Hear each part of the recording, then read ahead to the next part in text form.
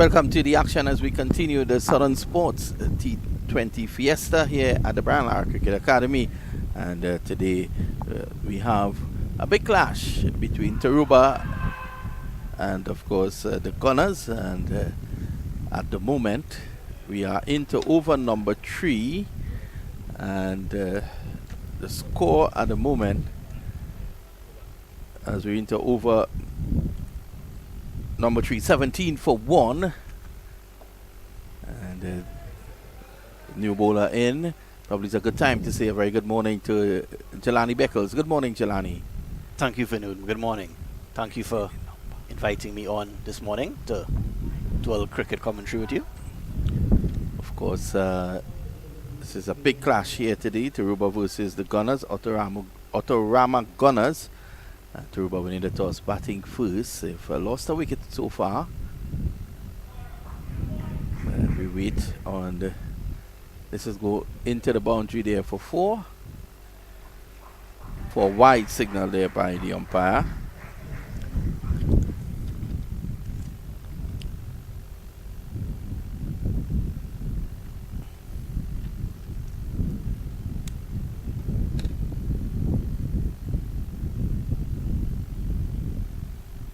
Very difficult to find the number on the back. Is that what? A number 4? Is it a number 44 there, Beckles? No, it's number 4. Number 4.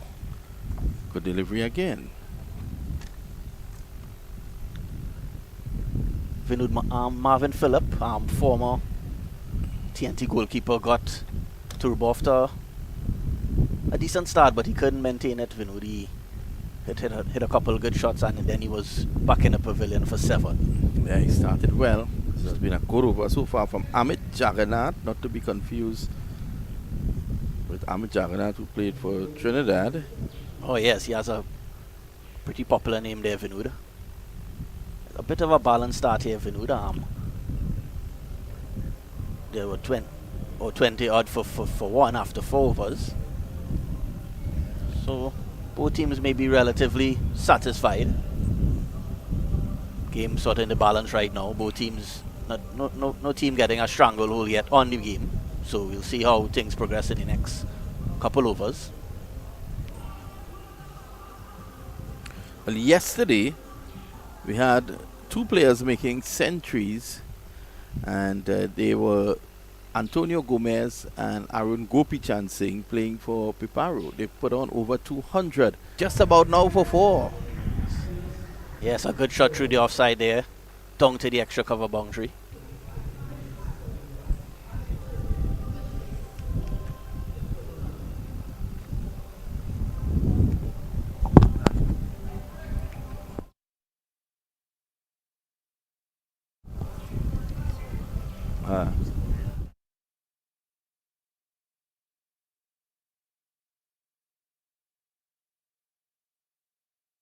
It's a bit overcast today, but weather has cleared up nicely. Blue skies here at the Brownlar Cricket Academy in Turuba. So we invite those who are home, to come down and look at some cricket, or if you can't make it, tune in to 360 TV, where we'll bring you all the live action.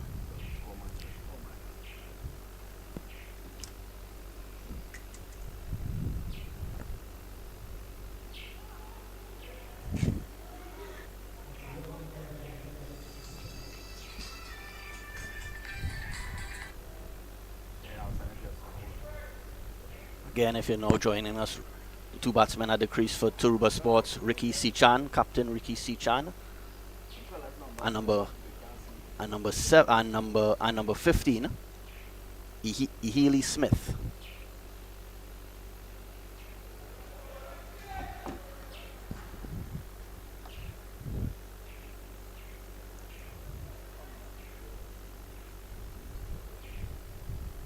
After a flying start here, after Marvin Phillip lost his wicket cheaply, he had a couple of good shots, but then he couldn't push on from a decent start.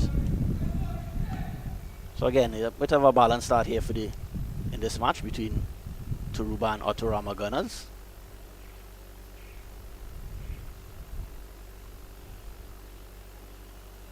Lovely cool conditions here. The sun is out, but it's not too hot right now. Nice breeze blowing across the ground, so it should be a comfortable temperature for the players. He played forward to delivery, but he was a kind of half-hearted appeal, so he survives another delivery. And at the end of 4 overs, it scores 27 for 1. 27 for 1. Turuba batting first against the Autorama Gunners here at the Brian Lara Cricket Academy.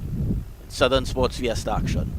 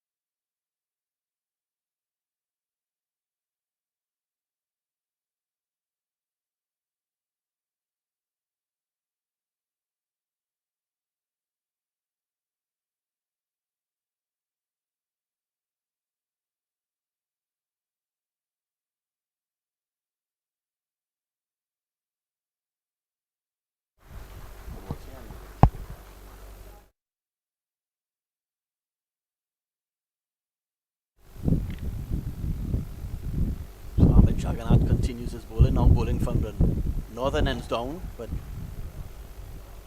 Turuba's continuing to push the score along, pushing the singles with the occasional boundary. So it's been a solid start here for Turuba. Not sure yet what will be a decent score. Every day is different in cricket. We're not sure if 150, 170 will be a good score, but we see how things unfold.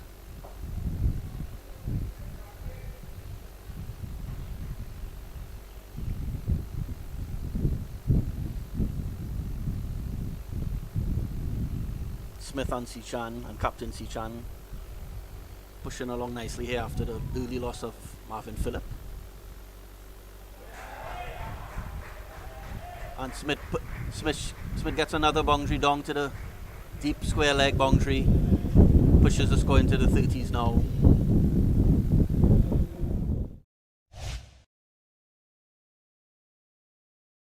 After strategize and re-strategize and come again. After a bit of a loose delivery, it was a long hop really, and Smith punished him for that.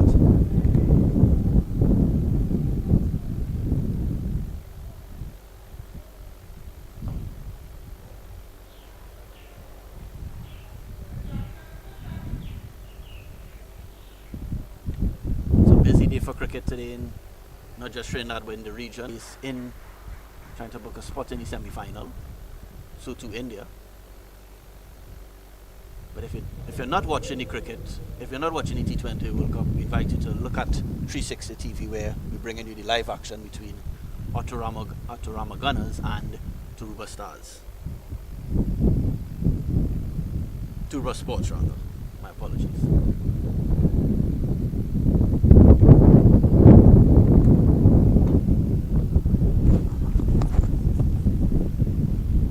Another over has been completed. Turuba has pushed on the score 35 for 1 after 5 overs.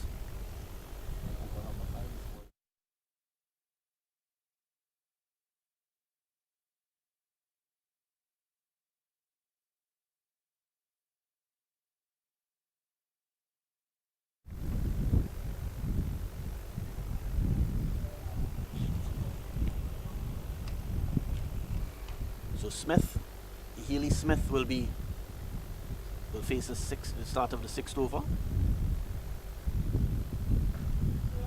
Smith with a great shot down to the cover boundary, but just will be one because there was a deep and they capitalize on some loose fielding, so they get a second run. Bit of a misfield there.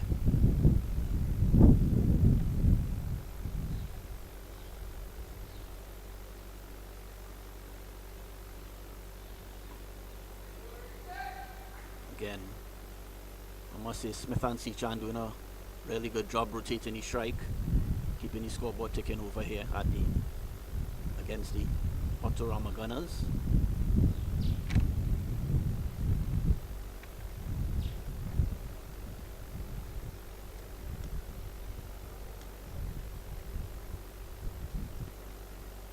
Seem to be caught in two minds whether to play or leave it alone. Was lucky not to get an edge there.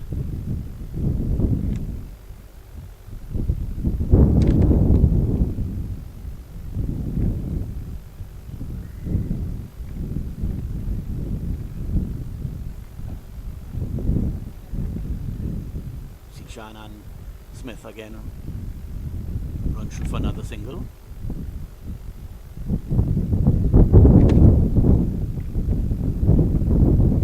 Some players here might have dreams of playing at a higher level of cricket, maybe on the local National League scene, for maybe a team like KFC Clark Road or Queen's Park Cricket Club. And then after that, well, maybe make it onto a Trinidad and Tobago team or West Indies. So the sky's the limit for these players here. Some players, of course, will just be looking at it as a time to, you know, maintain a certain level of fitness and so on. Or we'll just have a bit of fun. Again, you see Chan and Smith really doing a good job in picking up the singles, trying to avoid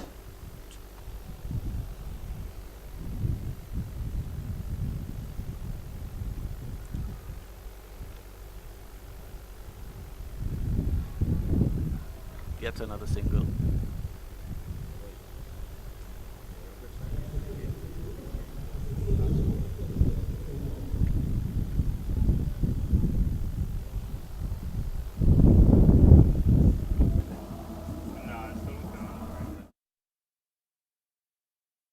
Turuba sports of 49 for 1.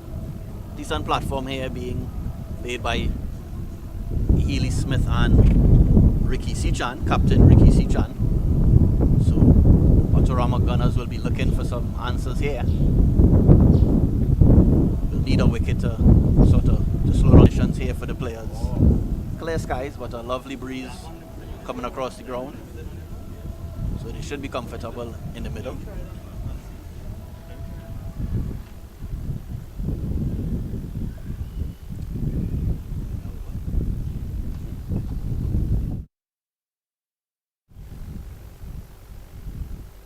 Jagannath is going to continue from the northern end, the left arm spinner. He'll be bowling to Ricky Sichan, Turuba Sports captain.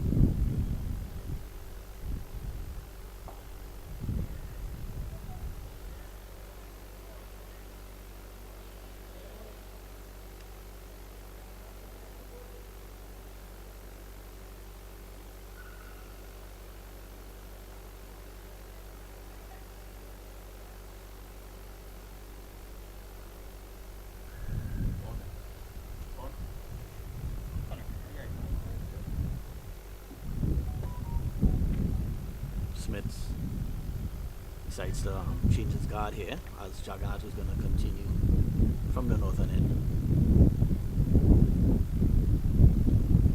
Gunners will need a breakthrough soon because this match may get away from them if they don't continue taking wickets.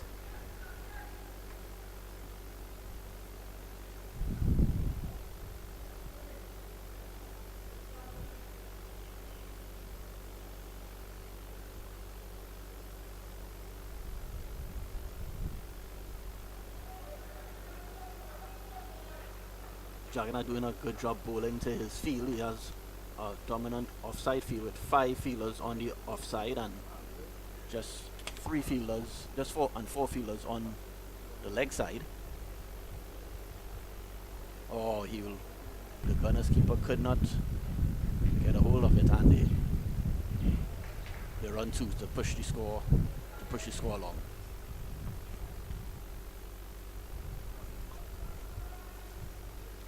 Of that and looking, and that good over there from Jagannath. Only no boundaries off that over, so he'll be very pleased about that. 51 for 1. after 7 overs, the score here. So just 2 runs, just a few runs coming off that over. Really good over there from left-arm spinner Juggernaut. You'll be pleased with his efforts there. So sort of an even start here in this contest. Maybe Turuba Sports with 9 wickets in hand.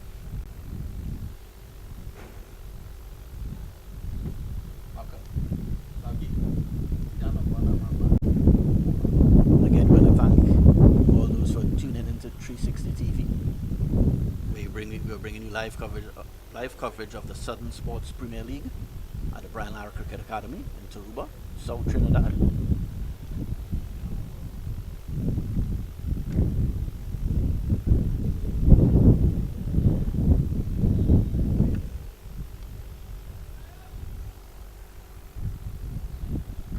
Okay, there's going to be a bowling change here. Ramcharan has come on to bowl. Right arm medium pace bowler.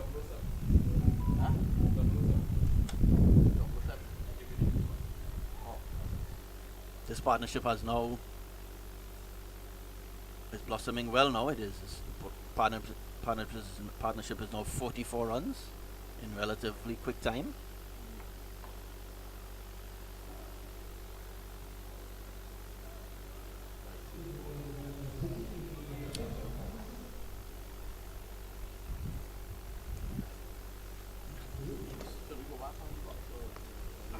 Excuse me for I made a mistake earlier. Is actually Mohess is the new bowler coming down, bowling from the southern end. Right arm medium pace bowler.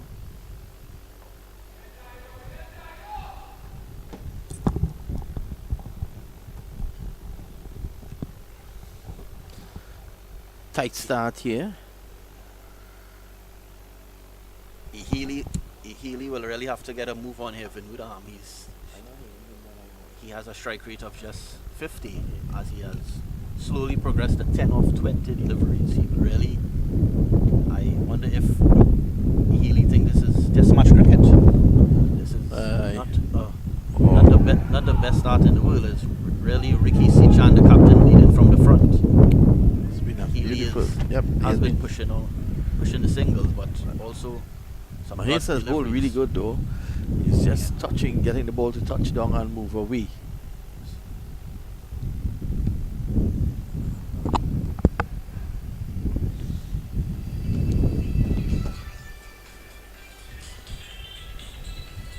So at the moment it's 51 for the loss of 1. Yeah, 51 for 1 after 7.2 overs. He starts with 2 dot balls. And Sichan progressing along nicely here. Winning score along to 29 off 18 deliveries.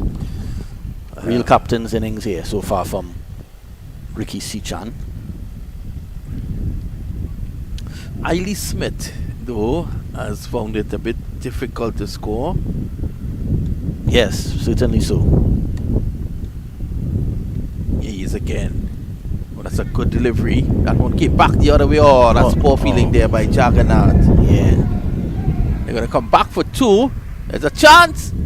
Yes. Oh, and they may even go for 3. Oh, well, this is really poor cricket here. now all of a sudden your good friend Eiley Smith has a tripper. Yeah, well, Juggernaut will be disappointed after a decent spell of bowling. He Brings you over 10 end though. bit of misfeeling. And at the end of it, the latest score here, 55 for 1.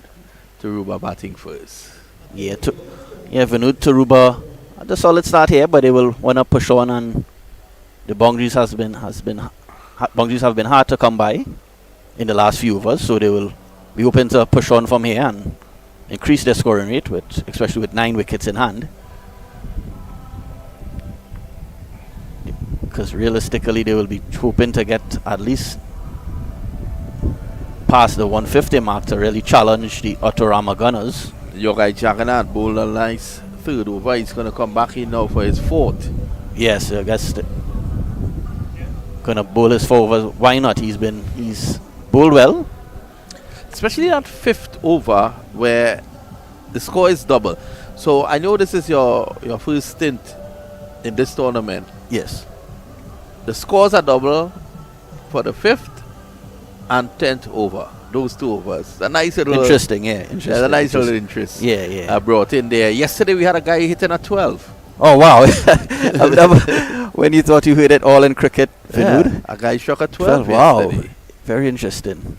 So, I mean, so those, I guess, so Vinod, the 5th and 10th over, you'll really, as a batting group, you'll really want to push the score along in those overs, because if you get 15 runs, it will reflect as 30 on the scoreboard. This time he's going airborne. Smith is in trouble here. The catch taken. So Smith's vigil, which has been a bit, he struggled a bit, and trying to break the shackles, he has to go. Juggernaut strikes. Yeah, that will. I think that's will be maybe a blessing in disguise for the.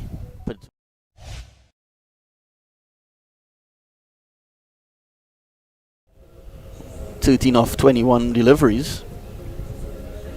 So, bit of a struggle there for Smith, and he will have to go back to the drawing board and see what he could do to have a slightly better performance in his next innings. So it's 60 for 2 after 8.1 overs. Juggernaut getting his first wicket of the match. Really deserved that wicket because he has been keeping Turuba Sports at bay, and he really deserved to get some sort of reward.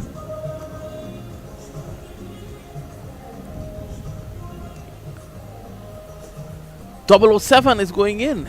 Oh, yeah, some interesting numbers there. Mike Smith is the new batsman for Turuba Sports. Let's see if he could keep the scoreboard ticking here. I'll tell you something very interesting. Mohess, who bowled the last over, is also 007. Oh, wow. This guy seems to like that number. Smith is going to come up against Juggernaut, who I thought has really bowled well. Yes, he has been quite disciplined in his bowling, line and length. I wish before their next game to go to the paint shop and buy a pan of white paint, and I will personally paint back all those numbers myself. It makes absolutely no sense. The colors that are being used. I mean, one wonders if the printer was blind. Yeah, I have to agree with you, Vinod. Autorama gunners really testing our eyesight, and we both wear glasses, Vinod. Yeah, so I don't know. We might have to get binoculars after today, or get our eyes tested again. What I think here is that it's a struggle for commentators to really identify players like that. Yes, I mean, come on. It's green writing on a very colourful T-shirt makes it difficult. Tucked away by Smith. A nice cool wind comes across the ground. Yes, very very pleasant conditions for the players today, Vinod.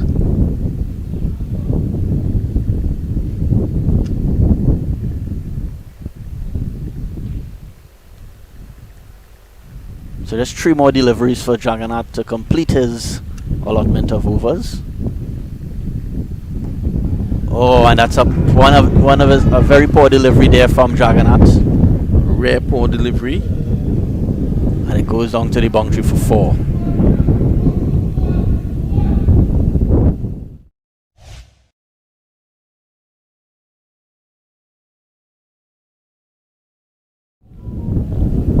Sichan punishing Juggernaut for a loose delivery. It was wide, it was full, and way outside the off stump.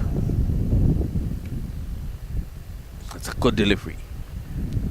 That's all you can see it drifting in the air. Well played again by Sichan. Yeah, he's really real captain's knock here so far for Ricky Sichan.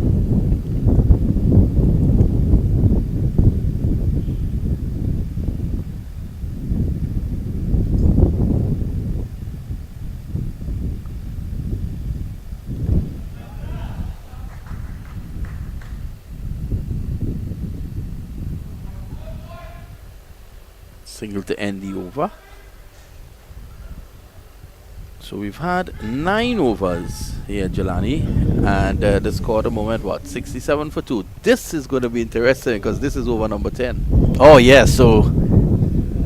Mohess, 007 Mohess is going to continue. Yeah, I wonder what the 007, I wonder they're fans of the James Bond movies. I feel so. Yeah, it's very unusual to have 2 players in one match with that unique number. Yeah, on either side, 2 players. Yesterday what we had was unique as well. On the same side had 2 players with the same number. Oh, wow. And then there was one player, his number was 16.25. And then there was another player, his number was 10.25. Oh, wow. I've been watching cricket for about 35 years, Vinod, and I've never seen somebody with a number like that. 16.25. There is a player from Caldrock Sports Club, his number is 0.5. I inquired about that in a game that we did there. I was told that he had a mishap while batting and lost one of I Say No More. So he's 0.5. Oh, I will not ask you anymore on that, Vinod. Let's get back to the action on the field. So that is where he got his 0.5 from. Oh, wow. Very interesting. Yeah. I want to know if where these guys go. 16.25. That's a quarter. Oh, wow. Guess we could inquire about that after the tournament, Vinod. Yeah, it's interesting. It's very interesting. You know, yesterday thousands of viewers here on this community league. You know, the interesting thing I noticed last time when I looked at the analytics from the 5 productions that we had yesterday, we had 3 from Premiership 1, 1 from Premiership 2, and this Fiesta. And this Fiesta had more views, way more views than those other matches which were top flight cricket matches. Oh, wow.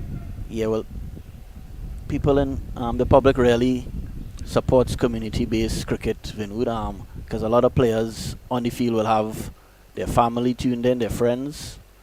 Yeah, I think what the Premiership has lost is that community attachment. Yes. Because you would know in your numerous years of covering cricket that sometimes you may have a club with no players from that village. Right, yeah. Everyone is imported because, you know, management of the club looking to win trophies. Yes. Yeah, that's a good point, Vinod.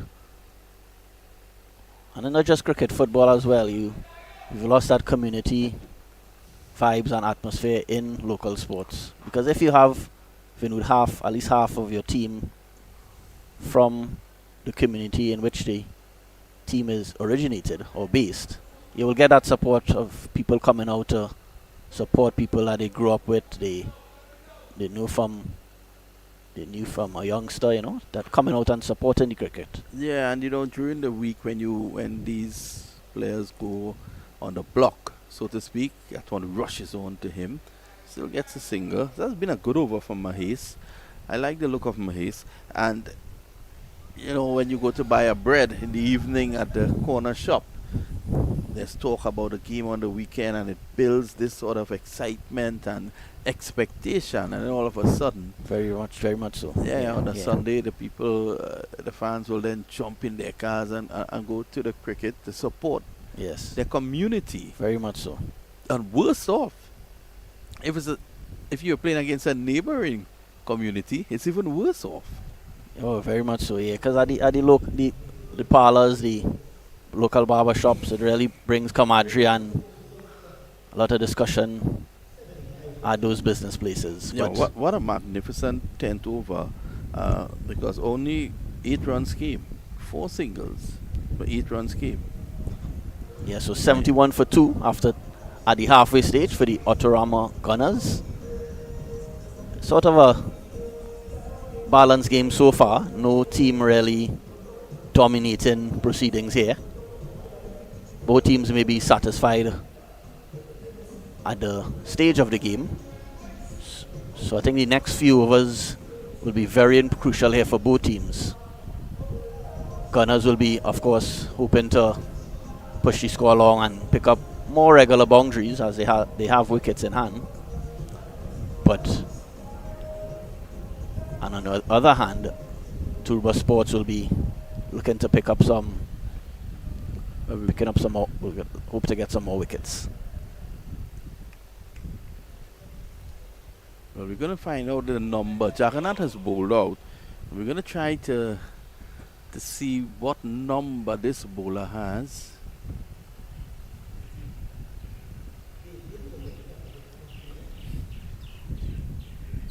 Dave Buru, number 18, starts well. I know Mr. Beckles will definitely have a word with the Gunners about their uniform. Oh yes, at the end of play here. That doesn't make easy. That making it a little difficult for the commentators and the spectators to sort of decipher what player's wearing what number.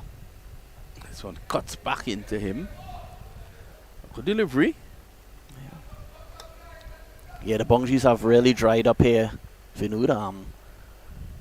The bowlers, the Autorama Gunners bowlers have really been disciplined. Well, I know everyone has been following this West Indies game. I'll tell you something, they made 195 for 4 in their 20 overs. Oh, that's a solid score. Comeback. It was a good comeback. Yeah, but they had a bit of stumble in the middle, I heard. But Jason Holder, 37 not out of 22 balls, and Rahman Powell, 34 not out of 19. They brought the West Indies right back into the encounter. yeah, And, okay, that's a pretty solid total for the West Indies. And they are 12 without loss after 2 overs. We keep you abreast of those scores. Slashed away. Well, I think the West Indies made a good decision. They're going to go back here for 2. The West Indies made a good decision in dropping Brandon King to include Akil Hussain, because I thought they made an error by omitting Akil Hussain in the last game for Ruston Chase. yes. Now, they wanted to include Chase. I understand India has 6 left-handers. You want Chase in. This could be a catch here. Oh, lovely effort. Yes. Lovely effort. Yes, back to the West Indies game, Vinod. I have to agree with you. The decision to bring back Akil Hussain, I think it was a good decision. Yeah, because you're struggling for a power play bowler, and he's a power play bowler. Yes, correct. And now he hasn't done that badly. 2 overs, none for 12 in there. So they need 184 in 18 overs. If the West Indies can get a good start here and a tight middle, who knows what can happen. Yeah, India has a powerful batting unit, but they have been a bit inconsistent in this tournament, in this T20 World Cup. So West Indies will fancy their chances. They have been coming into form. We all know what they did in the last game. But just as Powell and Holder had a strong end for West Indies, the Turuba Sports team will be hoping that they can find a Powell or a Holder of their own and push their score along, because The scores are similar. The West Indies were 82 after 10. Oh, right. So very similar scores in both matches.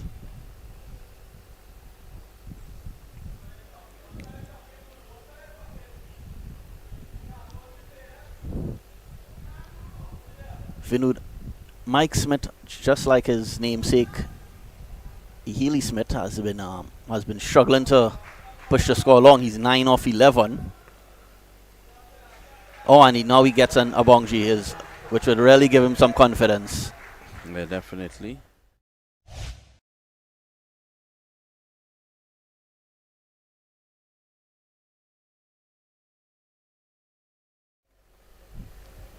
So that should give him some confidence, as the Autorama Gunners has pushed the score to 85 for 2 after 11 overs here in the Southern Sports Fiesta Premier League.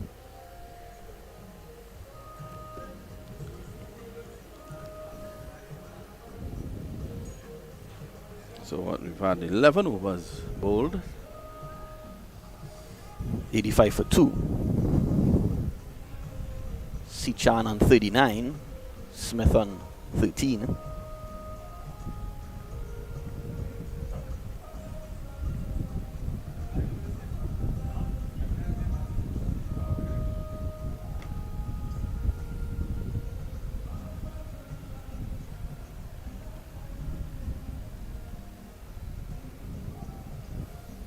change of bowling. And Vide Sukai is going to come in from the far end. More spin here.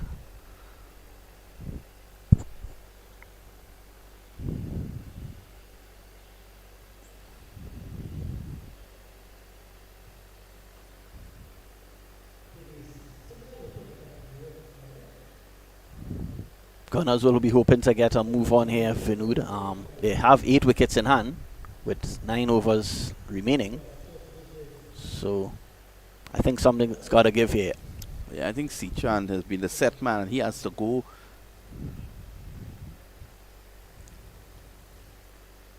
And that is exactly what he's trying to do.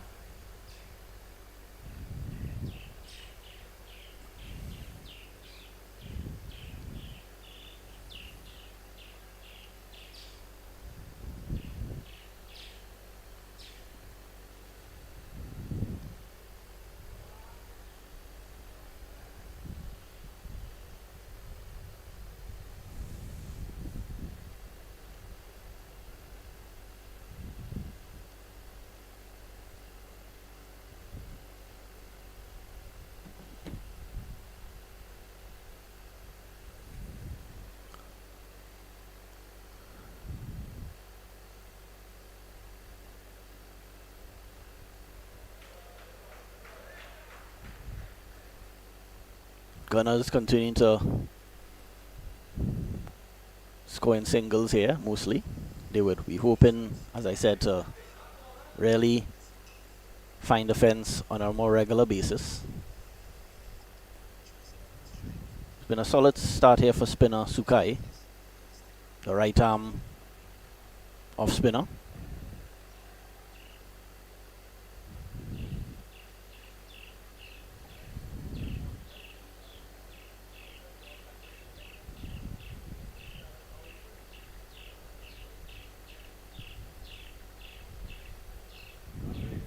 Worked away. It was a good shot, but he found the fielder. Either side of the fielder there, he would have gotten some runs.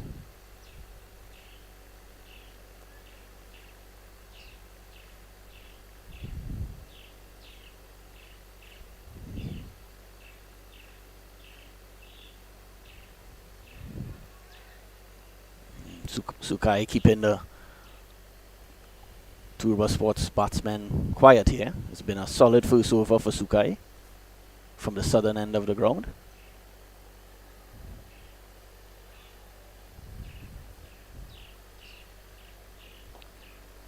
It's well bowled again. They're going to take a single. There's a chance here. Oh, that was a good piece of fielding. Not out, says the umpire. Single to end the over. 89 for 2 after 12. Well, yesterday we had 236 posted by Piparo. Oh, well, for Turuba Sports to get anywhere close to that total, somebody will have to play a gem of an innings here, Vinod. Play out of their skins. Yeah. But I think anything over, I think they'll, from this point, I think they'll be satisfied with 160, 170. Considering it's just 8 overs remaining. They're currently at a run rate of almost 7.5 over. They will be hoping to increase that scoring rate. Because if they continue at this rate, they will just have score 148, which may be a bit below par. It's a change of bowling at the northern end. Northern or the media center end.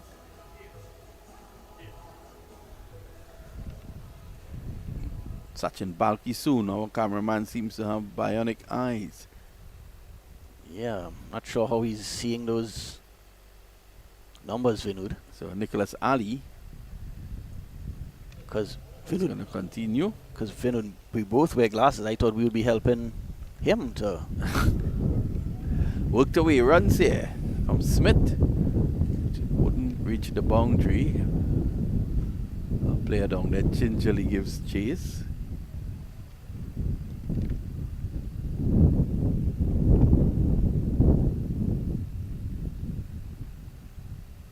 Yeah, Nicholas Ali has also been solid here for the Autorama Gunners.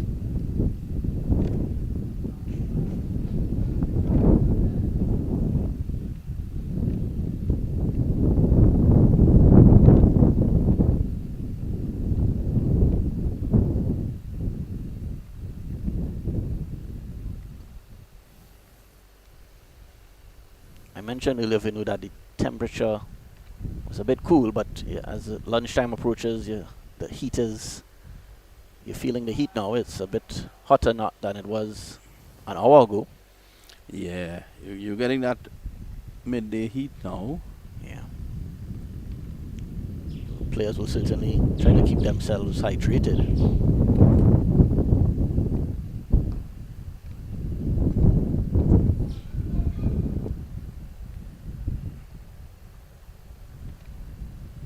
You know, you think something has to give here because we're approaching the end, we're in the 13th over. They're 94 for 2. They're really trying to push the score along, but timing has been an issue. He struck on the bat, but he's advancing down the track. Let's see if he got any bat onto that. Like by, says the umpire. They're trying to probably unsettle Nicholas Ali, but Nicholas Ali plays Premiership 1 cricket for Victoria. Yes. So, is it the same Nicholas Ali, a former youth national cricketer? Yep. Yes, I thought so. Nicholas Ali. I think he plays for Yorkshire now. But today they're on a bye. Okay. Because Yorkshire and Central Sports have combined, and Yorkshire was due to play Central Sports today. Oh, okay. So he understood. Yes. Had the time to come out here and play some cricket. It's good to see. Also, yesterday Antonio Gomez made 100. He's also a Yorkshire player. Yeah, so he's also a former top under 19 and well, under 17 player. He was in the Red Fox mix as well. Yes, he was. That's correct.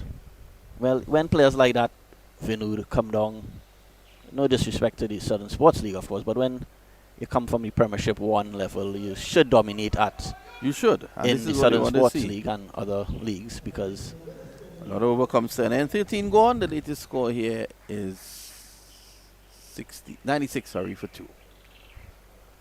Yeah, Sichan, Captain Sichan, progressing to 43 of 30 deliveries.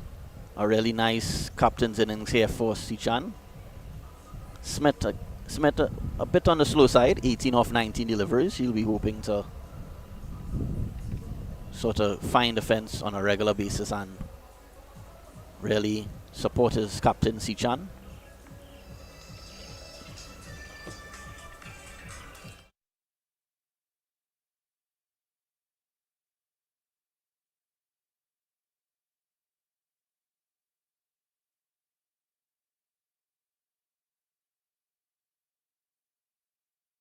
Gunners, 96 for 2 after 13 overs. If they continue at this rate, they'll get to 148. They'll hope for more than that, I'm sure. Sukai again to continue. Good first over from Sukai, where he conceded just the 4 runs.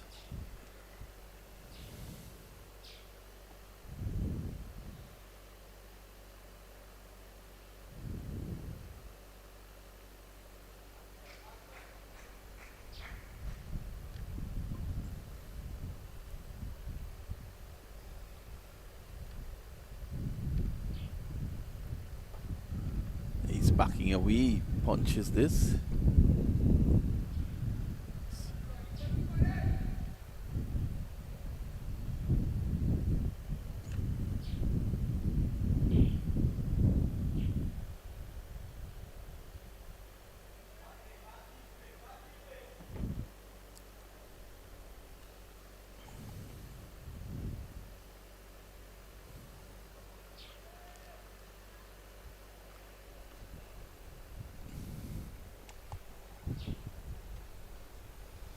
Autorama Gunners have a batsman to find the boundary.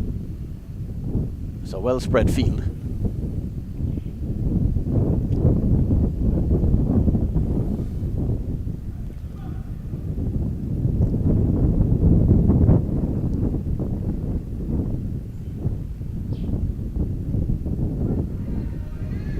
is good stuff here from Sukai. Yeah, yes. 4 deliveries, 3 singles and a dot ball. Tight. He has been tight, and thinking that he has so many. Well, he still has 2 overs to bowl. One of the things that they'll have an uphill task in getting him away. Certainly so. He has been very consistent with his lines and lengths.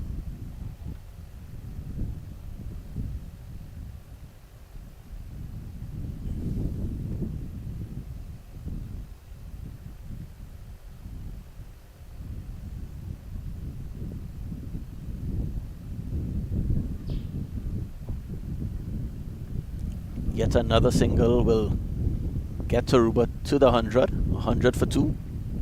They've gotten to the milestone in 13.5 overs. Actually, that is the end of the over now. So after 14 overs,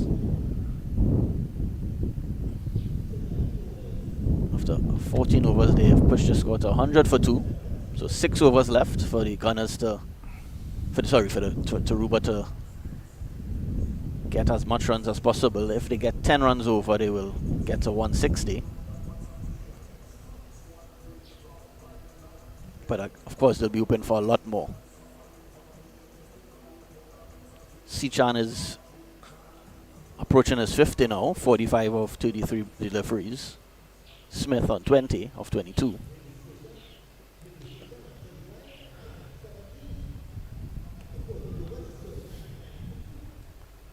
Change of bowling at the northern end. There goes our boy Ricky. 28 he tells us. And that's Ryan Ragbeer.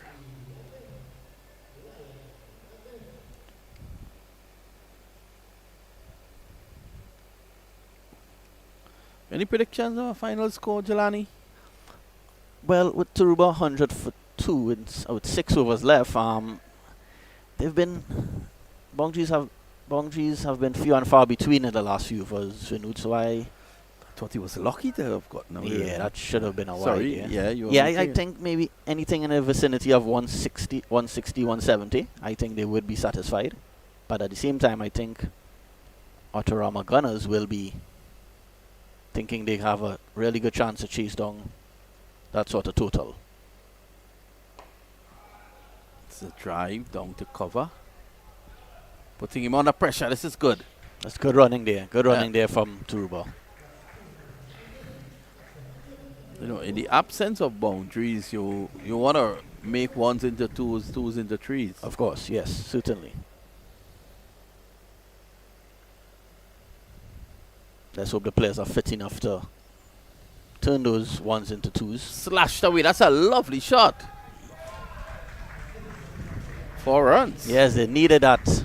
They needed that boundary.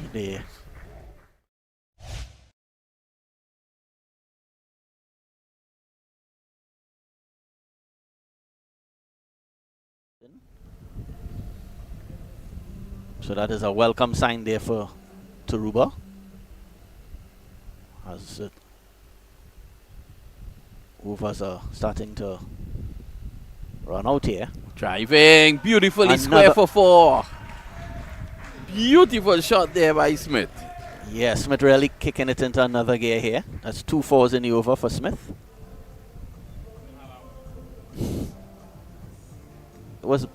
It had to come soon, Vinod, because the overs is only a little more than 5 overs remaining. 8 wickets in hand. I think what has happened is they've decided to target this young man, Ragbeer. Yes, a good over so far for the batting team. 10 runs off the over already for Turuba. Still 2 deliveries left in this over. How much can they get? Can this over swing the match in favor of Turuba? Ragbeer, can he respond? Bowl him. And he does just so. Disturbing the furniture there of Smith. He will have to return to the pavilion. Yep. So Smith goes.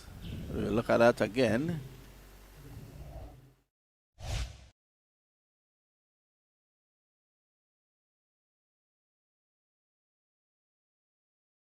Shot at it a bit early. Yeah.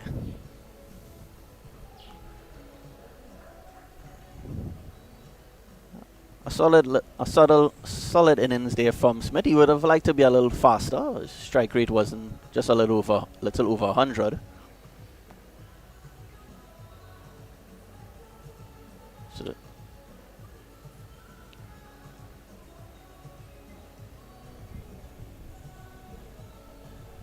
new batsman Vinod is Kyron Benny for Turuba Sports. He'll be hoping to. It's carrying a big name, Kyron. Yes. Oh, yes. Want to hope to see some fireworks from him. If it's anything like his namesake, Kyron Pollard, well, we in for some action here.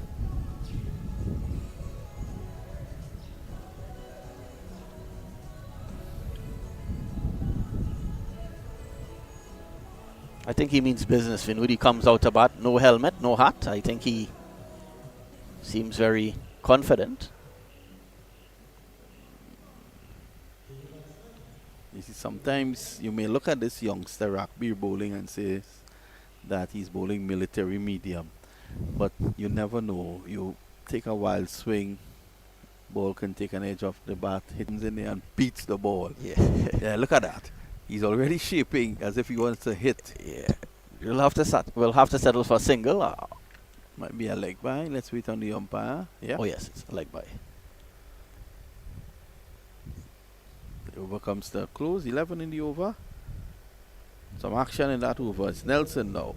Yeah.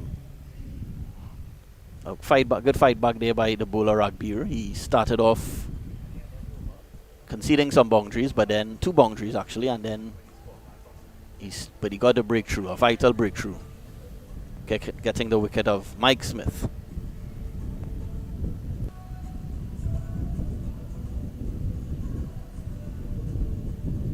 The DJ doing a good job, Vinod, of keeping the fans entertained in between overs, playing some sweet soca music from 2026.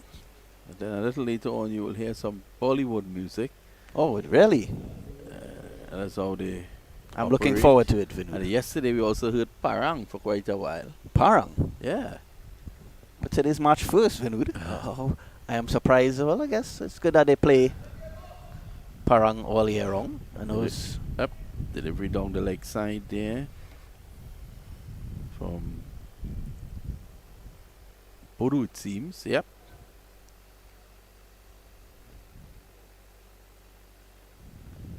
Was here for the Turuba Sports batting group. How many runs can they get here? 112 for 3. Well, 5 overs remaining. I think their target from here might well be 150 if they can get up to that. Yeah, I think Gunners will fancy their chances. This is struck away nicely. That'll go for 6. In fact, he could be out caught, and he's out caught. It hung in the air because of the strong wind. And when you thought it was going over the fence, he holds out. Yeah, I have to agree with you there. I thought it was would have cleared the boundary.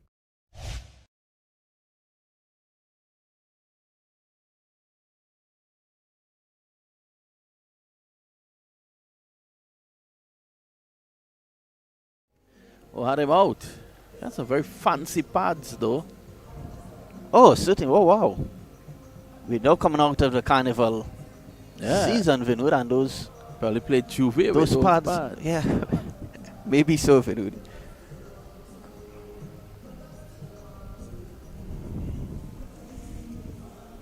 Surindra Duki goes out there now. No, not beautiful. Shivan. Turuba Sports.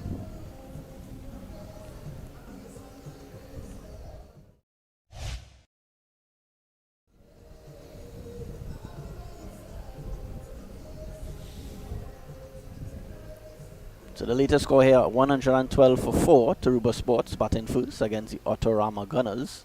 112 for 4 after 15.3 overs.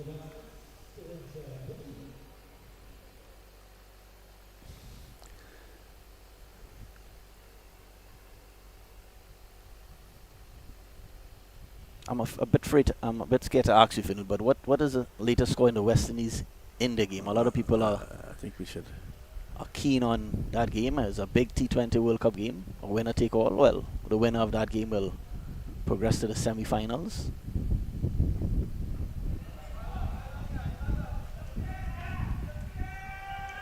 Take one, they're going to go back for two.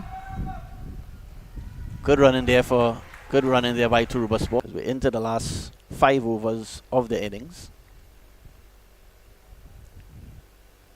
But India at the moment, 53 for the loss of 2 after 6 overs. So the West Indies staying with it. Yeah, just the Windies in with a chance still. Yep. They'll have to continue taking wickets to really stem the flow of runs, because we know they have a powerful batting unit, Vinod.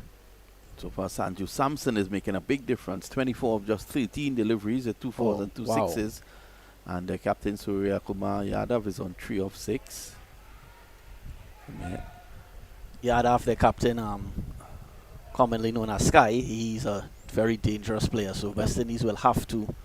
Dismiss Abhishek Sharma for 10 by Akhil Hussain.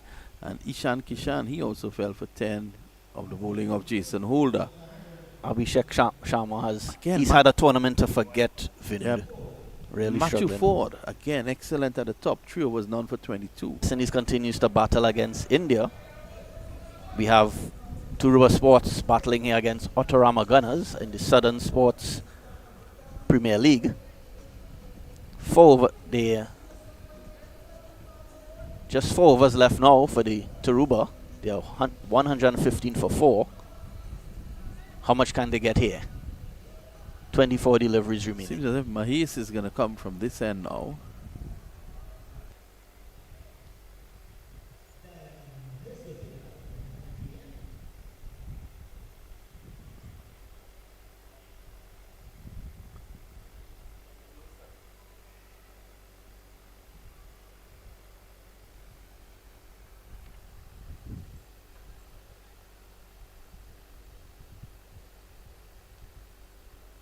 Autorama Gunners taking a while here to start this 17th over, making some field adjustments to the field.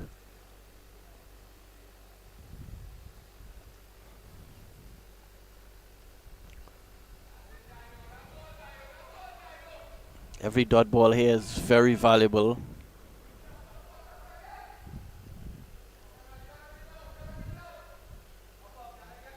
A dot ball in this stage of the innings is almost like a wicket. Yep.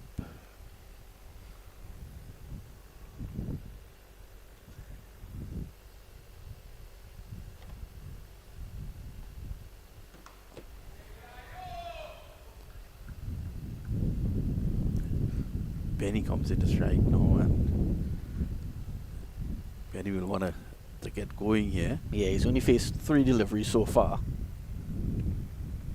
For just 1, he will be hoping to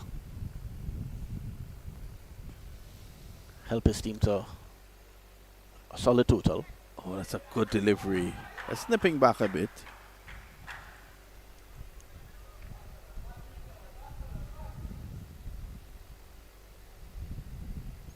Here in the Turuba Sports dressing room, barking out remarks of continue bat on, guys. You know, cheering on, urging on their teammates to push the score along. I don't know the prowess of the Gunners batting, but I tell you something, 116 for 4. I think they are behind what should be a proper target here at Turuba. Yeah, I agree with you, Vinuda. With just a little over 3 overs remaining. See, you want to add that factor that over 5 overs, 5 and 10 is double. Yes. So Correct, Vinud. Yes. Yeah. like yesterday, one of the 5th over in the Piparo game went for 22, which amounted to 44. Game was as good as over. Wow. Cut away and out. So just backing away to give himself room. He was never in control. Out caught that point, and Mohess takes the catch. The wicket, sorry. Yeah, that will slow down the progress of the Turuba Sports batsmen. They didn't need that at this stage of the innings. But who knows, it may be, let's see what the new batsman can do, because despite the partnership being a short one, Benny and Dookie was really struggling to find the boundary, so maybe this hopefully the new batsman. Who's number? Well, Akina. Ikenna Mitchell is the Mitchell. man going in now. Mitchell is the new batsman. Yeah. It's tough when you come into bat at this stage. You don't really have time to settle. You don't have time to play yourself in. You have to really strike the ball from ball one.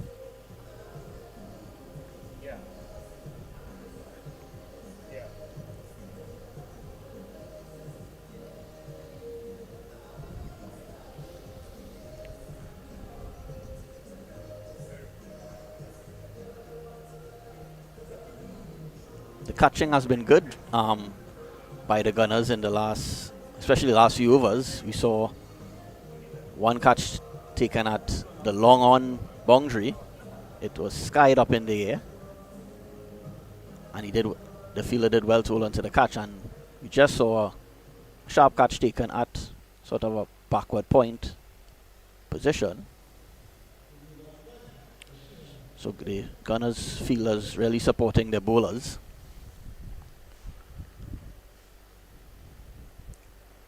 Good start. Did get some bat onto that, it seems. Yep, no signal from the umpire, so he's off and running.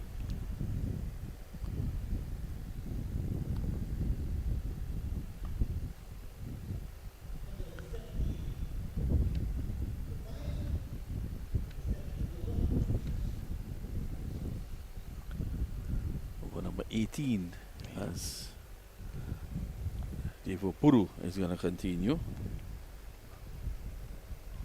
3 overs to go. The run rate Vinud has actually dropped below 7 and over. So Gunners really have a strong they really have a stranglehold on the Turuba Sports batsmen.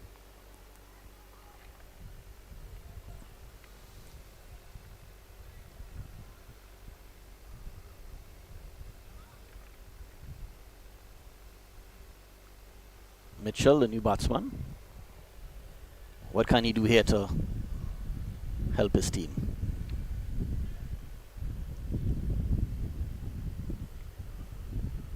Again, the Gunners field is well spread. 5 men on the boundary.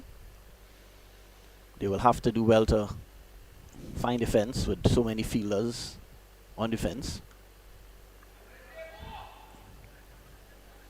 Tapped away for 1.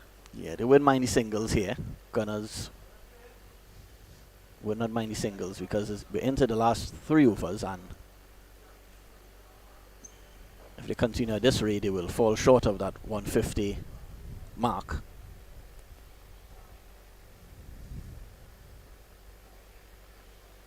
Looking for 2 here.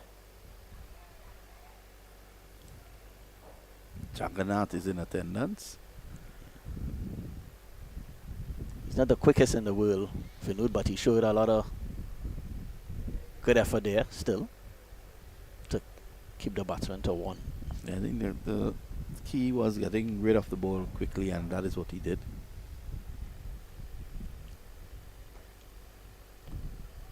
Well, there's a chance to run out here. Mohess showing his soccer skills. Yeah, there. good footwork there. At short from cover. fielder.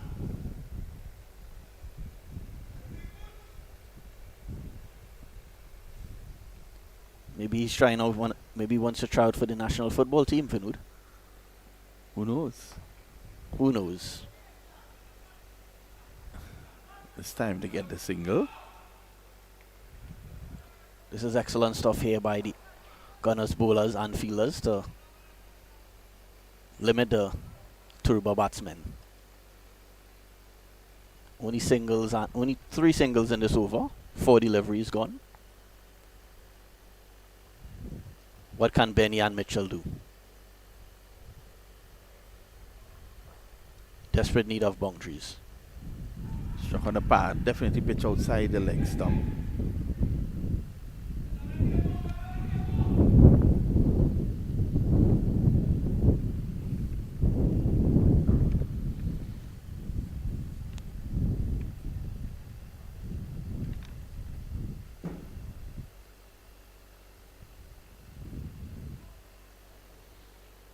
So after starting off pretty cloudy, it has settled down nicely here at Brown Cricket Academy. Bowled him. Looking to dab that on the offside, and it crashed into his stumps. Yeah, another one goes.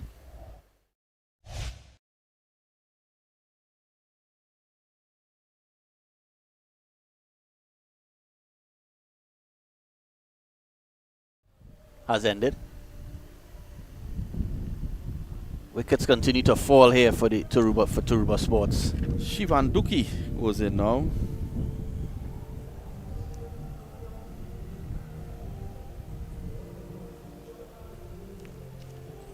Turuba has really stumbled here in the last 5 overs. He always has a batting group wanna carry on and push on in the last 5 overs, especially when they had wickets in hand, but the innings sort of losing momentum here, and they're now 121 for 6 with just 2 overs remaining. At one point they were looking at 160, 170, but it'll be somebody will have to play a special innings here if they want to get anywhere close to 100 and over 150.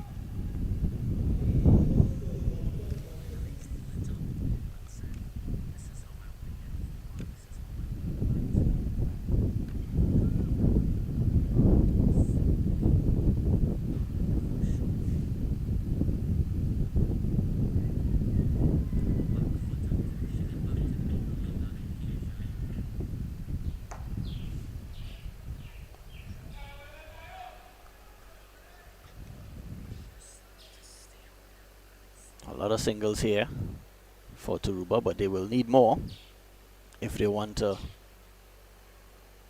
end on a competitive total.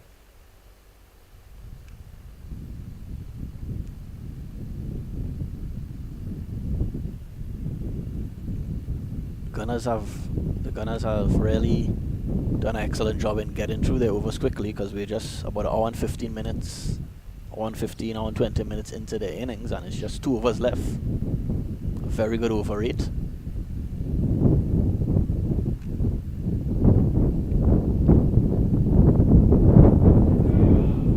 We're outside the off stump.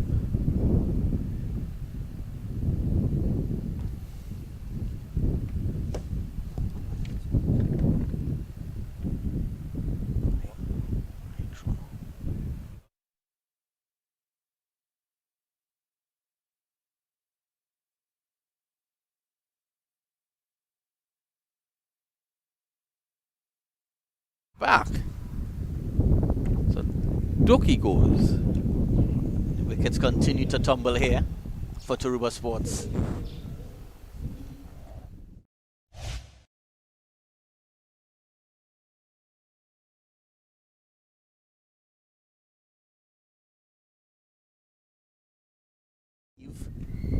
Looking to pull the ball from the offside through the square leg region, but he could only succeed in playing it on. The new batsman coming out to the crease will be Kyril Marshall. I'm not sure if I have the pronunciation right, please forgive me, but So Marshall is in. Benny's still there, but he's hardly getting the strike. yes, it's been a really tough second half of the innings for Turuba Sports. Wickets tumbling.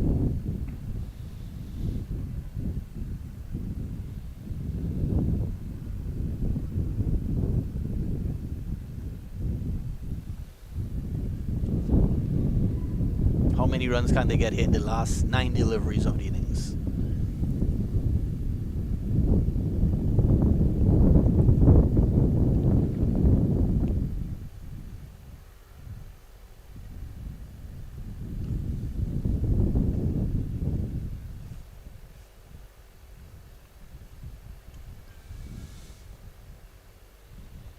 Mohess will also be trying to end his... Oh, he's balled him! Another one goes. Well, he's on a hat trick. Marshall, his stay short.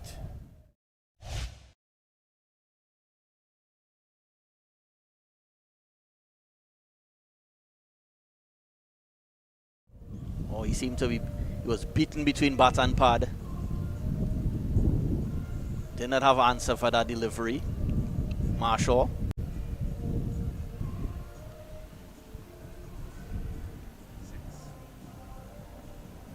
Shiva Duki. There's a man going in now. A lot of Dookies in this playing 11 for Three Tarouba. of them. 3 of them, yeah.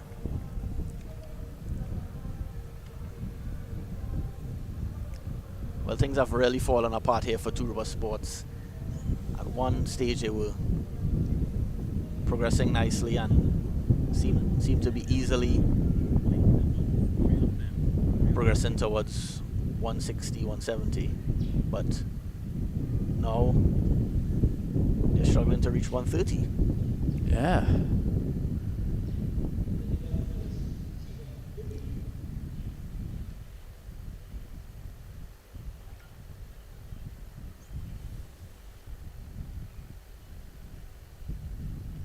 So Mohess is on a hat-trick.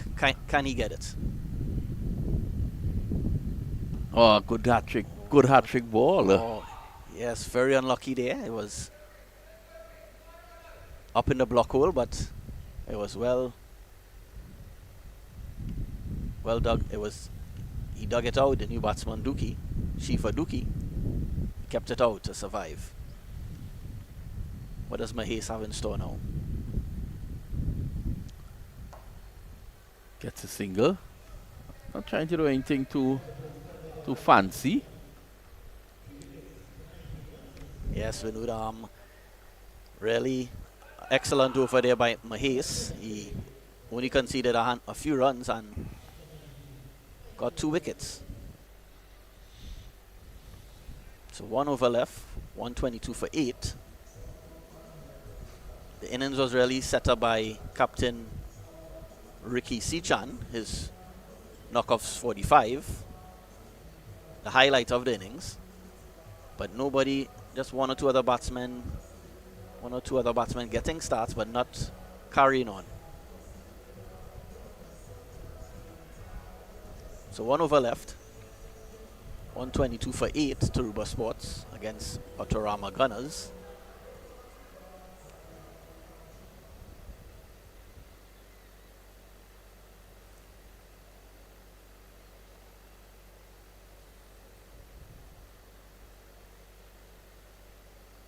They will need about 18 runs to get to 140.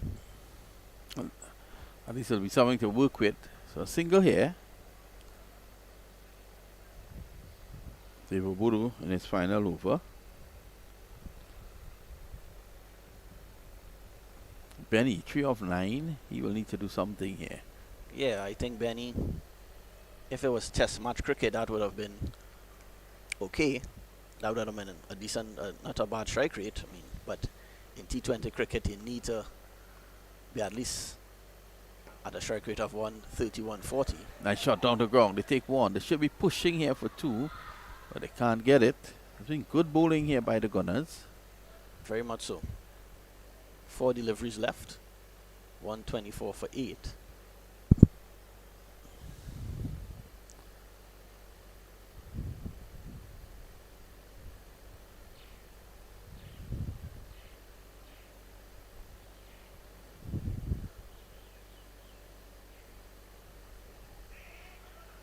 Time looking for the single. He should get him here, and he's out, run out. So he's run out of our wide. Yeah, they tried to sneak a single there, but he fell short of his.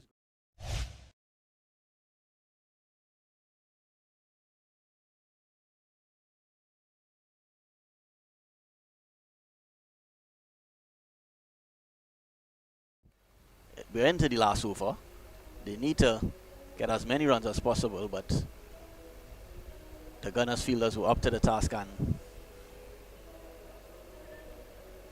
Duki has to return to the pavilion.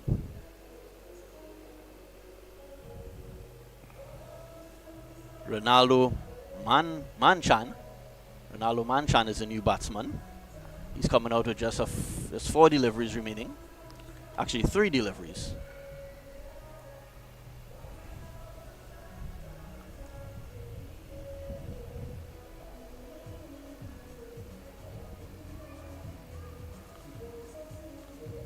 127 for 9. So now Turuba in danger of not even batting out their overs. Considering they were only 1 or 2 wickets down at the halfway stage, has really been a collapse by Turuba. And there it is. Well, there seems to be confusion. I saw the wickets It did. being disturbed, but Yeah. The stumps did light up.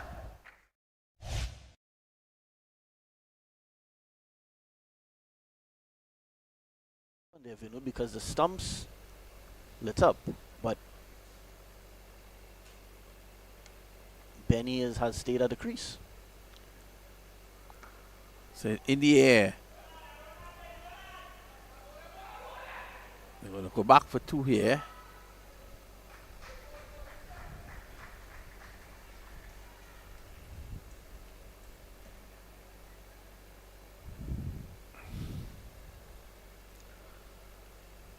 On 29 for 9. If you look at the match stats, Vinod, only 8 fours in the innings. So that shows you their struggles, Tarouba. Sam, it's in the air. The catch should be taken. Oh, I think initially the fielder running in thought that the fielder from cover was going to take it. They take 2. Yeah, a bit of a confusion between some confusion between the 2 fielders, and the ball lands safely.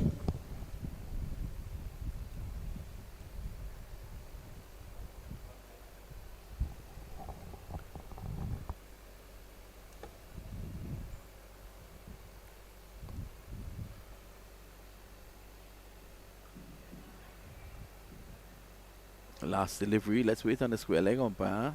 So it's not full pitch. It's just be a single.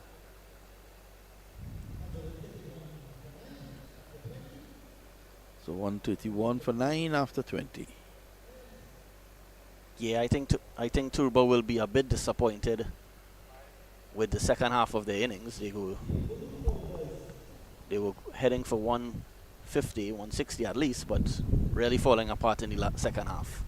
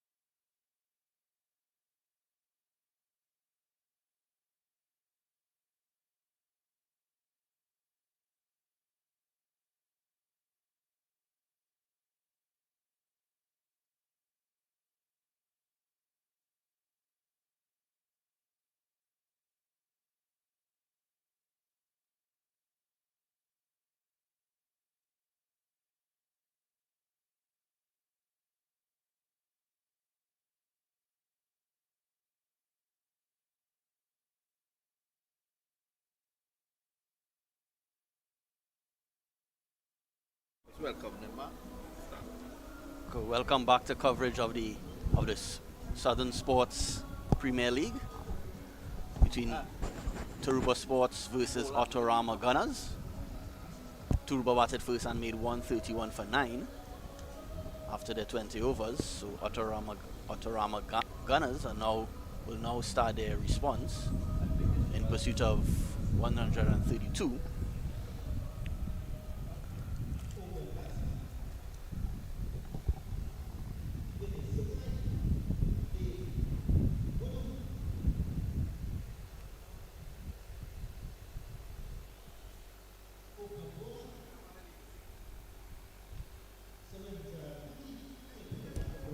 Vides Sukai and Dave Boodoo will be opening the baton for the Gunners.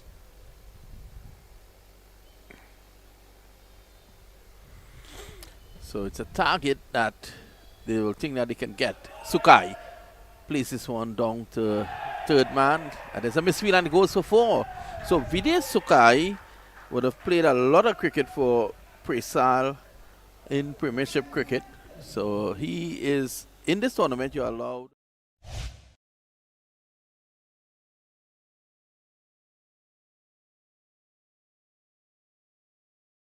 So they are Premiership players that can come down and play. So they are the 2 players, and so a lot depending on Sukai here to lead this chase.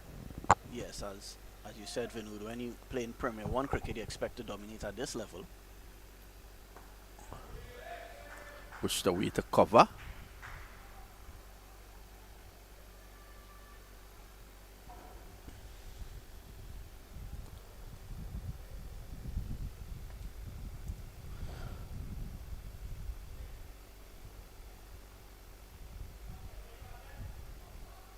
Chasing 132, Gunners will fancy their chances of chasing down this total. So a good line adopted so far here by Surinja Duki.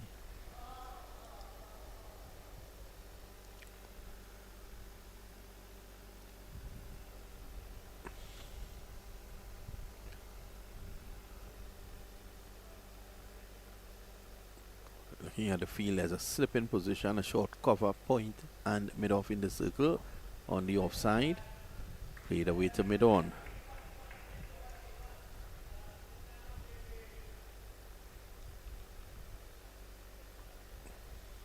The Gunners batsmen don't have to do anything too extravagant. They're only chasing a little over 6.5 runs and over. So they could take their time and settle in before they try anything. Oh, this is played away. That's 4 runs.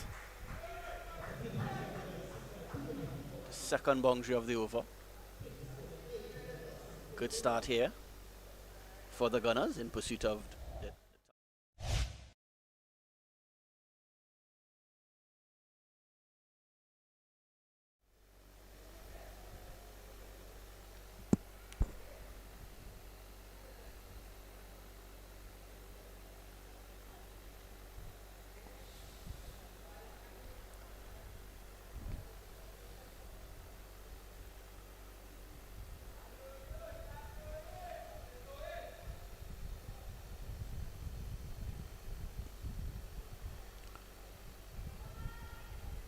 Driving nicely. Protection out there though. just a single. And there you can see when the Premiership players come down, those guys with experience. Even that shot, you can see Sukai taking off pretty quickly, taking the first run quickly. And even there's a little fumble, they can then benefit by coming back for 2. Well, Venu, they always say to run the first run hard. If you ever see Virat Kohli running between the wickets, it's a sprint for that first run. As you said, Vinu, then it's, in case you get a misfield, you could capitalize and get a second run. Speaking about Virat Kohli, India require further 60 in only 6 overs against the West Indies, so it's slightly in favor of India at the moment. Tilak Varma has just come in and scored 23 of 12. So the West Indies under the gun there. They need at least 2 tight overs. Yeah, West Indies will need a couple of wickets and some tight overs to earn a spot to win, to defeat India and earn a spot in that T20 World Cup semi-final. And this is where you miss Adwin Bravo. Aikina Mitchell is going to bowl now.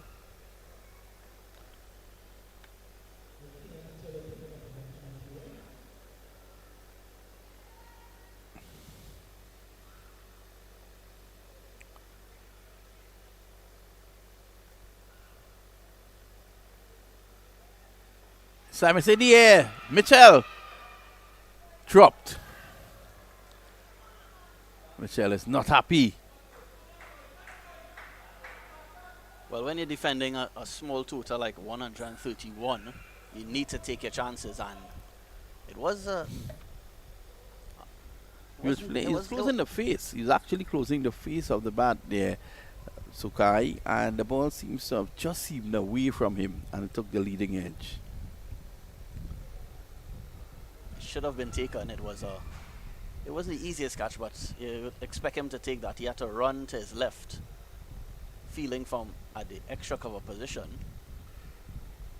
And when, as I said, when you're defending 131, you need to take your chances. Shivan Duki, the man putting down the catch.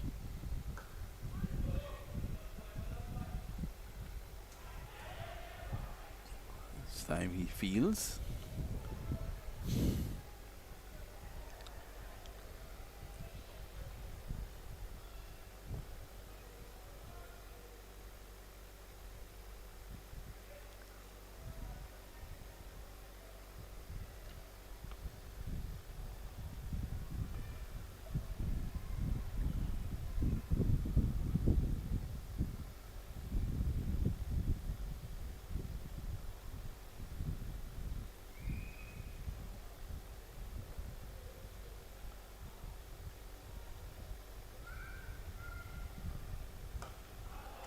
Whipped away beautifully.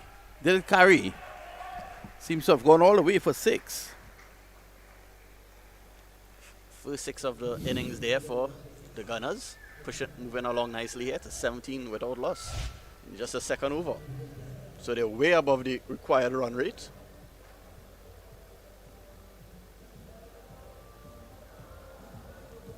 They only need a little more than a run a ball from this point. 115 off 111 deliveries. Let's see if Mitchell can find a response here. He's already conceded 8 runs off the over. Bit unlucky because there was a chance, but his fielder did not back him up. There was a drop catch. Guided beautifully for 4. In the gap, deliberate. Yeah, just use the pace of delivery. Well executed boundary.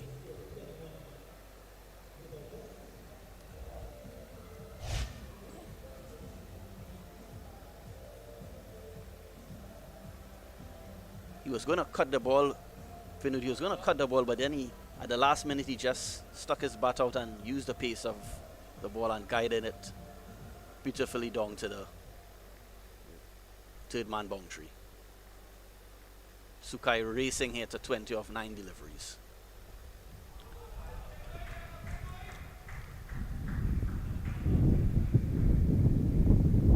Bye, signal by the umpire.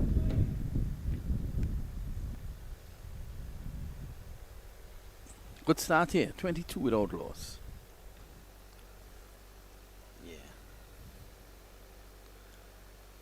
Turuba will be desperate for wickets and quick wickets. Not a large total they're defending. Just 131 on the board. They posted earlier. If you're now joining us, early in the match Turuba posted 131 for 9. And now in response, the Gunners are 22 without loss.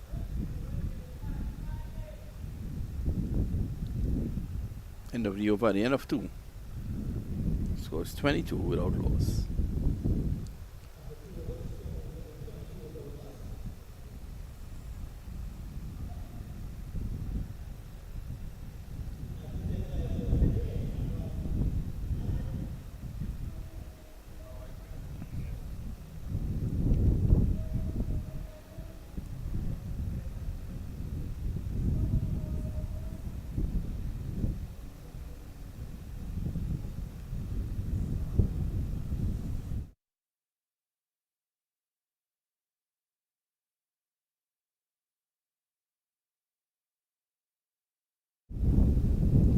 the later started third over here. A couple fielders discussing some strategy. Surendra Duki is now going to bowl. Again from the far end, he opened the bowling.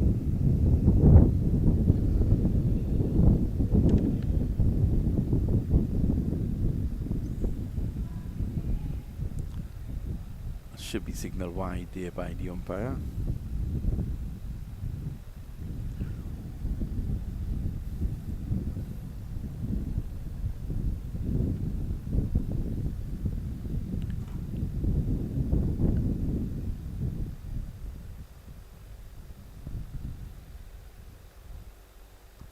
Edge, down to third man. That'll go for 4.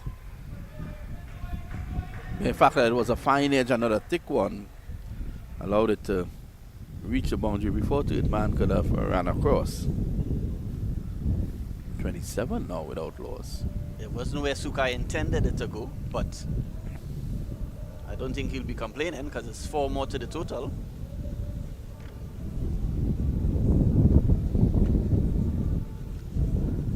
Sukai off to a flyer here, 24 off 11 deliveries. Almost single-handedly taking the Gunners to 27 without loss after 2.1 overs.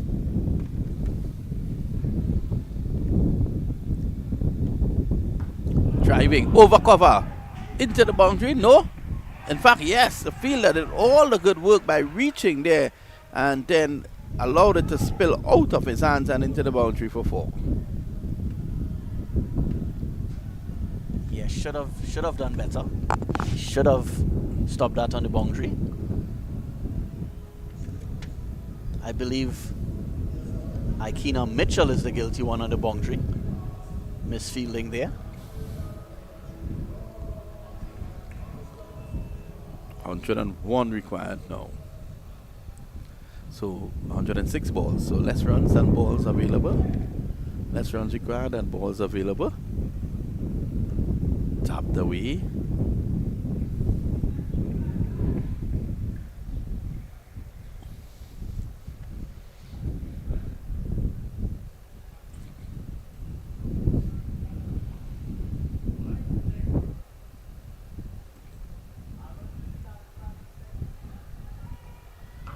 Oh, pulled away for 4. That was a bad delivery. Dispatch with disdain. Yes, the runs continue to flow here for the Gunners.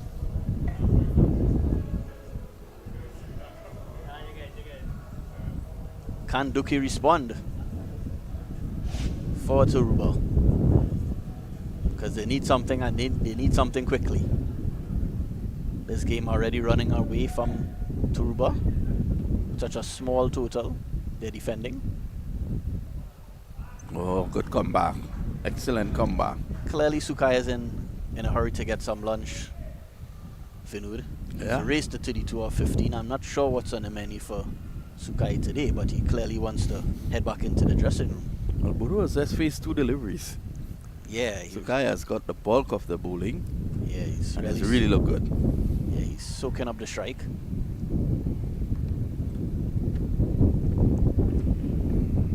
Rushing that one a bit. End of the over. At the end of over number 3, it's 35 without loss. Yeah, Sukai showing really good intent. Every delivery he's trying to score.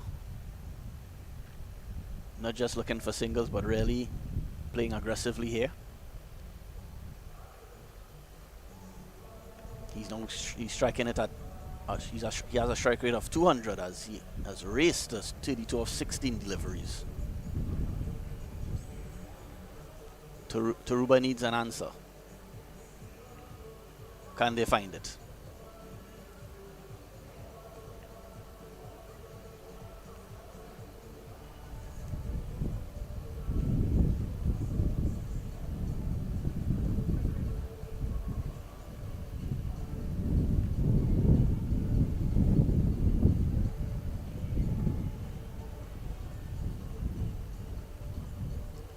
So India, just to keep you updated, 155 for 4 and 41 runs to get 26 balls.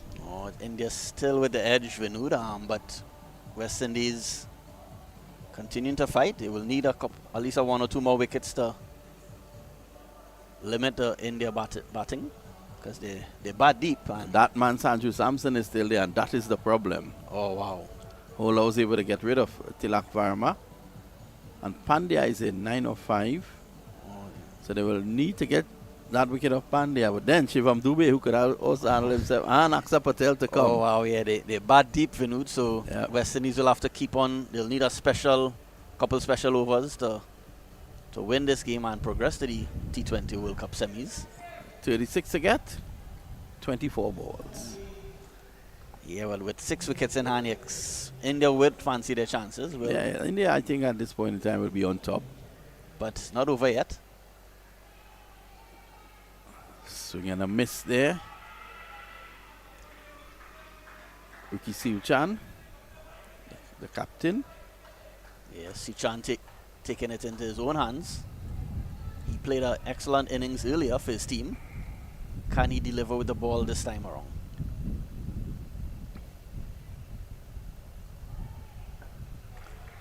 Starts with 2 dot balls. Yeah, solid start from Sichan. Really leading from the front.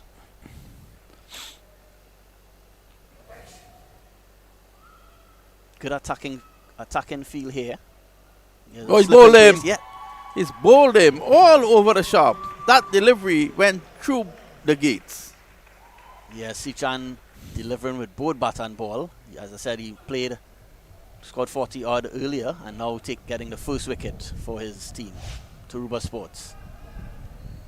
They lead more wickets because as I said, Tarouba, they're defending a small total.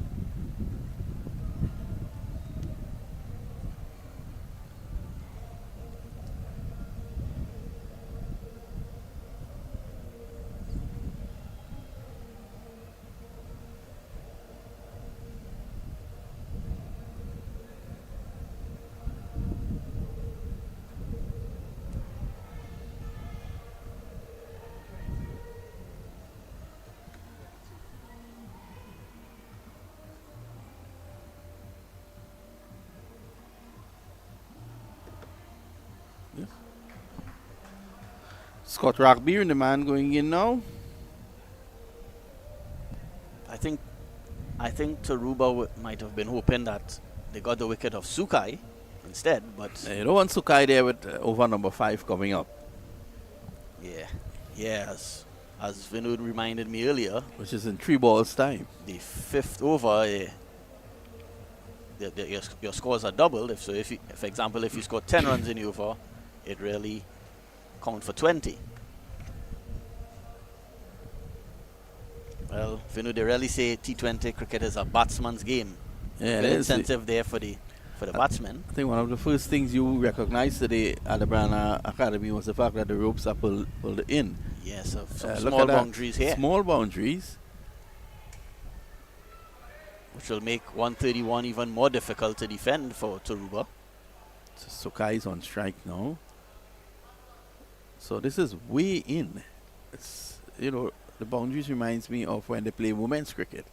Yes, I think that is similar. when they pull it in as to that extent. Mind you, we have 2 women's matches coming up. Well, one is currently on and another one to come up because the match between Carl Jacks and Porgen could also be seen on Cricket 360. That's taking place at the Ravi Rampal Dennis Ramdin Recreation Ground in Presal. And then you have North Zone against the Academy. That comes up from the Barataria Oval. But at this point in time, I think there's some issue with the pitch in terms of, I think they're waiting for it to try out before they start that game. Yeah, Cricket 360.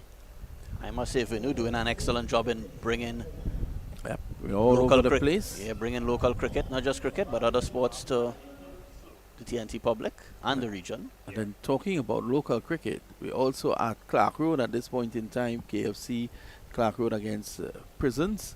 We're also at Martin Patriots. They're against Merry Boys in Central. And in case you're in North, we are at the Queen's Park Oval where Presal, they are taking on Queen's Park. So You have it all covered, Vinod. You all have Yep. it. Cricket 360 has it all covered. North, south, central. I think I heard, if I'm not mistaken, I know Evan Lewis was destroying the opposition yesterday for Best Motors Marching Patriots. The former West Indies opener really having a prolific season for Marching Patriots in the Premier 1 competition.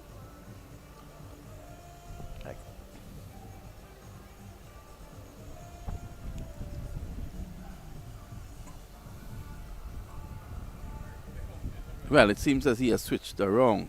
Aikina Mitchell.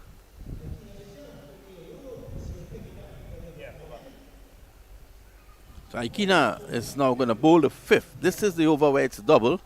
So he has brought himself on. Sukai is on strike. Let's see. Driving through the covers.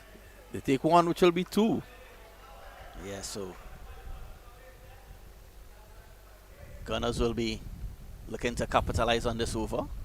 Ragbir is on strike now. Ragbir will want to give the strike quickly back to Sukai here. He's a set batsman. He is. This is the over you want to take advantage of. And this has brought some excitement into this play. Down the leg side, they take 1. They're coming back for 2. Let's wait on the umpire. 2 leg byes, which means that it's 4. 6 in the over so far. You like this rule, Beckles? Well, I was about to say, Vinwood, I would like to see maybe some incentive for the bowlers as well. I'll continue my point after this delivery. Driving through the covers. There is protection there. They take 1, which will be 2. For example, Vinwood, they call T20 a batsman's game. But I would like to see if, for example, if a bowler takes 1 wicket and an over, should it count for 2? Or is that asking a bit too much? I think that might be asking a bit too much. If he's sorry for the next man who's batted up. Yeah, that might be a bit Slow much. delivery, cut away, down to point, there is no run. This is excellent bowling here from Mitchell. What they can probably do is probably, just as how you have these 2 overs, you can probably give the bowler at least 1 over where whatever is scored, it's half the amount. I like that idea, Vinwood. I like that idea. My idea was a bit too extreme. Cut away, that's 8. That goes to the boundary for 4, so that'll be 8. When you thought you hit it all in cricket, cut away for 8. Yeah, cut away for 8. Oh, And the 50's up with that 8. very interesting stuff here. I never thought I would be commentating with you, Vinod, and say cut away for 8. Yeah, you never know. So far, Jelani, we have gotten 16 in the over. Wow. Fruitful over here for the Gunners. They have raced past 50 with less than 5 overs bowled. So scoring at almost 11 runs and over. Last delivery coming up. There's a cover point and he's keeping it. He's bowling on one side of the wicket, which is good. But this, and having said that, the commentator's curse, he goes on the onside. That could have been a catch. End of the over. 53 for the loss of 1. So that over will definitely give them a boost. It has taken them up to 53. Yeah, Sukai are already approaching his half century. He's raced to 43 of 21 deliveries. Scoring the Crowd has really grown bigger here. Well, the crowd is not up there. So that's just the Brian Lara Cricket Academy. Yesterday, our producer Matthew Ratcharam yesterday could tell you that. Yeah. The crowd has grown. It's a nice little crowd for a Sunday. Sometimes you see Trinidad and Tobago playing and you don't see that crowd. Yeah. When they're playing 4-day cricket, look at it. Yeah, a lot of children out, you know. It's good to see the kids out. You know, we encourage people at home to, if you can, of course, feel free to tune into 360 TV for all the live coverage. So you're trying to continue. It's back cutting. And they take 1 on the misfield. Suchan is not happy, is he? No, he's not. He's not happy with the effort of the fielders.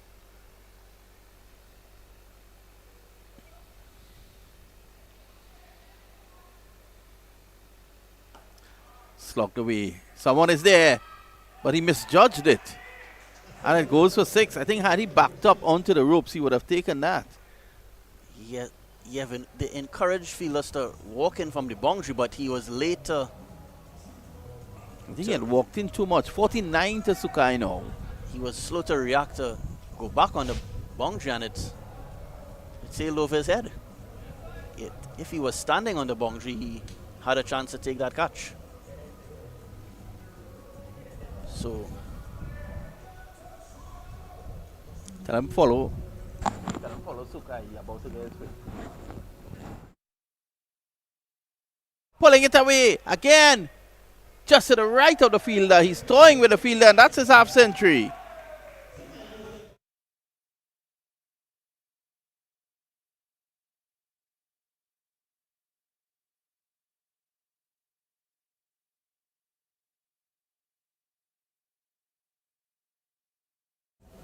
he is almost single-handedly getting Gunners to 60 for 1. They will need to out Sukai because he is on a rampage here. Excellent batting.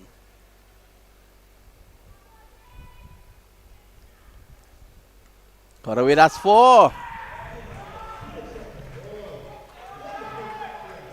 Good batting here by Sukai. He's showing a bit of everything here. He's showing his power, his timing. 16 in the last over, 15 in this over so far.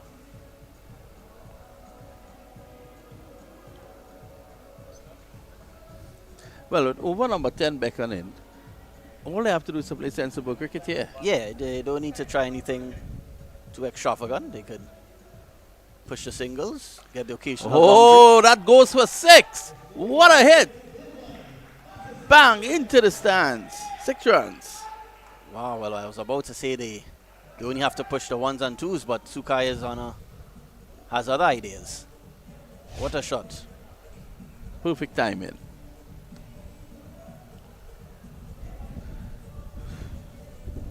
So one delivery to come in the over.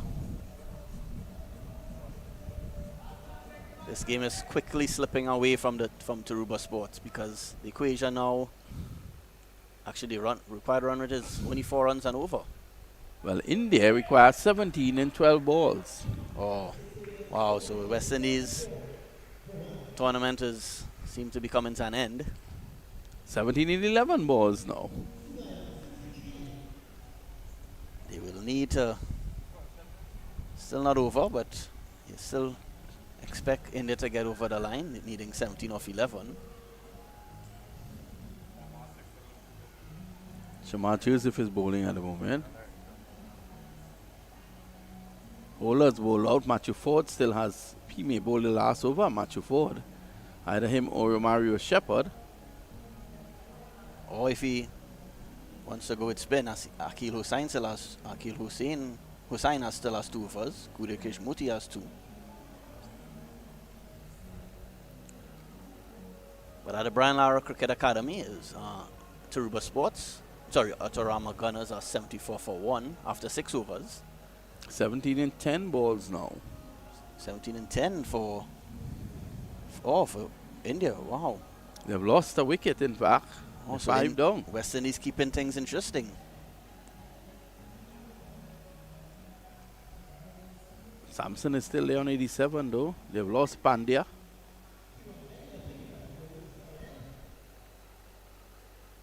Can West Indies break the hearts of the... I tell you, houses will burn. Oh, wow. In India if that happens.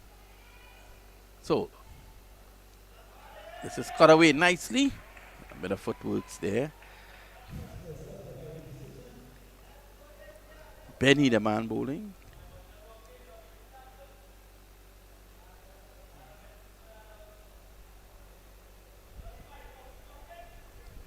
Yeah, Turuba needs to needs some breakthroughs. They had a very powerful power play, 74 runs. Yeah, it was a brilliant power play for Autorama Gunners.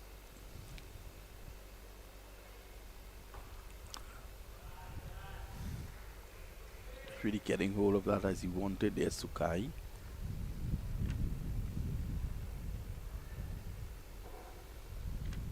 Turuba will need at least 2 or 3 quick wickets to keep them in the contest.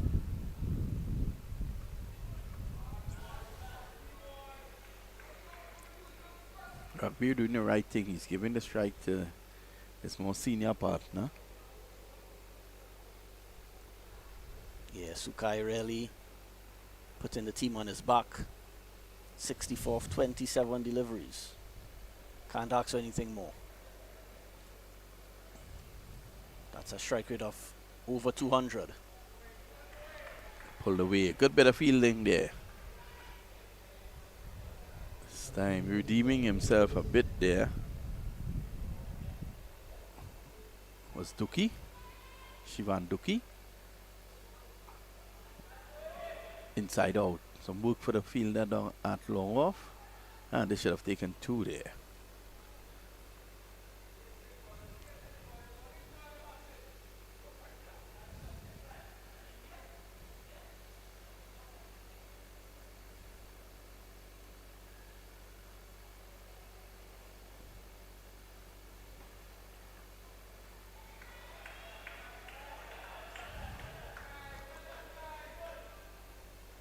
Not a bad over at all. We come in with the score 79 for 1.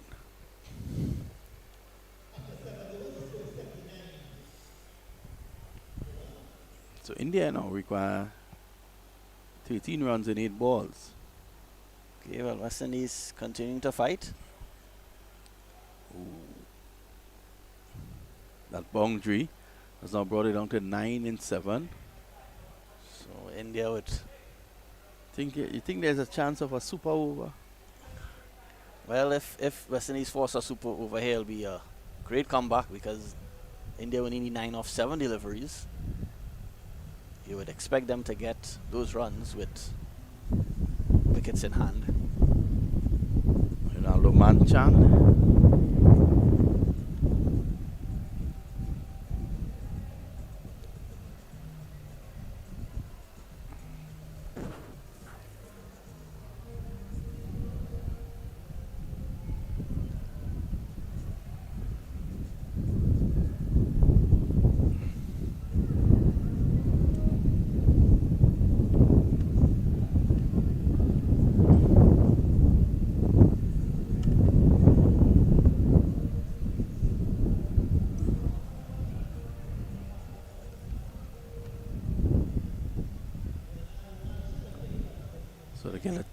India requires 7 in the last over, so they should get over the ropes there.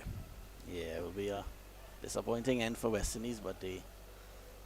Probably 10 runs short. Yeah. Back, pulling just 1. Yeah. Autorama Gunners cruising along here. They progressed to 80 for 1 after 7.1 overs.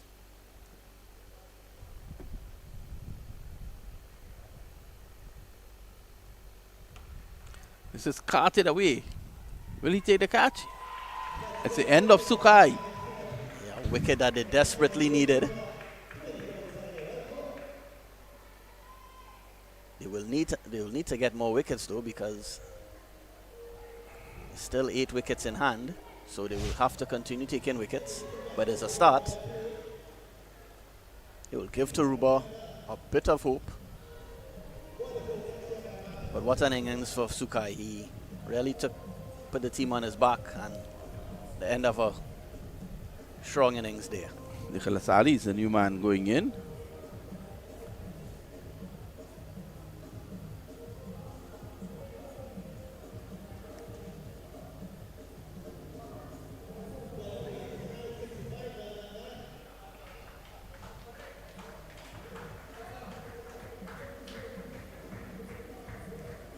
Sukai's teammates giving him a round of applause for his excellent contribution, because he's really put the Gunners in a commanding position in chase of this modest total. Well, India needs 1 run in 5 balls, so I think it's over for the West Indies there. Yeah.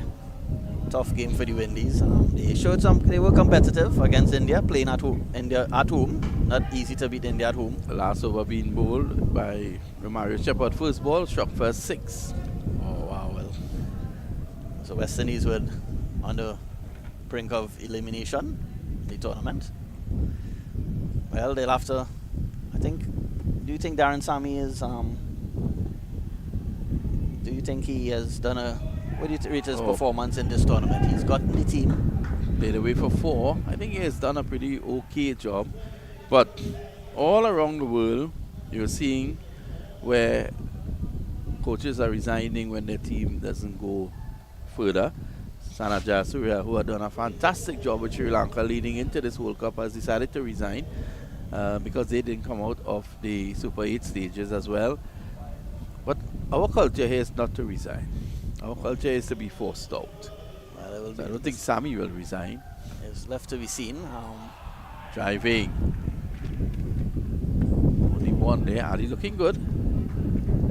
Yeah, the new batsman, Ali, already has 5 off 2 deliveries. So the Gunners are 85 for 2, chasing 132.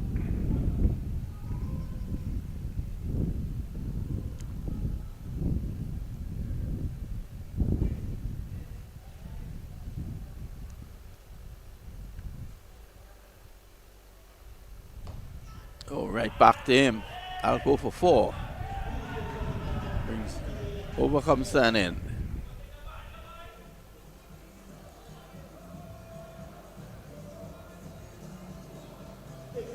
Yeah, the Gunners continue to motor along here. 89 for 2 after 8 overs in pursuit of 132. So there's a simple equation here for the Gunners. Just need roughly 3.5 runs and over.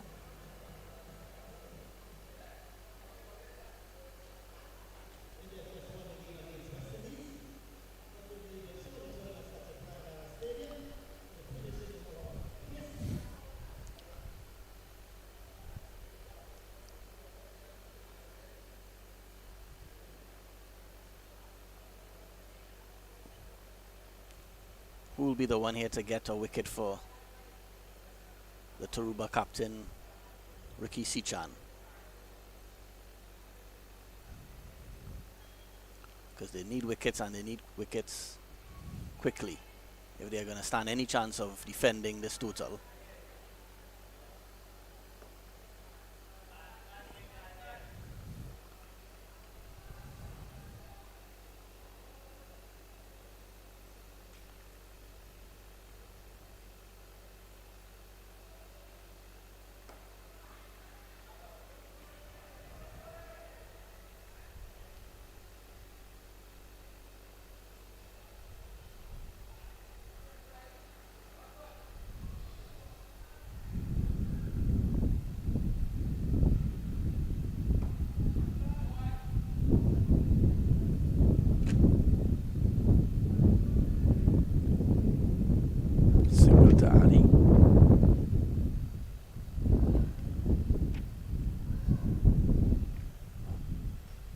Can Benny get a breakthrough here for his captain?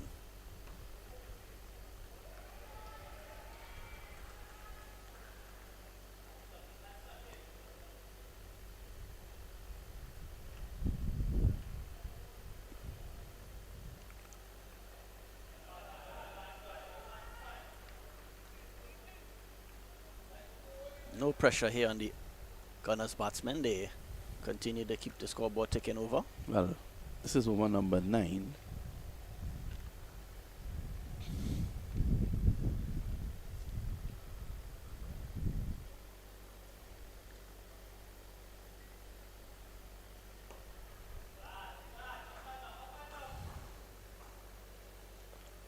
So over number 10 is coming up, where the runs will be doubled.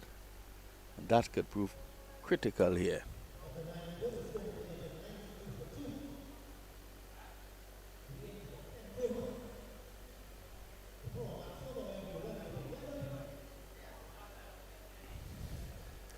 So this is the time where the scores will be doubled. 92 for 2 at the moment.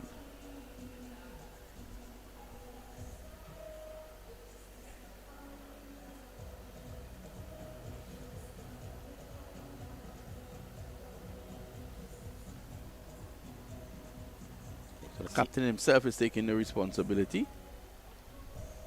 Yes, he is. He bowled a couple solid overs already. Let's see if he could limit the Gunners batsmen to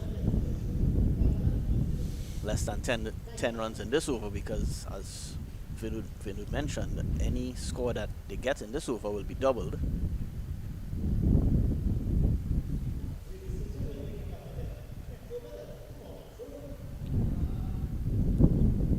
Sichan trying to get his field sorted out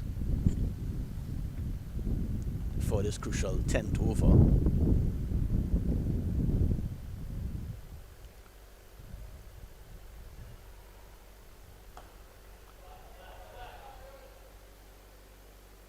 Single, which means he gets 2.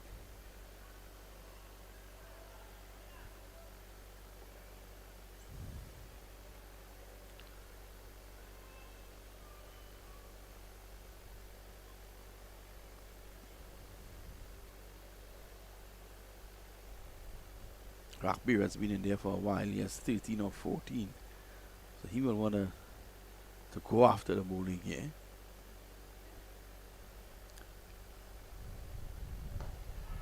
Punching down the ground. There's a man there. Take 1, which means they'll get 2.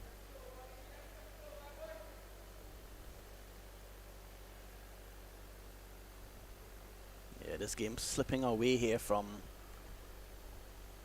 Turuba Sports. They will need something special here to pull off this win.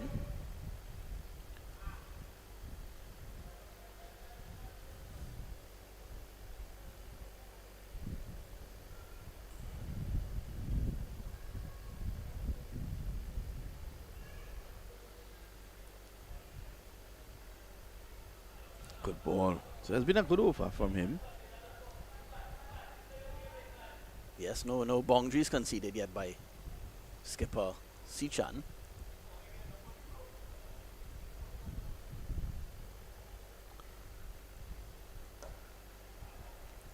So not really taking proper advantage of this over. Yeah, relatively quiet over for the Gunners batsmen, but with a required run rate of less than 3.5 runs over. Can he take the catch? Goes for 6. He hits that for 12. Wow. At 12 to end the over. You can't say you haven't seen it, because you saw it right here. Struck for 12. Wow. Never thought I'll be seeing that in a cricket game. It was an excellent over before that final delivery, but he couldn't Sichan could not end the over strong and ended up being a fruitful over for the Gunners. And now the equation is just 22 and 60.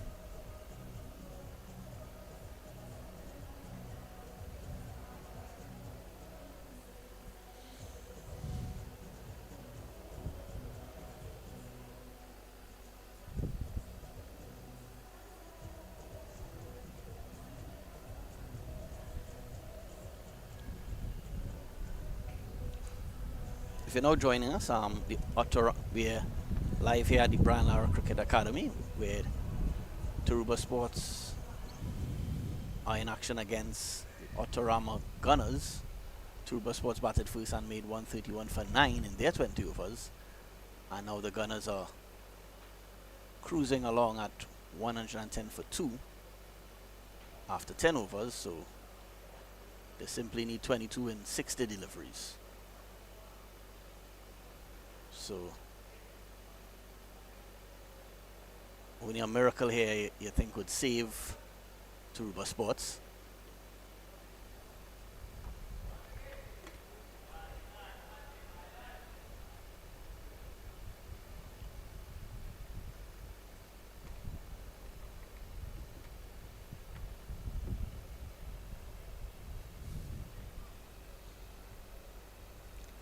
Benny's going to continue.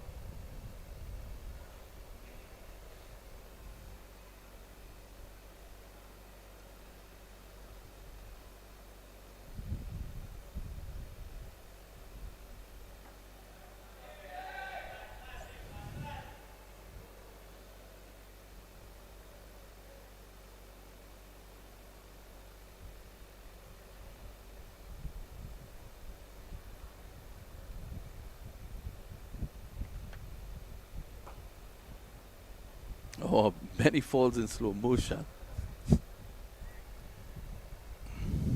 Yeah, he didn't time his dive there at all.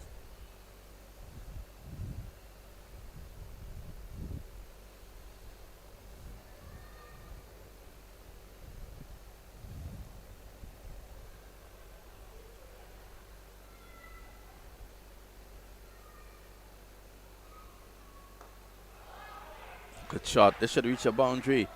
No. Good fielding there by Dookie. Made good ground. A short man, Dookie. Made good ground.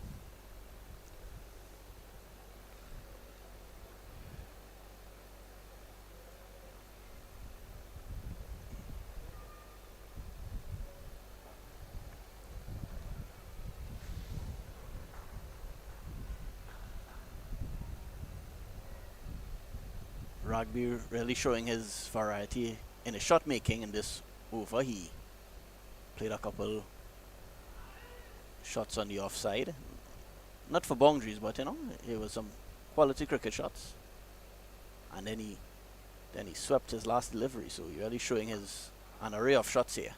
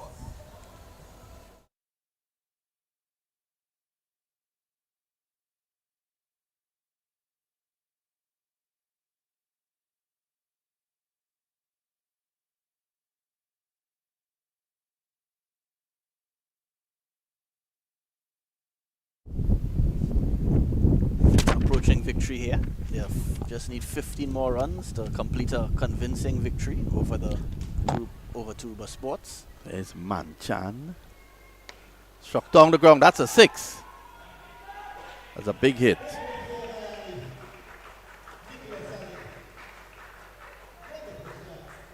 Just 9 required for victory now. Yes, yeah, Venuda was short of a length. And Ali capitalized.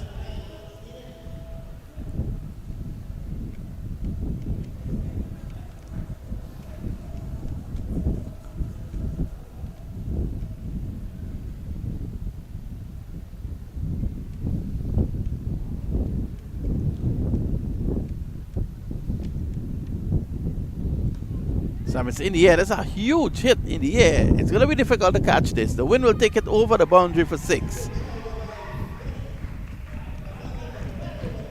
A good effort there by former TNT goalkeeper Marvin Phillip. Yeah, it was a good effort.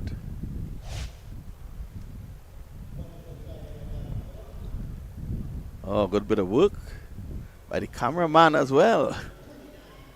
Sachin Balki soon.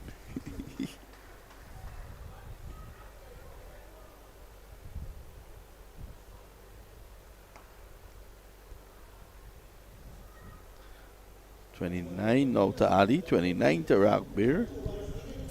It has really been a comprehensive display here by the Autorama Gunners. Turuba Sports has had little answers for Gunners today.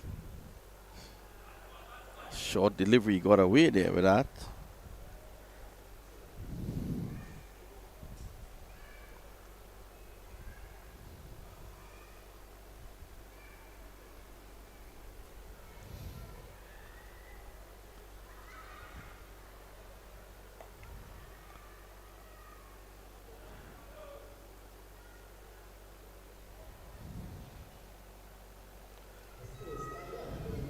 So the scores are now level.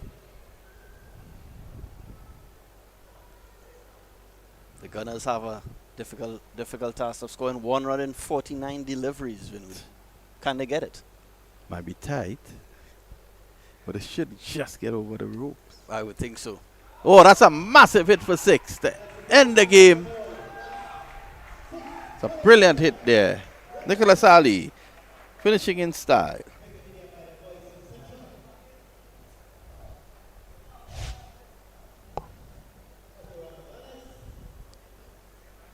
Look at that. Yeah, comprehensive victory there for the Gunners.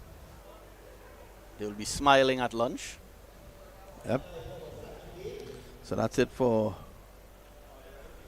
our coverage of game number 1. We ask you to stay tuned for coverage in game number 2.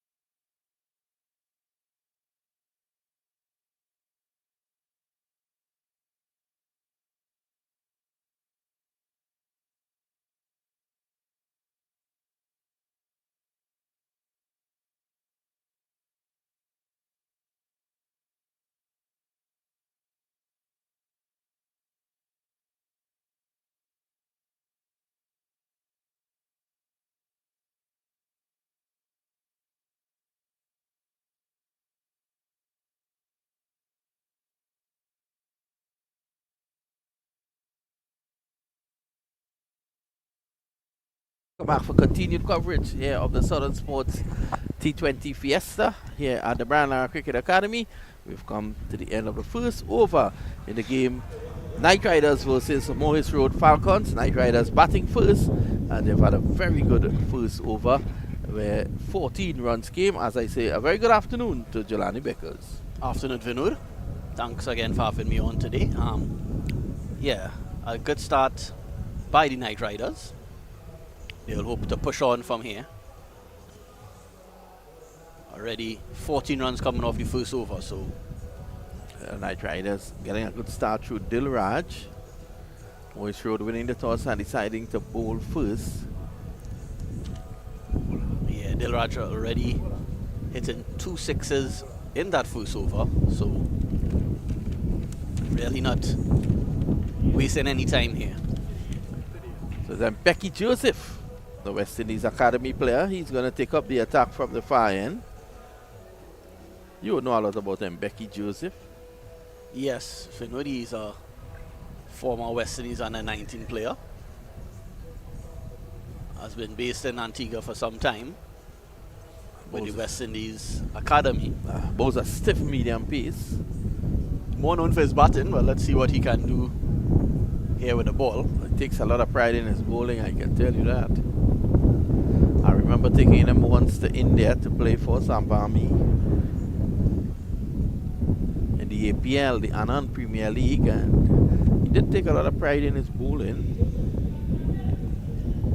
That's good to hear, Vinod, because you should be able to do both if you want to make it to another level. You need to be, if you're only a batsman in this day and age, you need to be very good at it. So if you could bring the element of bowling as well into a game, that would also always help your chances of making it to the next level. First delivery pushed up on the offside.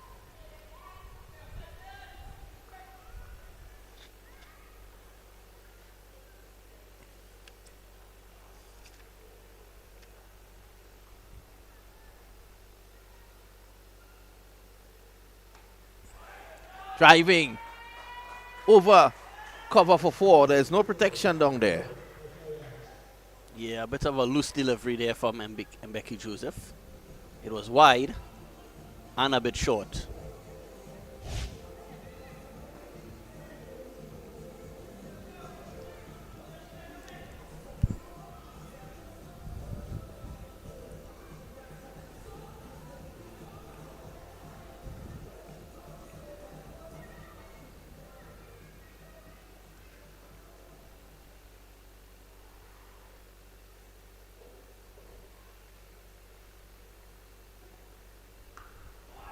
Pulled away. That's a massive hit.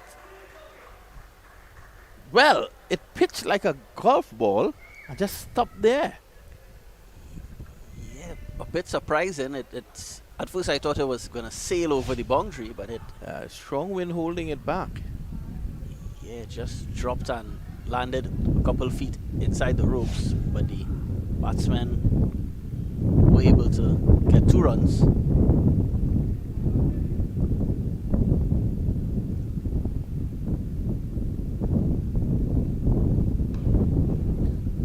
Driving down the ground.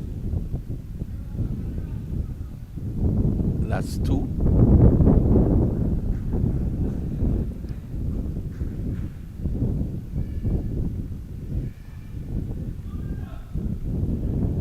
Quick start here for the Knight Riders. 22 without loss.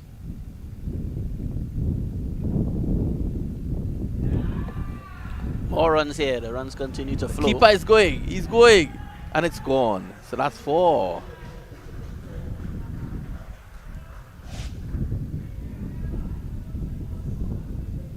Expensive over here by Mbeki Joseph. He's already conceded 12 runs. Still a delivery to go.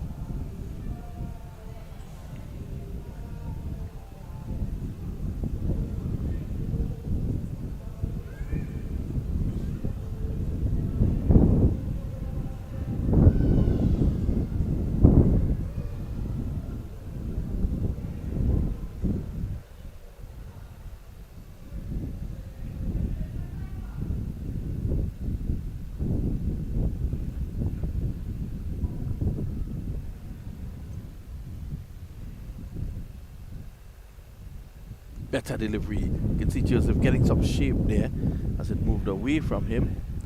The over comes to an end. Yes. 12 in the over. Yeah, that last delivery, he would be hoping to maintain that line and length if he is given the ball again. Because there was a beauty outside the off stump that beat the batsman.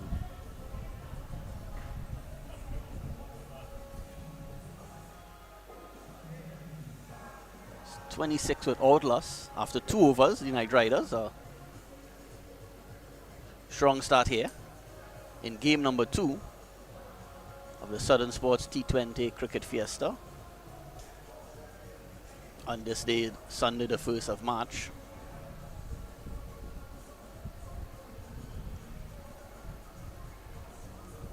Change of bat for the big man. Seems to be a change of bowling on our end, the northern end.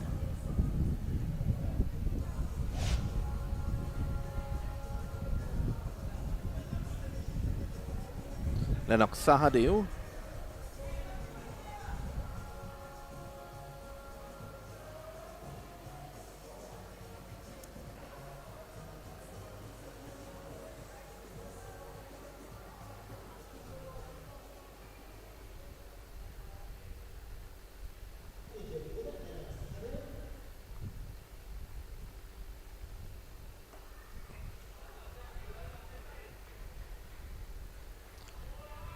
Good start from Sahadeo.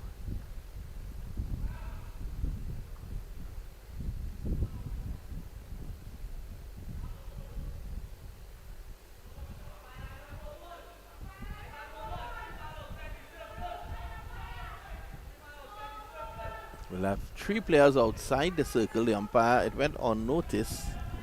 In the meantime, 1 player is rushing into the circle on the offside. Yes, as only 2 players are allowed Yep. outside the circle in the power play.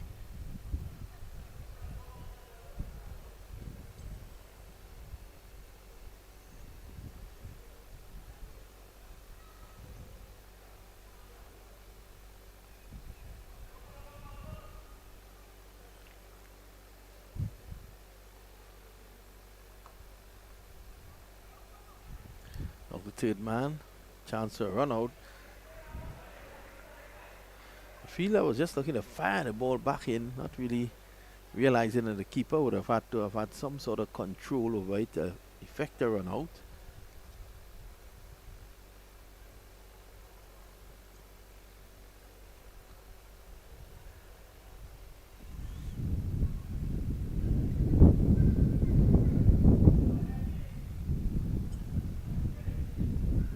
Sarak now on strike. He's a well-built individual. He's the one who changed his bat a little while ago, so he's hoping that bat could bring more runs to his name.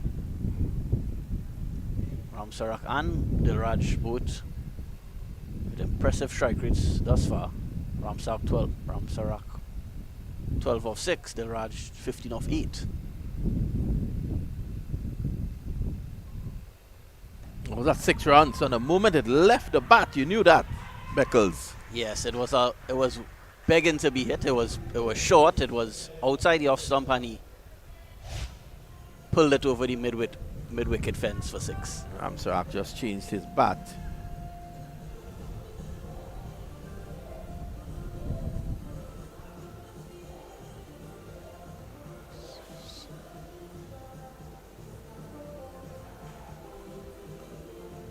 Night Riders are in a bit of a hurry here. They have gotten to 33 without loss after 2.3 overs. So a really good start here. Cracking. Just couldn't beat the offside. Looks a good player, Ramsarak. Yeah, as I said, a powerfully built batsman.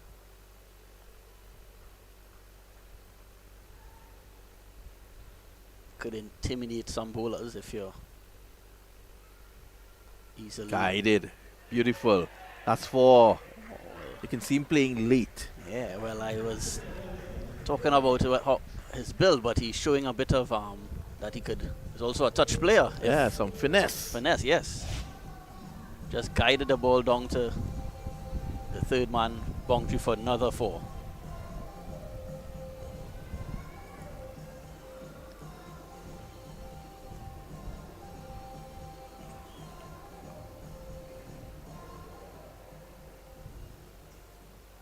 He's a very busy player, Vinod. He's changing his bat, now he's tying his laces.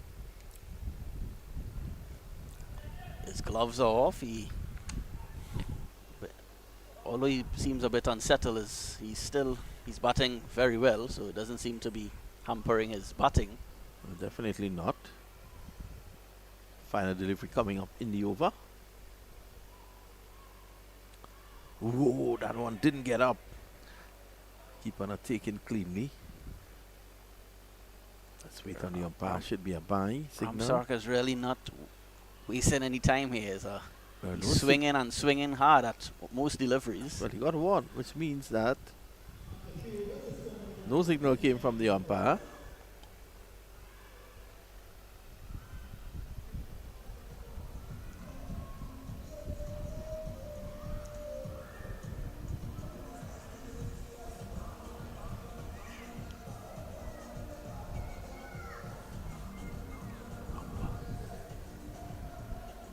Change of bowling at the southern end, and Becky Joseph went for 12, so they've immediately made a change. Yeah, wasn't the best first over by Becky Joseph, so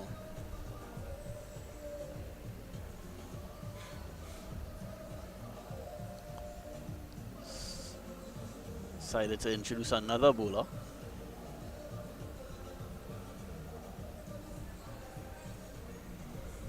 Ramsawak. Well, it seems to be a leg spinner. So Ramsawak already eyeing the onside, but it's a strong wind blowing in at the moment. He has to be careful. Good delivery to start with.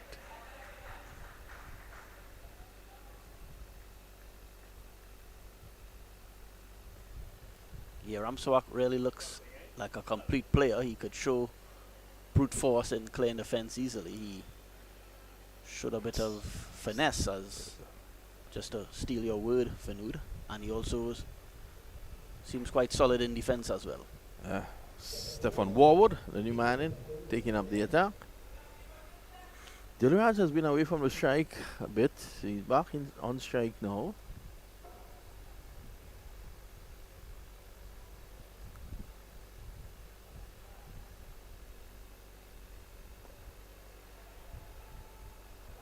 Warwood dives. Stefan Warwood, I remember when I entered the media more than 10 years ago, Vinod, Stefan Warwood was a national youth player. Yep.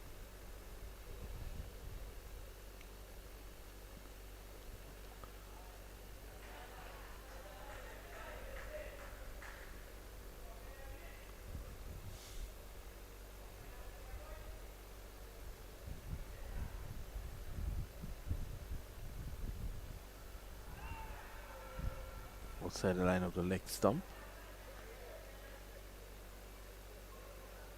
Yeah, the Dilraj and Ramsawak really showing a lot of intent. Every ball they're trying to score, as it should be in this form of the game.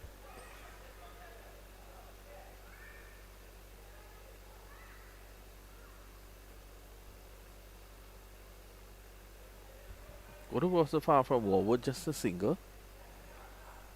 On the wide.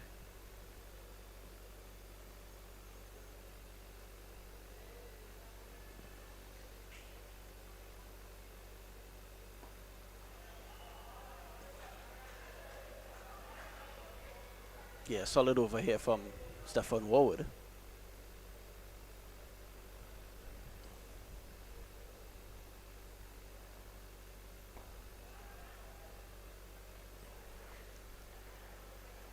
Wicket to wicket stuff. It's the end of the over.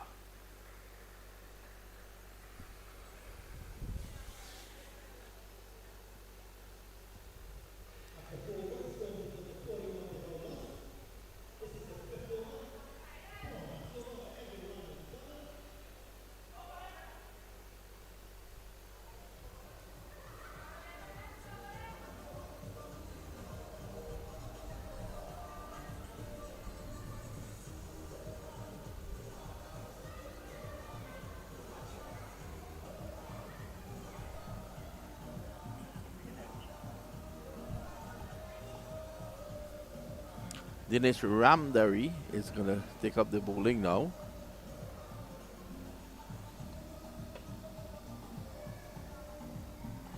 Yeah, Captain Ramlal really swapping and changing his bowlers in the power play. Not allowing the Knight Riders batsmen to settle.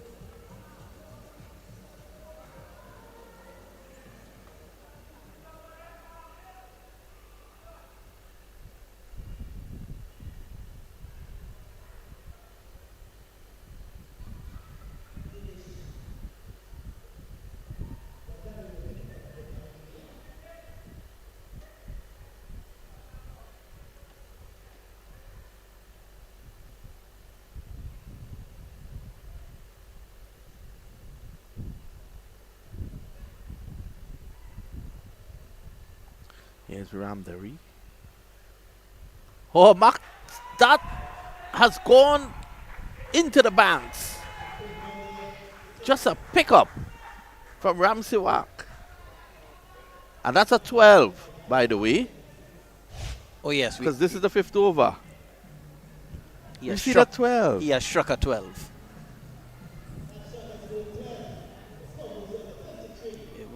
It was just a flick of the wrist, and he cleared the boundary with ease. Shows the power of the man, Ramsawak. He has raced to 36 off 12. Ramdari bowls. He's driving down the ground. Runs here. They take 1. And that's all they will get. So that's a 2. I think Dilraj will want to get him back on strike as quickly as possible here. Imagine a 12 in cricket. Jusa. Yeah, as you're right. Balki soon. Because Ramsawak is really the one Man better known scoring the runs. Yeah. Sachin Balki soon, better known in the wrestling circle, he would say, if he was commentating, that he was thrown out of the ring with that one there. Ramdari. This time he's driving down the ground. That's a lovely shot. That's a 12. Another 12. That really was a brilliant shot, Vinud, because it was almost in the block hole, and he not only dug it out, but it went for 6. Wow. No, actually, that shot, it was as if he just checked it. Look at that. He just checked it. He didn't go the full swing of the bat. Yeah. That's timing. Excellent timing. That deserves 12. It does deserve 12. 26 in the over so far. Wow. Incredible. He's going again. That's 12 more. What a shot. Similar shot to the previous 12, sorry. 38 in the over. Wow.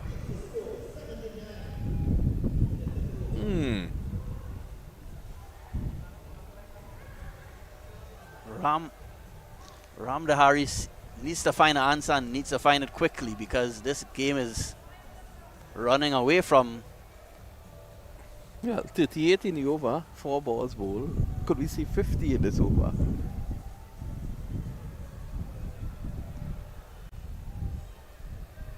Knight Riders have raced to 77 without loss. I don't agree with the Captain Ramlal in bringing a new man in to bowl the 5th over. Driving through the offside, runs here. This will go into the boundary. About now, that's 4.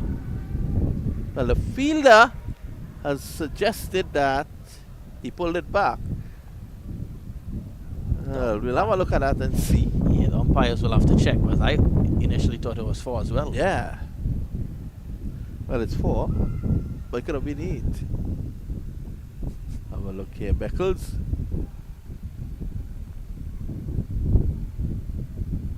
That's definitely 4. Yeah, that's 4.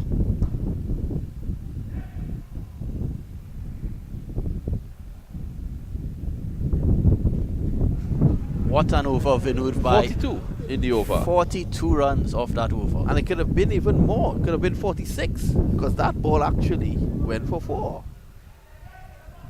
81.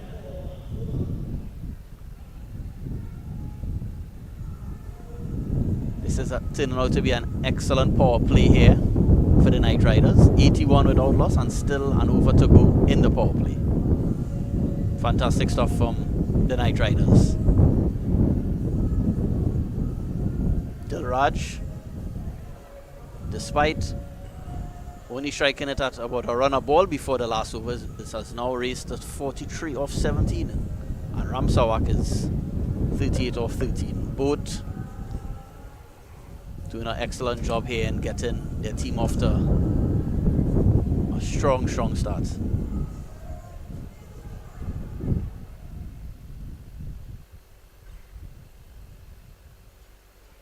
Oh, just missing the edge. He was backing away, looking to drive over the infield. Good idea.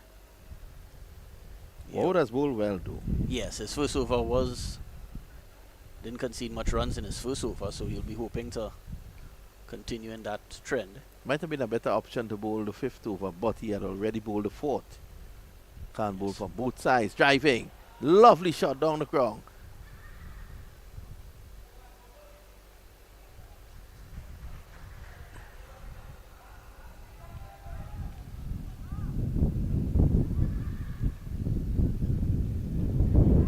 Ramsawak 40, Dilraj 43.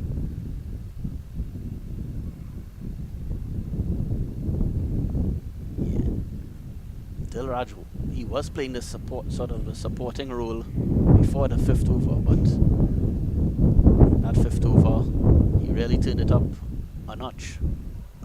So he's splicing this off the back foot, and that's 6. I feel well, one bounce into the boundary for 4. The naked eye, I thought it was 6.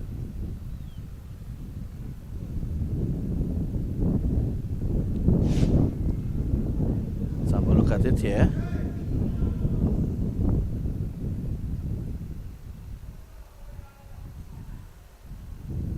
Stand and deliver, Vinud.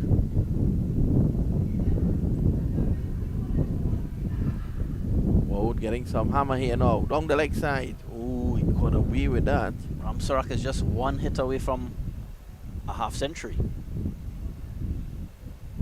So far since the tournament started yesterday, we saw 2 centuries and a 50 yesterday. Then we had a half century in the game this morning as well from Vijay Sukai.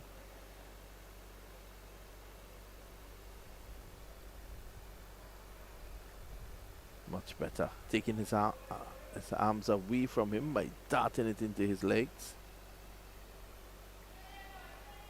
Yeah.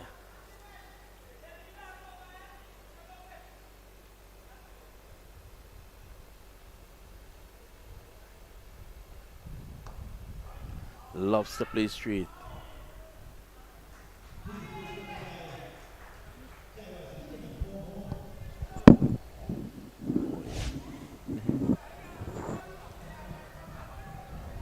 Fix it.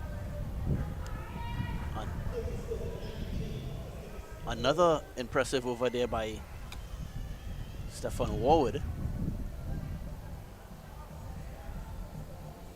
Despite a lot of runs being scored in this innings, Warwood is having a solid performance with the ball today.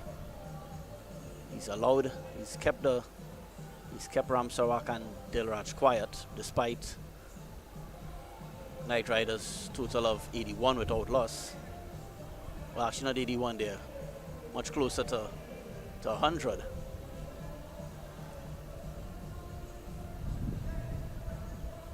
So what can Knight Riders do again? They are already off to a flying start here. They'll want to continue this momentum, because right now they'll be eyeing up a score of much more than 200. Another change in the bowling attack.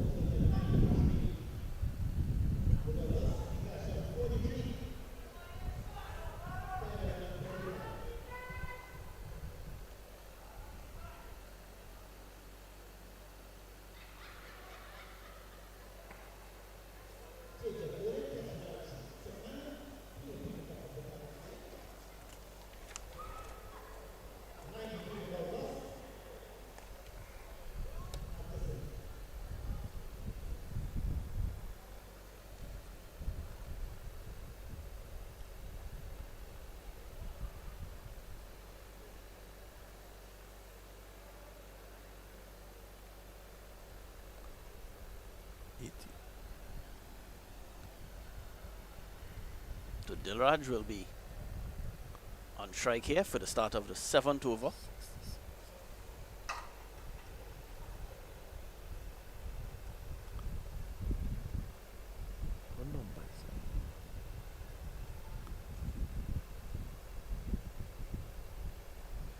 Out excited. We're going for a leg by.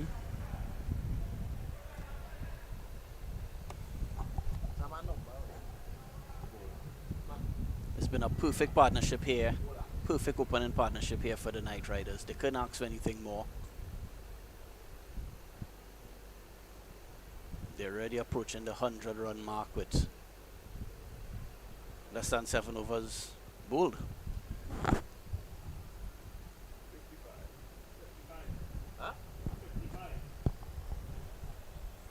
Kesraj Suknaran, the bowler.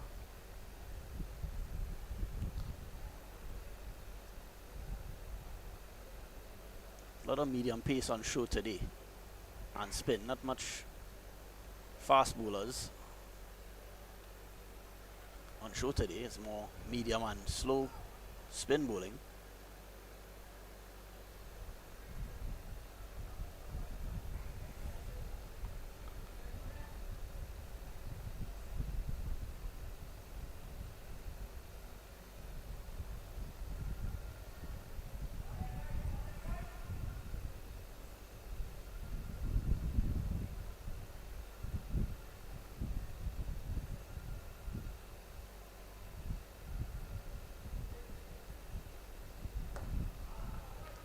It's not getting the pace to work with there.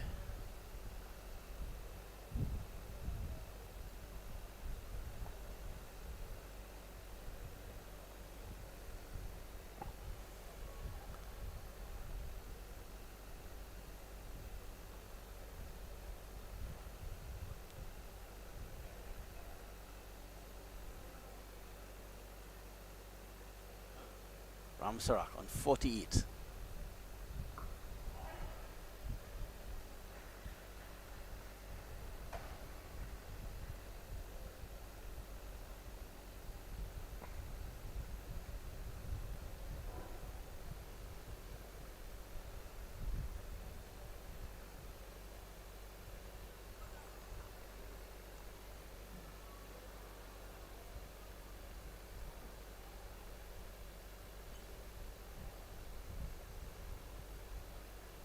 Oh, good delivery. I'm looking at this bowler's run up. Seems to be mashing ants before he takes off. Yeah. Yeah, everybody has their unique style of run up. Yeah, Look at it.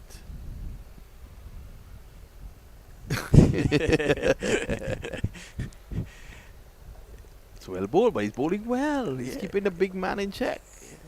You described it well, Vinod. A really very unique style. Yeah.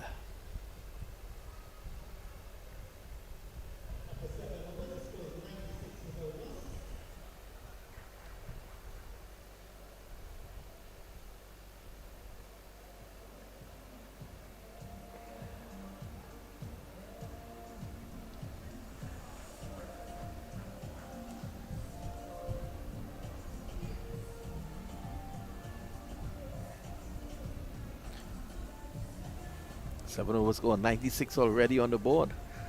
I would love to see these two in with over number 10 being bowled, where they can double again. Yeah. Knight Riders certainly in control of this contest. Already almost 100 runs on the board. Still just 7 overs bowled.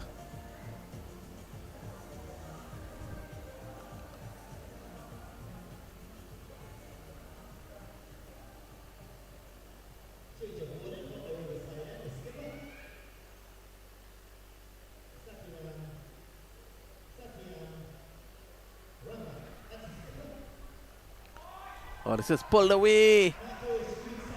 And that's 6 runs. Dilraj gets this 50. Off just 20 deliveries, Vinod. Impressive striking. He not only gets his 50, but he gets Knight Riders to the 100-run mark.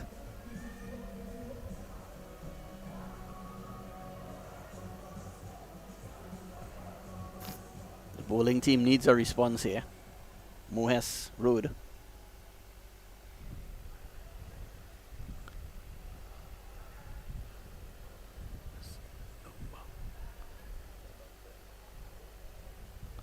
Satyam Ramlal, the captain.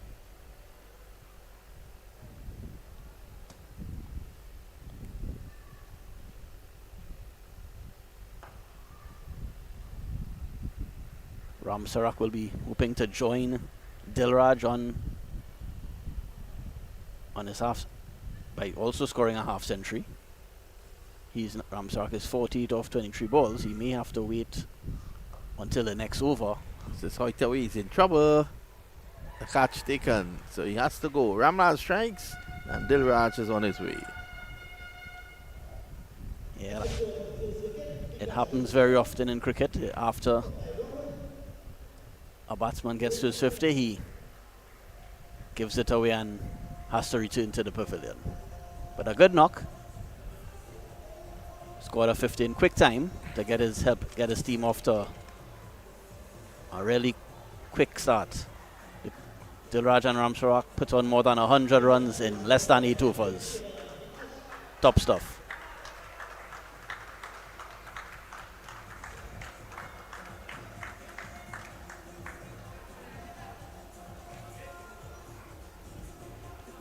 His teammates really appreciating Dilraj's contribution today.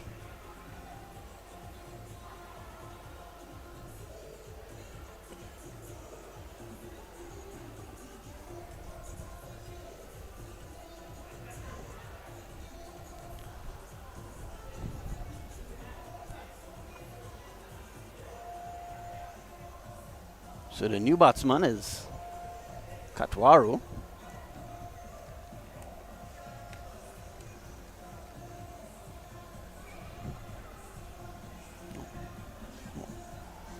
Stefan Katwaru, the new batsman, will be hoping to continue the start that Dilraj and Ram Sarak gave the Knight Riders.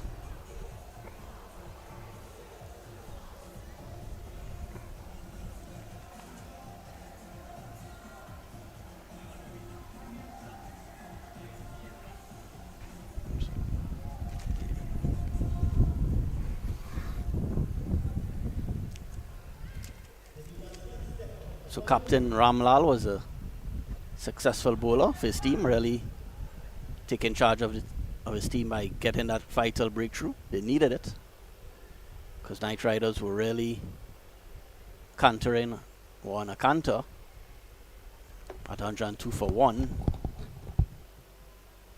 At 102 for 1, Knight Riders will be happy with the platform that has been set here. But they'll want to keep going because the Mohess team has some big hitters on their team. They have Mbeki Joseph, who is no stranger to local cricket. He has experience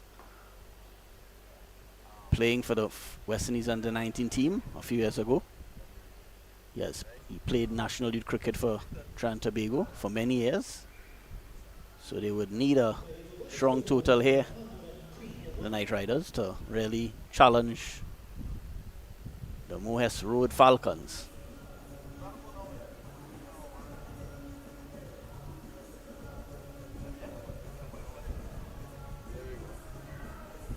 Yeah, the fans coming out here.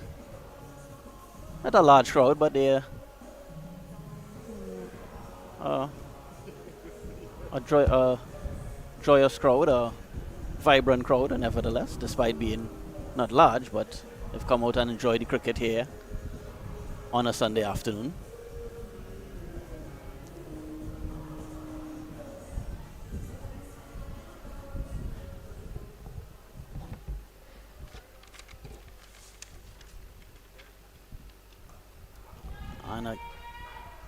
And again, another 6 there by Ram Sarak. Brings up his 50, a very well played 50. His teammates couldn't ask for more. He's done so in little time, finding the boundary regularly.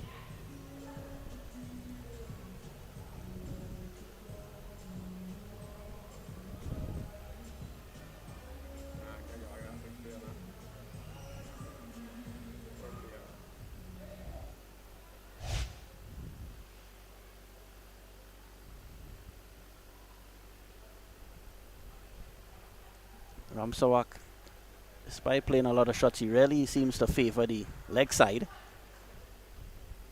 He's demonstrated a lot of ability by flicking the ball, pulling the ball. Really has scored the majority of his runs on the leg side. So the Falcons bowlers may want to keep that in mind.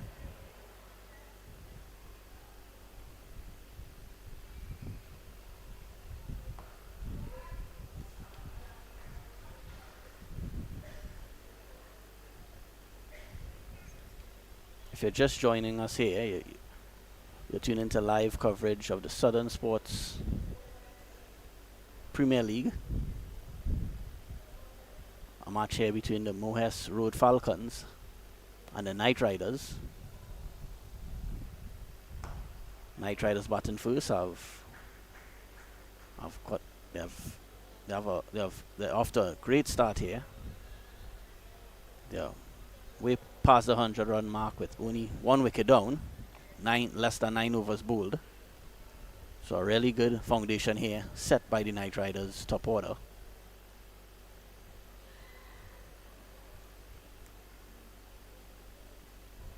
Can the Falcons respond?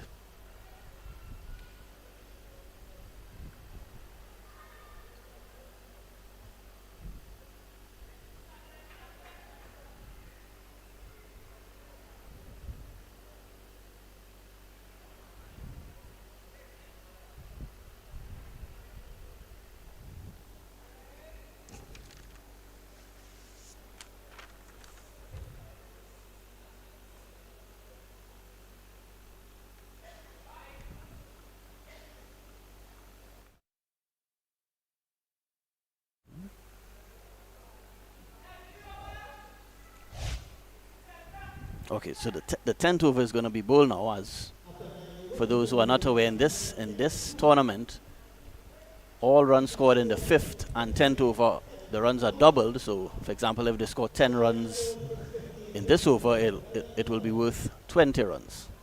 So a really key moment of the match coming up here.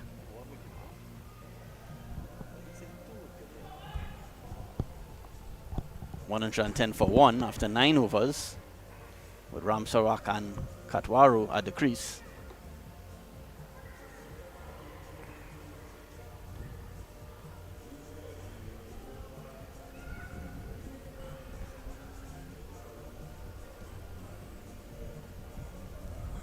Some of the Falcons members trying to get their field in order here before this crucial 10th over.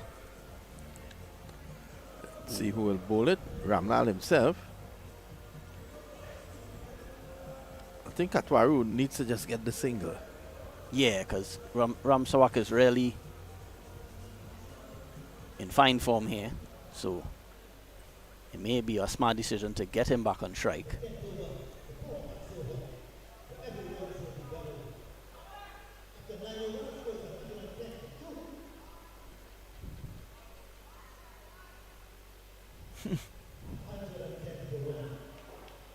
What's this?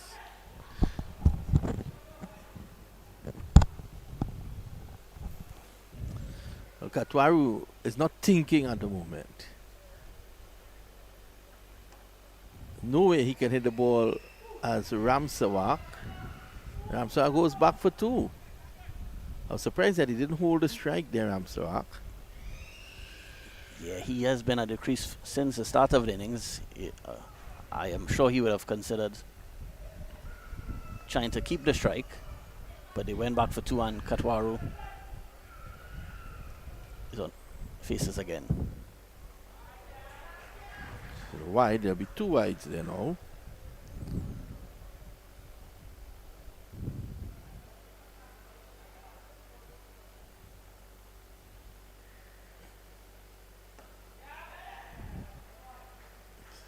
Takes a single. They're going back for two. Tardy work on the outfield there.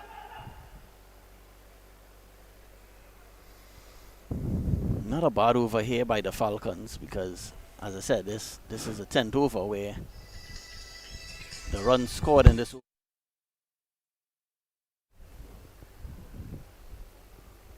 So far they have sort of kept the Knight Riders batsmen quiet. The It's another Falcons. wide. That's two.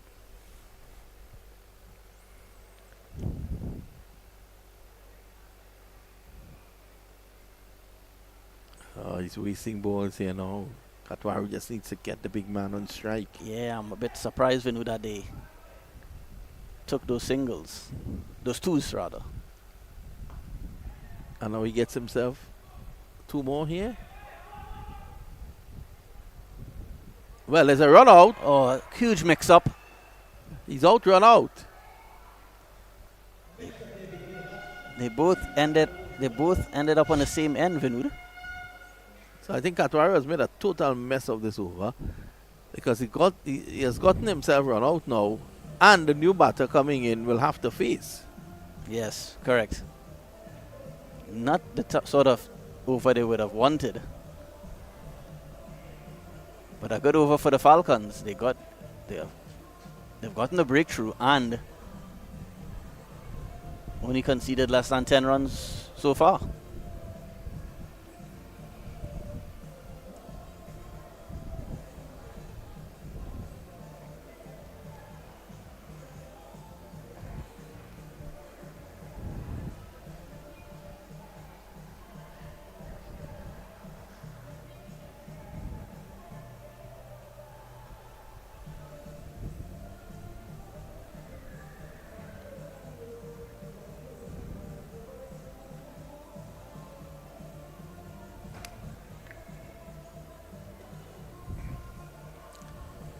What's the number?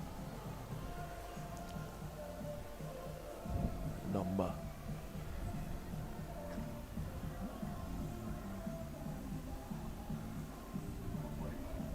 Satyam Siddhat, the man going in.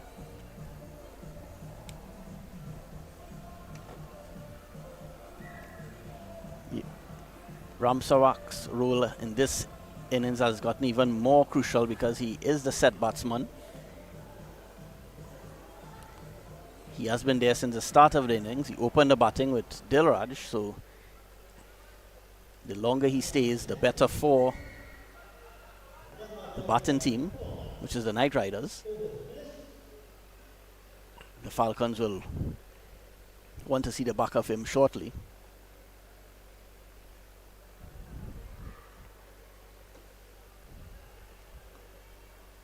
And they're really not making use of this over.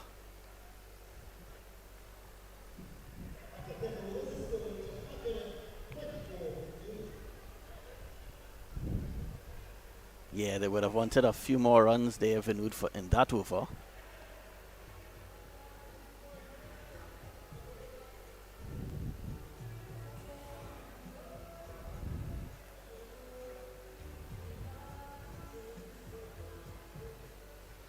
The sun is out in all its glory here at the Brian Lara Cricket Academy. The sun hitting the backs of the players. They would certainly be feeling the heat out there. But who is definitely feeling the heat is the Falcons bowlers right now, more so than the Knight Riders, because the Knight Riders are in a comfortable position at 124 for 2 after 10 overs, with the Falcons hoping for a response.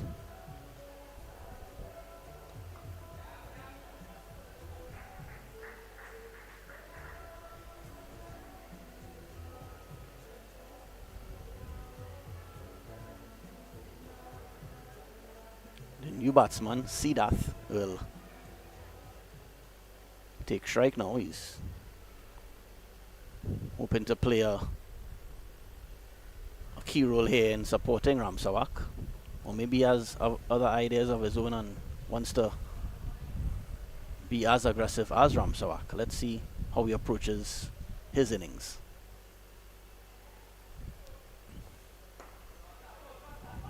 Well fielded there.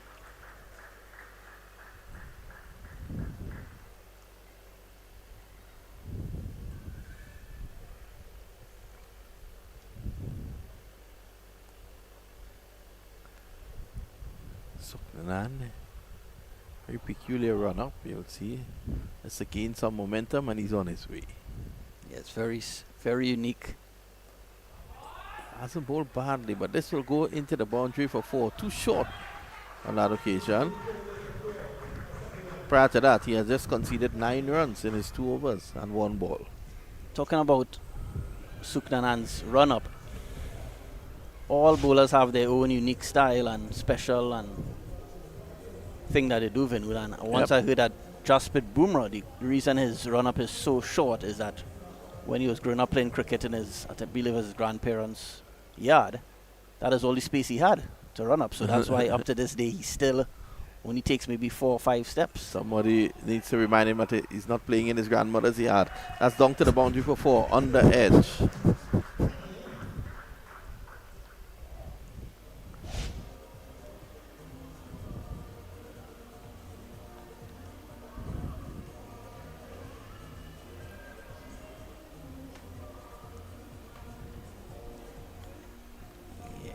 Knight Riders really eyeing up a massive total. 132 for 2 with less than 11 overs bowled. Can they get 250, Vinod? Yeah, definitely. It's on the cards.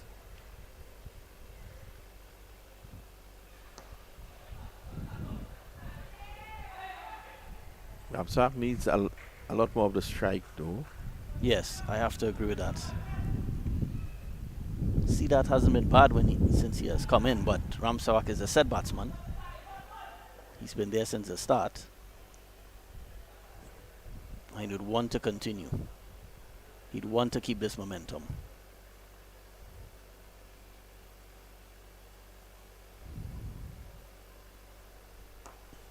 Oh, he's given it away. Ramsawak has given it away. Yeah, well, the Falcons will be glad to see the back of Ramsawak. He was... Well, that is what happens as well when you're not having the strike. Yes, he probably felt some pressure was built up there, and he felt he had to get a move on. But that is a vital breakthrough there for the Falcons. Maybe a big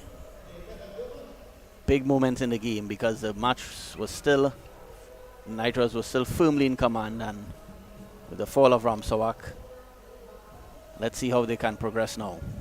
There'll be 2 new batsmen at the crease.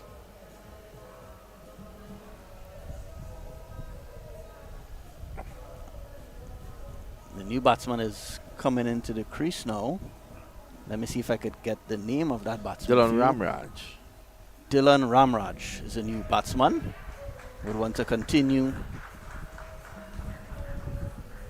the Knight Riders' decent start. They a bit of a faltered a bit in the last few overs. They were 100 for 1 at one stage, now 123 for 3.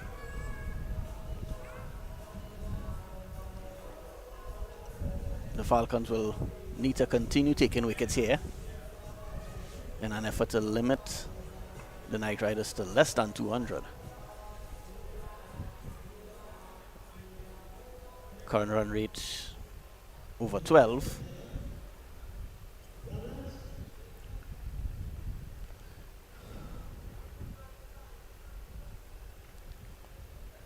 It's a new over, is it? Yep.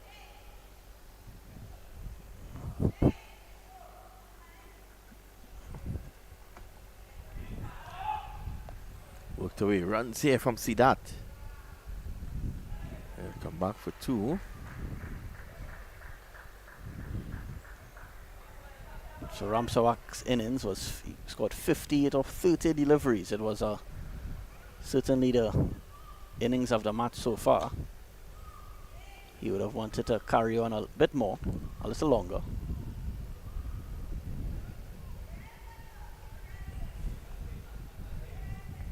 Satyam Sidat.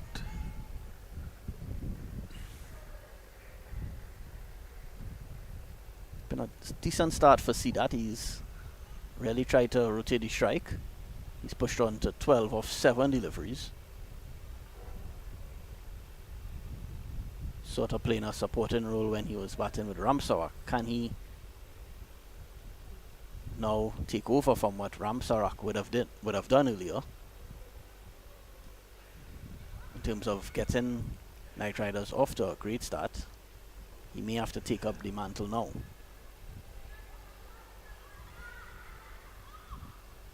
Oh, he's beaten.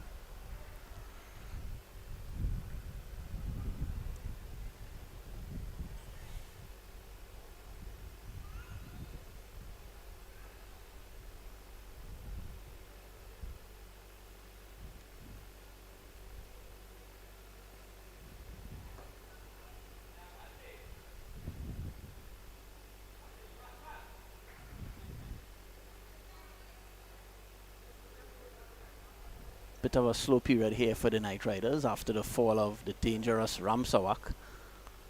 But they will try to, I think a few quiet overs shouldn't be too bad shouldn't really affect the Knight Riders innings, because their run rate is very impressive. So a few, if they could get at least 7 or 8 runs on over for the next 3 overs, that will keep them on track for a really formidable score here. Just out of the reach. Should be pushing for 2 here.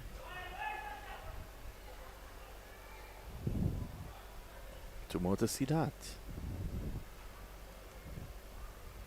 Yeah, Sidat has played well so far for his 14.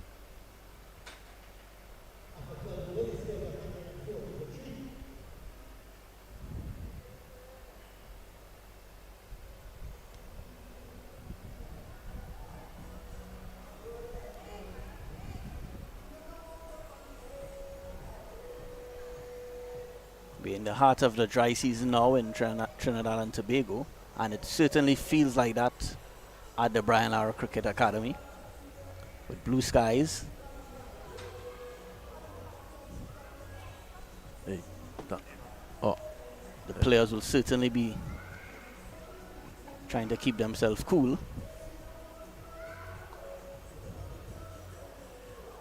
Because if I'm feeling hot just sitting down doing commentary, I could imagine how the players feel, Vinod. they have it to deal with out there. So it's your guy, Suktanan.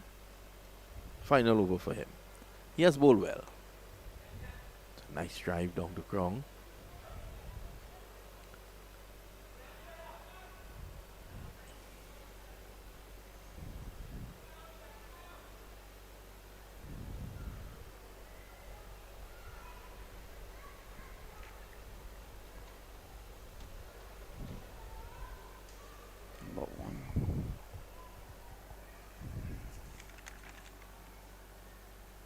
The longer fielder there, Sahadio, bowled the delivery back in from the boundary. Reminds me of Courtney Walsh. He always used to do that when he was fielding on the boundary. He would, rather than throwing the ball in, he would round his arm and almost like he was bowling from the boundary. That's Sahadio fielding at long off.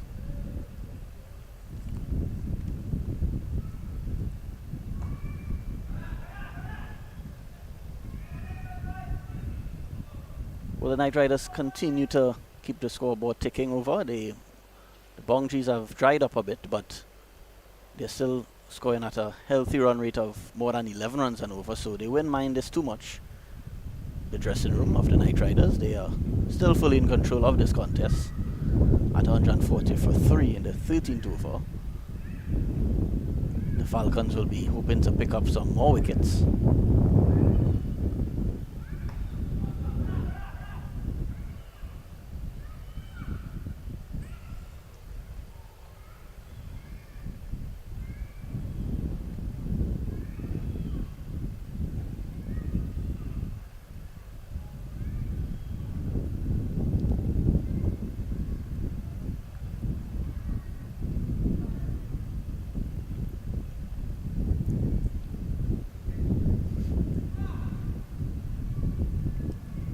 Suptanan. Play and a miss there by Sidath. Hasn't bowled badly at all. This No, is his not at fourth all. over 1 for 21. Yeah, but the other bowlers have conceded a lot of runs, but Suptanan has really done his part here today.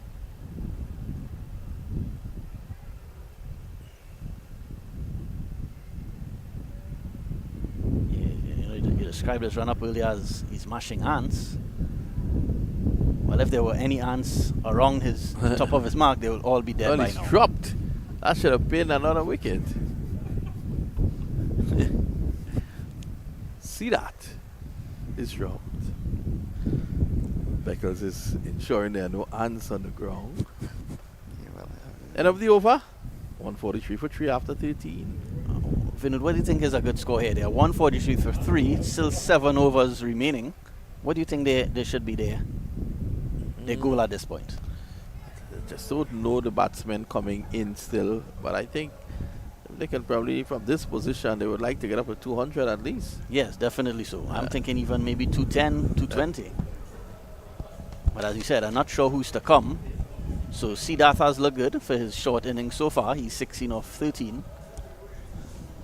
He will be hoping to get more support from the other batsmen, including Dylan Ram, who's at the crease.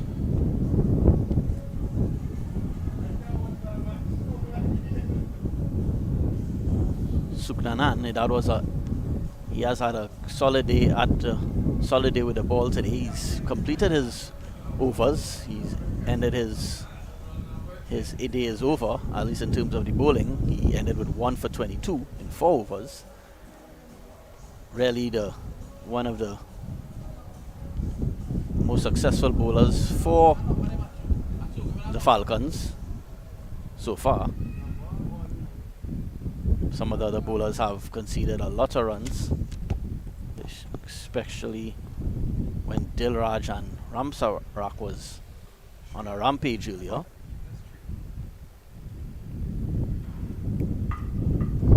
The projected score is 220. They will be more than glad with that, the Knight Riders. If they could get anywhere close to that, that would be great. Your man Ramdari, who has 1 over for 42, is coming back in. Add some more to that. This is slashed away over extra cover, and they're gonna come back. Well, he slips, but the throw went to the wrong end. See, that could have been in problems. Yeah, if the throw went to the keeper's end, that could have been interesting.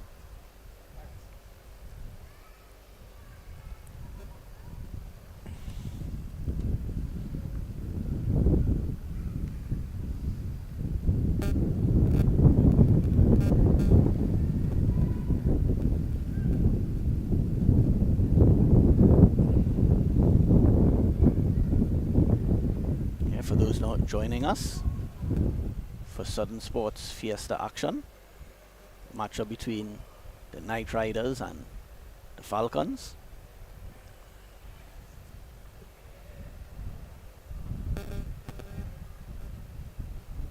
Knight Riders batting first, 145 for 3. Oh, he's bowled him. See, that goes.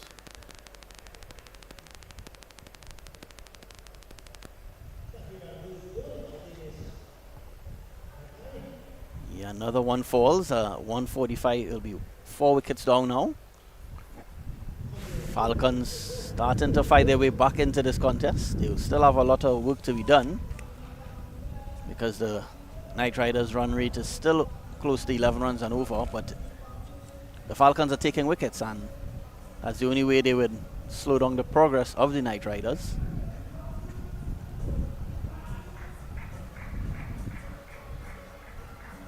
New Bechan is the man going in now. 2 new batsmen at the crease for the Knight Riders.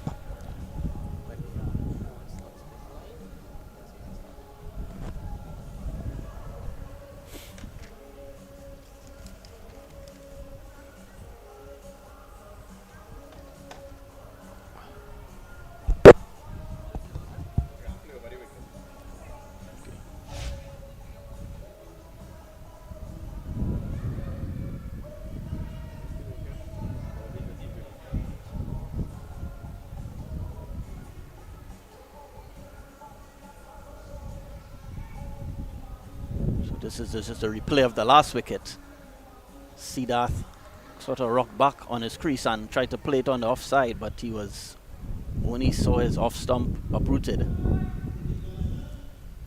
Ramhari was after a tough first over where he conceded 42 runs. He would have been glad to pick up that wicket of Siddharth.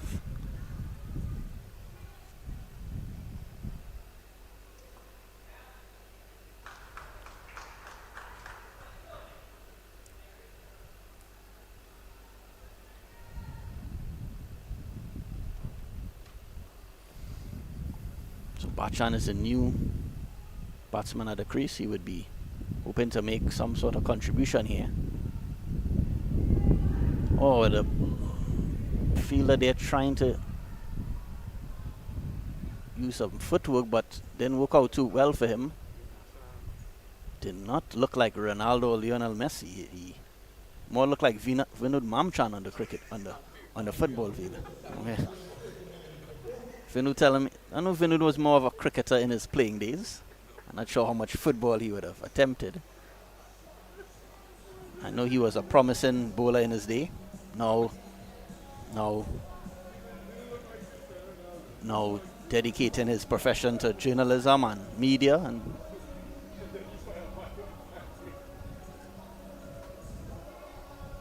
so Knight Riders moving along nicely here, but a bit of a stumble here in the middle overs. They are now 149 for 4, 6 overs left. How many runs can they get in the remaining 6 overs?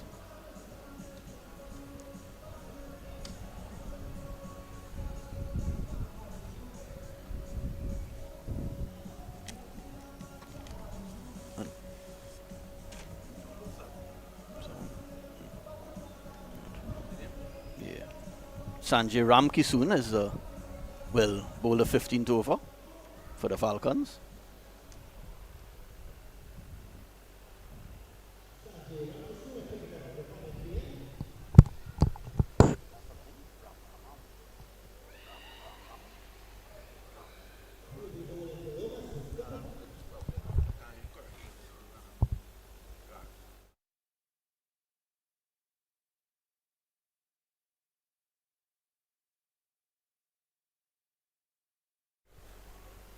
So Bechan and Ramraj will be hoping to continue the Knight Riders innings here and keep the scoreboard ticking over. That's cut away. Down to the backward point boundary for 4. It was well played by Ramraj. It was short, it was wide, and he took full advantage. Oh, so my apologies. It was Bechan hitting that boundary.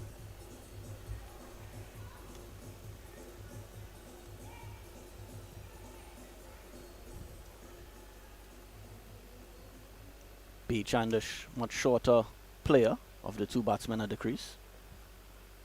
Ramraj on the taller side.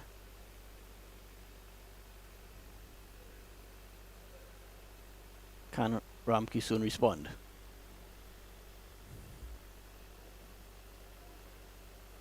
A swing and a miss. Well, he made contact, but he was sort of a bottom edge, and we were to scramble for single.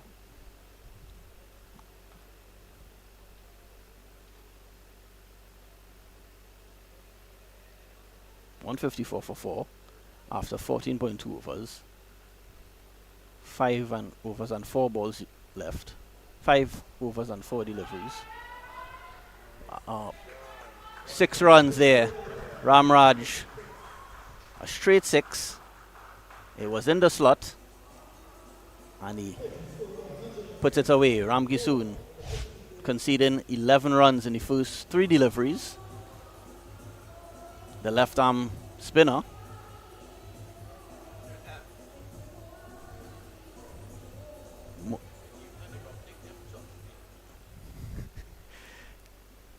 Knight Riders moving along here to 160 for 4 in the 15th over. How many more can they get? They have already struck 11 fours and 6 sixes in this innings. The projected score is 220. Again, Bechan gets a single. No, they're going to push for 2. Oh, that's great running there. A lapse in the outfield. The deep cover fielder was a bit slow to get rid of the ball, and they were able to scramble for another run. Ramki soon will not be pleased with that fielding effort.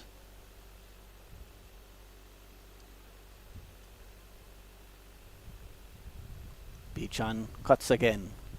He seems to love that cut shot.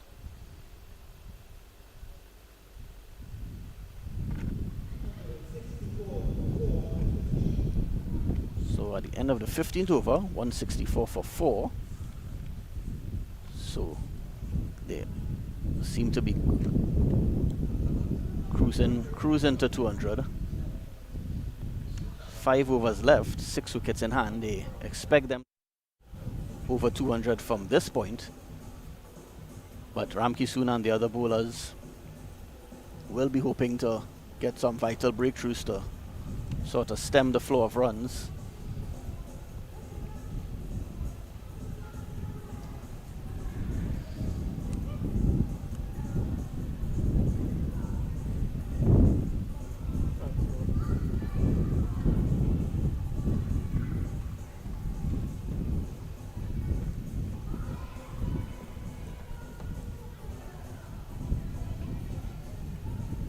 So Ramraj is on 13, Bechan on 9.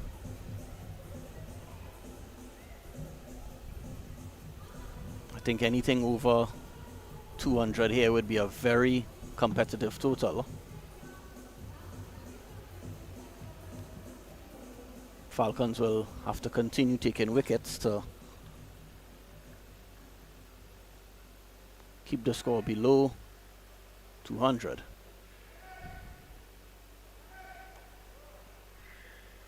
Bechan slashes at one outside the off stump. They would get 2.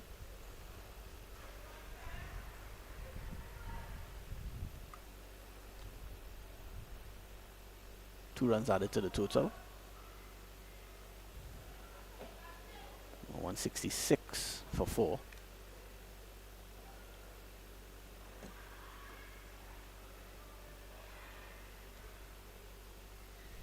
Bechan really not wasting any time here. Every delivery he has a shot of intent to try to find the boundary. Not working out all the time for him, but you've seen the attitude, you've seen the effort.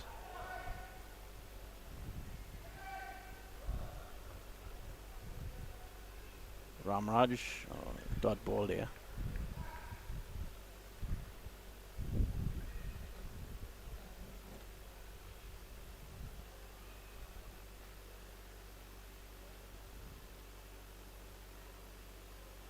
This is an excellent response from Ramhari, because he conceded 42 runs in his first over, and since then he's conceded less than 10 runs in his next over and a half. So it's a really good response here.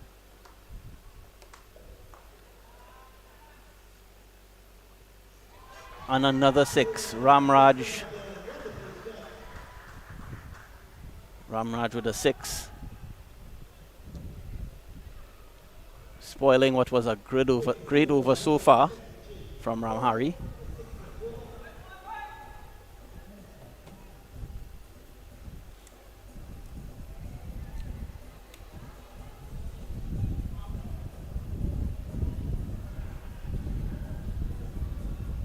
Ramraj and Bechan, both looking quite solid now at the crease.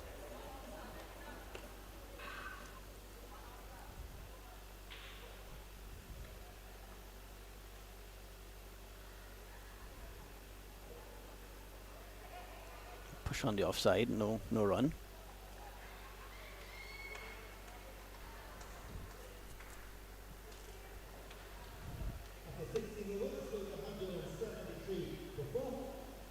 173 for 4.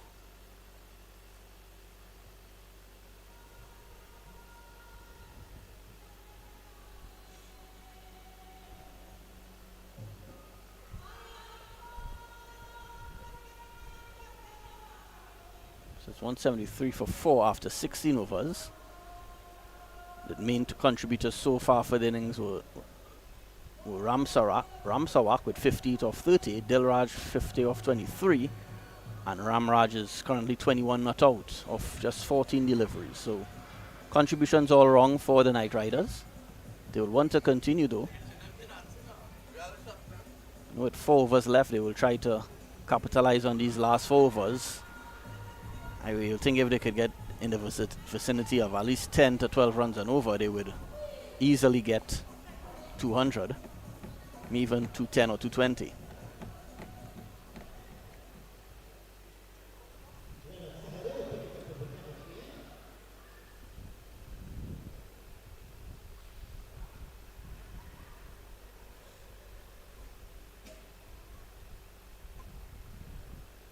Pichan can't get it off the square.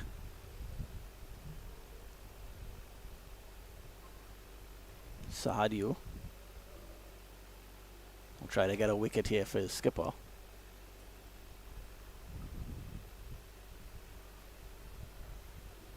What can Pichan do with this delivery? Pichan cuts again, as he has done often in his innings. Picks up just single.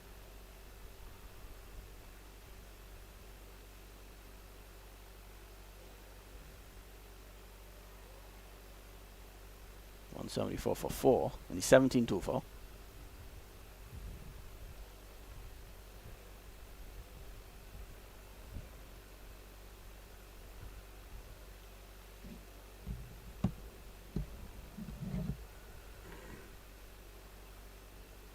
Oh, and he's bowled him.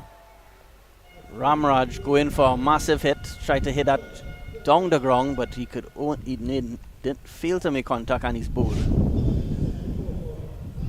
Has to return to the pavilion for 21. He would have liked to carry on his start, to push on after a decent start, but Sahadio, as the replay here, is crashing into middle and off stump, and Falcons continue to fight back here. If you're now tuning in, the Knight Riders were really on a rampage in the early first 10 overs. They raced. They were at the halfway stage. They were already past 100, with just 1 wicket down. So a bit of a fight back here for the Falcons, taking quite a few wickets in the middle period. Really keeping their chances alive in this contest, the Falcons.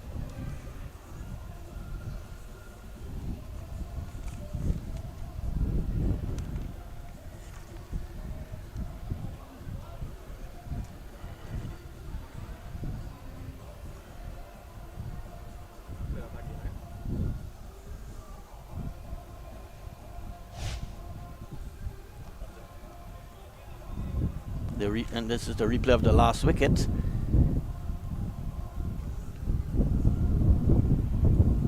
He tried to bell that ball into probably through the mid-wicket area, but he failed to make contact.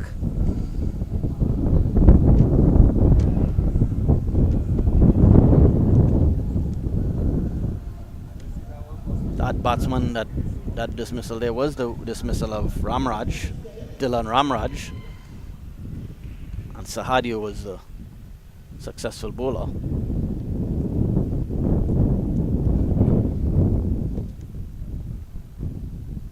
So the new batsman at the crease is Kevin Ramsaran.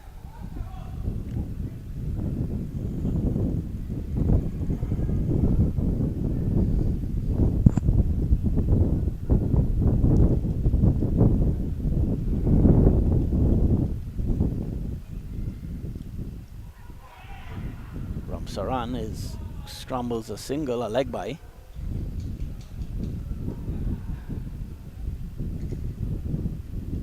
So 3 overs and 2 deliveries left.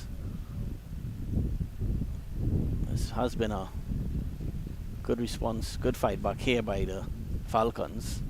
Because at one point, a few hours ago, the Night Riders were cruising their way to 210, 220, but now is may actually keep them back, keep them under 200. Oh, and a swing there, he swings, and he scored.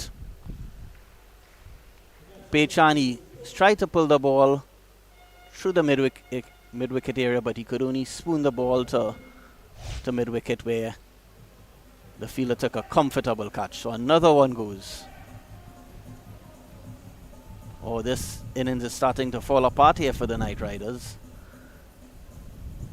This is a replay of that wicket. I said he pulled the delivery, but he could only balloon the ball to the mid-wicket fielder. And number 6, that's number 6. Number 6 took the catch. That is Mickey Rambarus, took a comfortable catch at mid-wicket. And is now 6 down. The Night Riders letting it slipping away a bit here. 175 for 6 now. 3.1 overs remaining. That the current run rate has also slipped to a little over 10 runs and over. That run rate was around 12 a few overs ago. So a good fight back here by the Falcons, giving their batsmen a chance.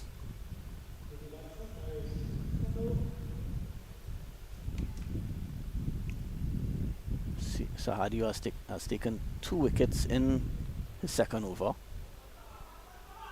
and only conceded 2 runs as well. So excellent stuff here by Sahadew. And another one. It's 3 in the over. Samari goes first ball. It's 2 and 2 for Sahadew. This is excellent stuff here by Sahadew. Night Riders are now in danger of not even batting out their overs. It's now 175 for 7 after 17. Well. Yeah, that's a replay of that wicket. He tried to cut that ball down to probably the point boundary, but he couldn't. He wasn't successful in making contact, and his off stump was disturbed. Sahadew with an excellent over there. Now he has figures of 3 for 13 in his 2 overs. Great bowling.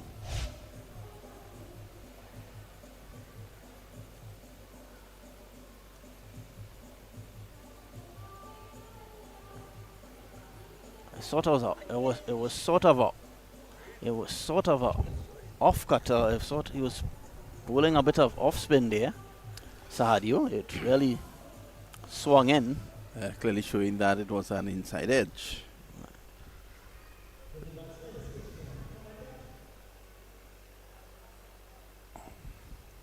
Top is the man in now. This is an excellent fight back by the Falcons, Vinod. The Night Riders were cruising their way to 210, 220, but now they're in danger of not getting to 200. What would its back? Yeah, I take your point.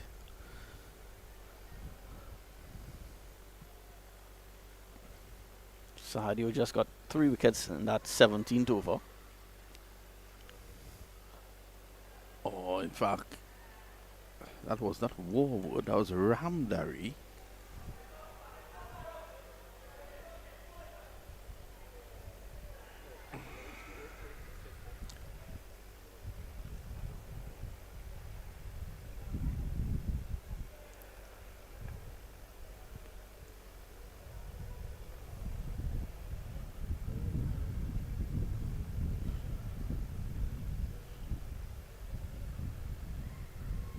So 175 for 7.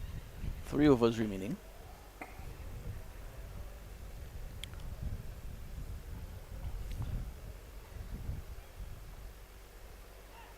Down to backward point, there is no run.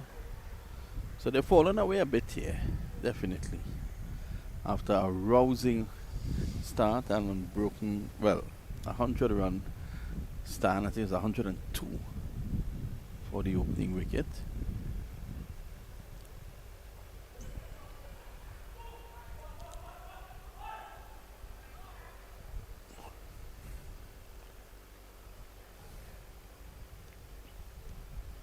Ramsaran and Partap at the crease now for the Knight Riders. Trying to get their team to 200.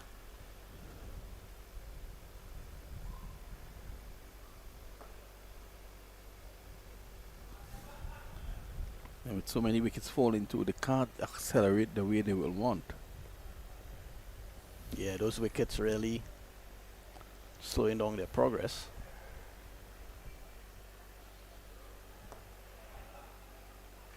Chance for a run out at the non-strike is in, but he gets back.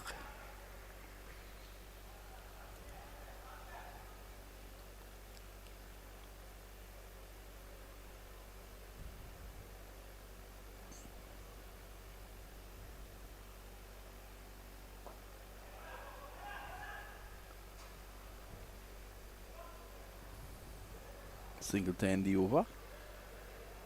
18-1.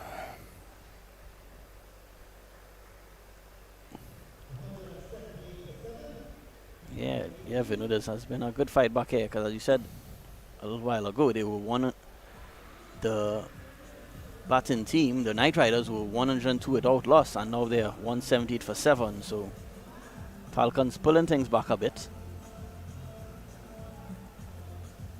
2 overs remaining. Sahadi is going to bowl the penultimate.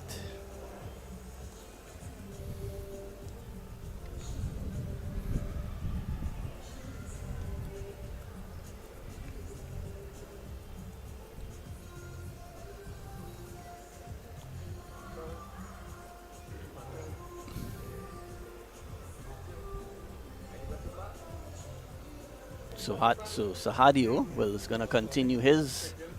He had a excellent second over.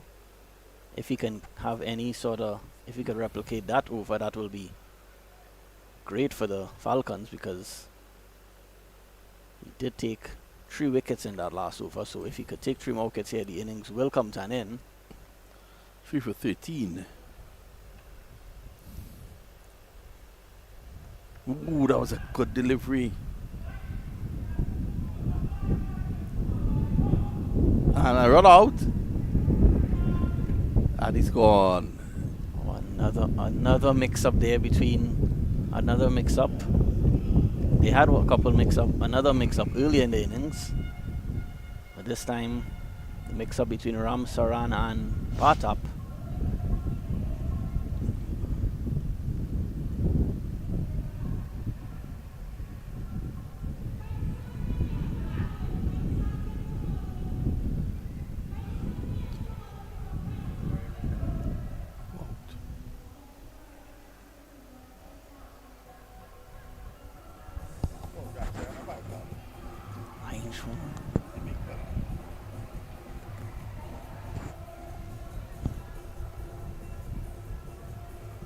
The new batsman, number 42, Subhash Rohan.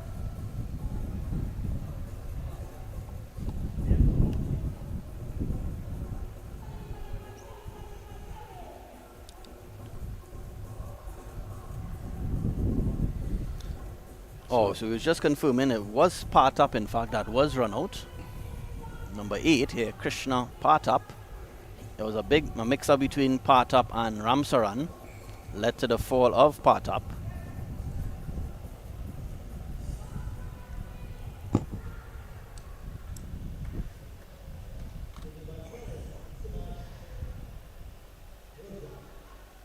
So Subhash Rohan is the new batsman for the Knight Riders. The score is now 179 for 8 after 18.1 overs. Now it seems that Knight Riders may fall short of that 200 run mark.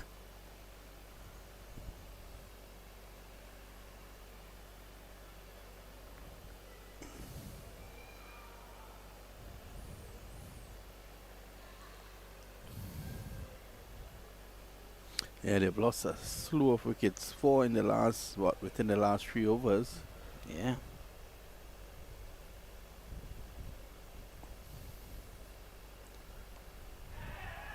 Worked away nicely. Runs here.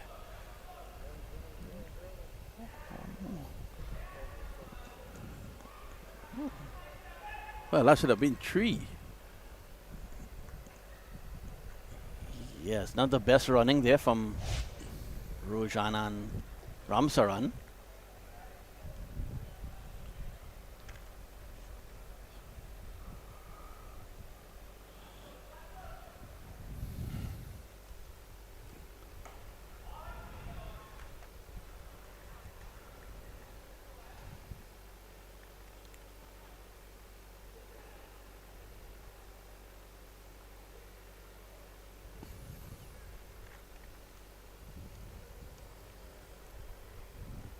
Rojan and Ramsaran will be looking for a few boundaries to end the innings. Could have been interesting there.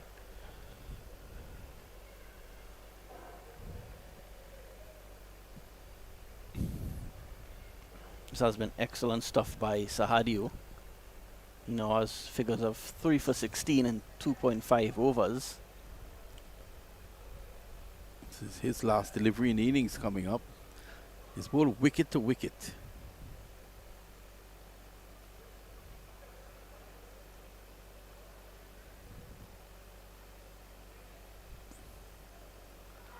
Oh, that looked good. The pitch outside leg. We wait and see. And they're going to get an overthrow. Oh, this is sloppy stuff here from the Falcons. 2 leg byes. Sahadio has been bowling his heart out, but not getting the necessary support from his fielders. There seems to be a bit of a injury concern here for the Falcons. Last over coming up. That is Gary Badesi, seems to be struggling a bit. Sort of seems like a leg injury. He'll need some attention.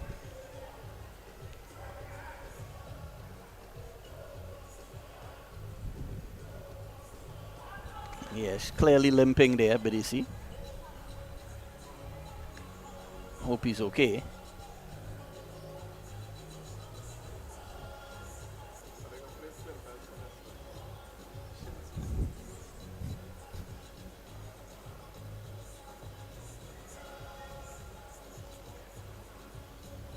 So, bit of a break in play here as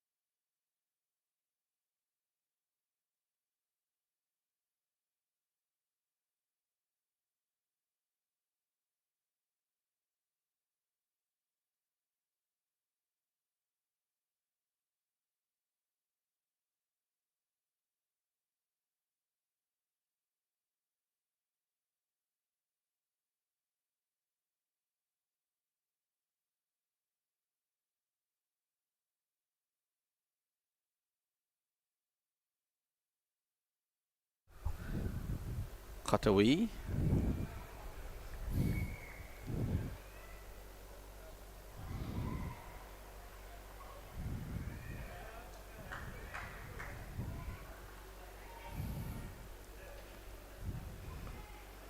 Driving straight to point, there is no run. Last over here, they need to probably use the long handle. There's still a wicket in hand.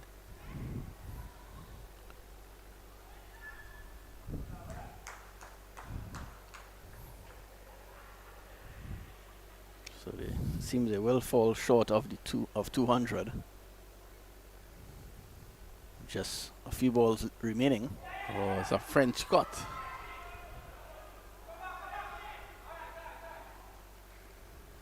That's a single.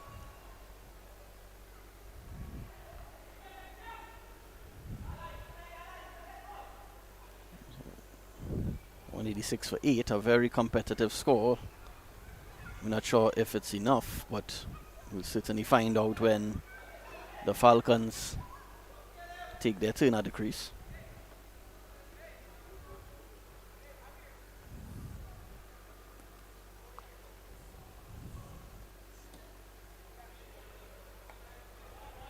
Worked away nicely. Should be pushing for 2. This is the final over, and they are.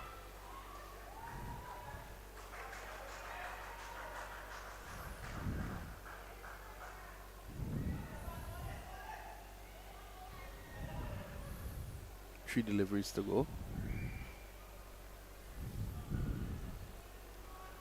2 sixes to get 200.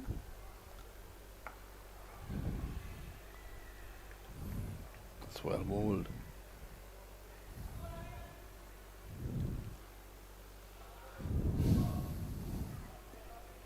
The Knight Riders would have wanted more Vinwood because, as I said, the opening partnership was 102.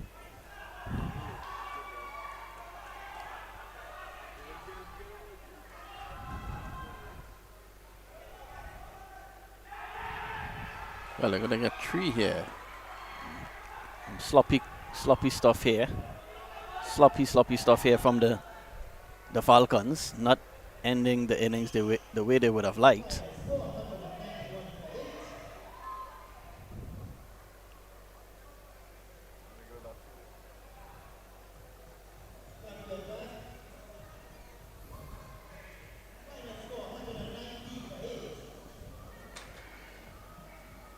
So that's the end of the innings. Again, taking a look at the summary scores, Ramsarak was brilliant on the day with 58 of 30 deliveries. Certainly the standout batsman for the Knight Riders.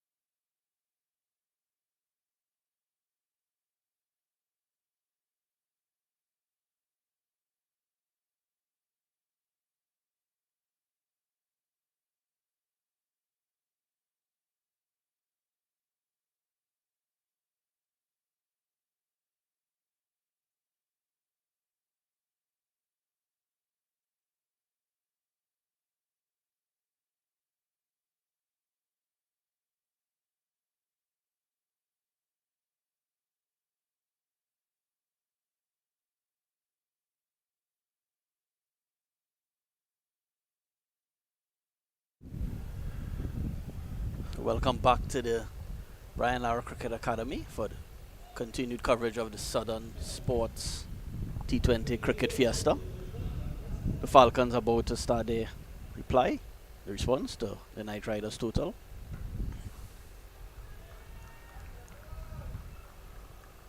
Opening the batting for the Falcons, Mbeki Joseph, former West Indies under 19 player, and alongside him is Mickey Rambarus.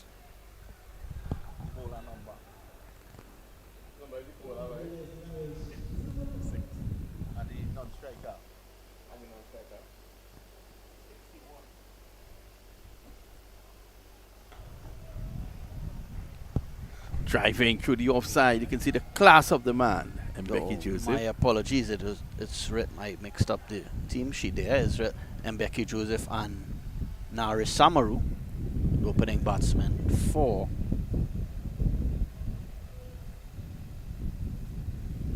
the Falcons.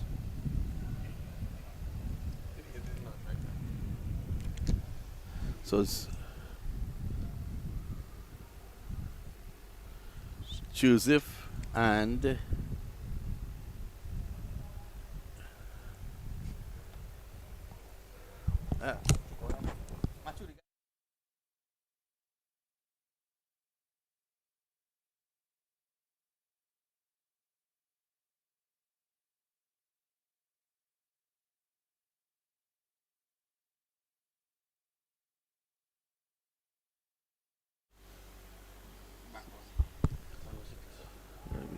Samaru.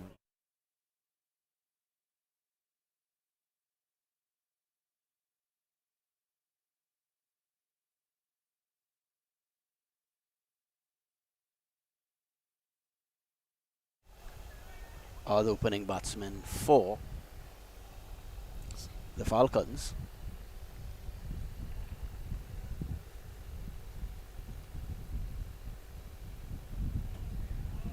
Rambarus a swing and a miss. They would need a quick start here, then chasing over 190 for victory. They would need to maintain a healthy scoring rate, and they'll certainly want to capitalize on the power play with just two fielders outside the circle.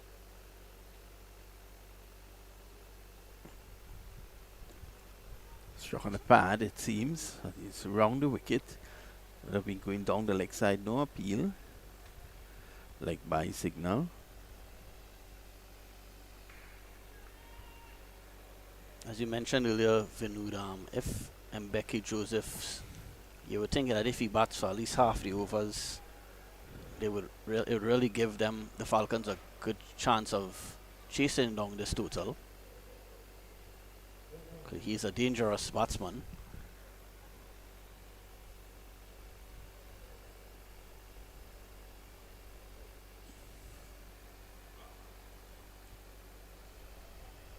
Short delay in the game here, not sure what seems to be the problem.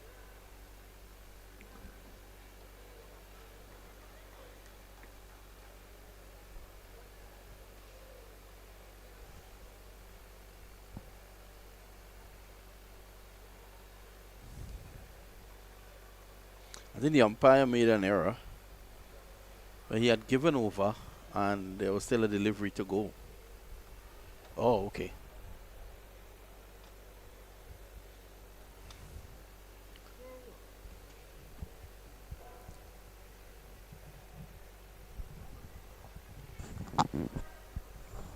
So a good start here by the opening bowler Samaru, just conceding a couple runs. Joseph stands and drives, gets one. He's a danger man, Joseph, so they will need to get rid of him. Certainly so. He is a stroke maker. He has the experience of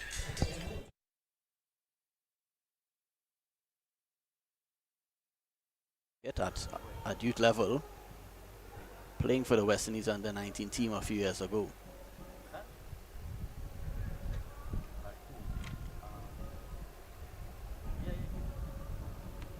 So the Knight Riders will want to see the back of Joseph very soon. But if it's up to the Falcons, they'll want Joseph to bat at least 8 to 10 overs, which will really see him probably score at least 50 or 60 runs, because he plays a shot, so he would score at a rapid rate if he stays.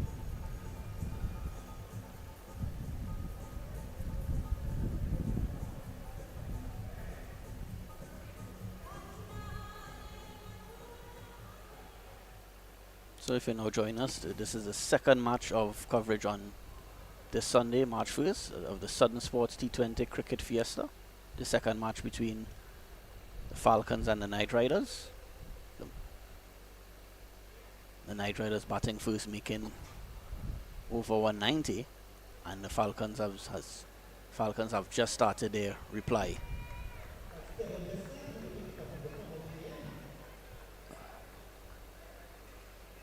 One ball.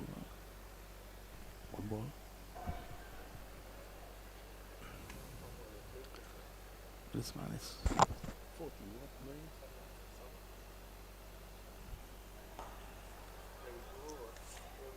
Yeah.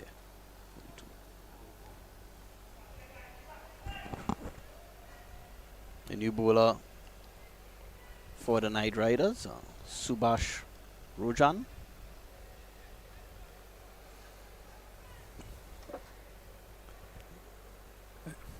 That's 42 on the man back.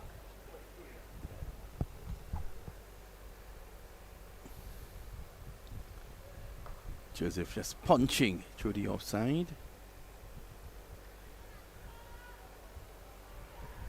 Watchful start here for the Falcons, but nothing to be concerned about yet. It's just 8 deliveries into the innings. 9 rather.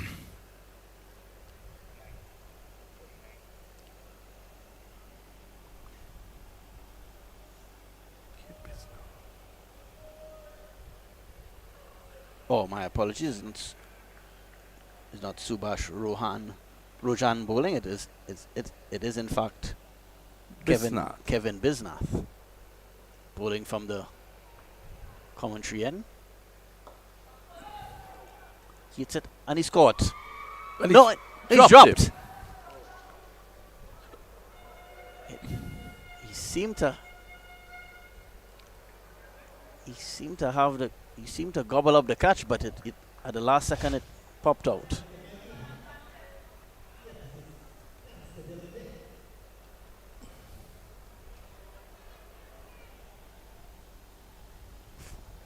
I think the guilty party there is Dylan Ramraj, number 4. Oh, that's a shot. 4, 1 bounce into the boundary, slightly short, and he was quick to bounce on that.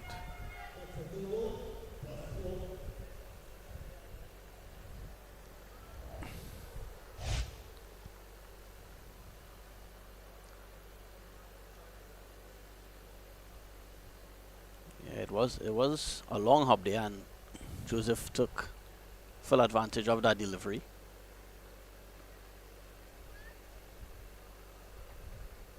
It was begging to be hit. It was short, outside the off stump. Not much pace on delivery. That will be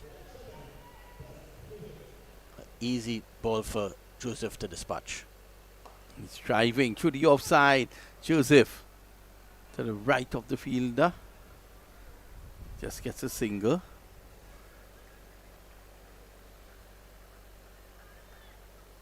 Joseph, a former St. Benedict's College cricketer, would have dominated at schools level. Oh, he's gone. So got a chance earlier in the over. And now Rambo Rose has to go.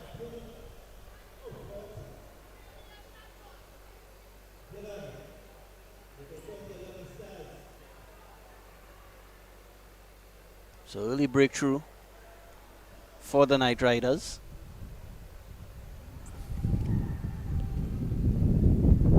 He got a life early in the over, Rambarus, but his innings comes to end this time as he was out caught.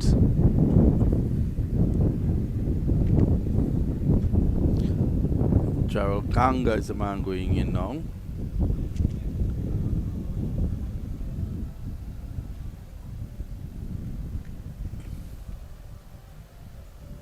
As Roddy Overton in.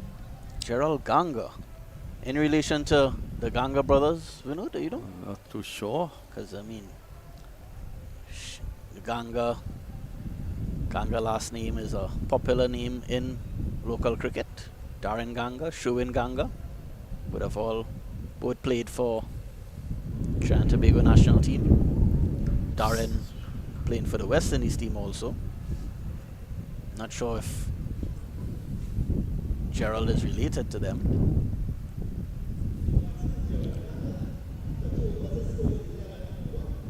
How much?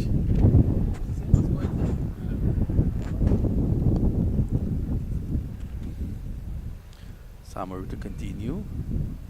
Driving powerfully. That's too hot to handle. That's 4 runs. Yeah, the mid-off fielder, he had a chance, but he may have got a couple fingers on it, but couldn't hold on. Look at the replay here.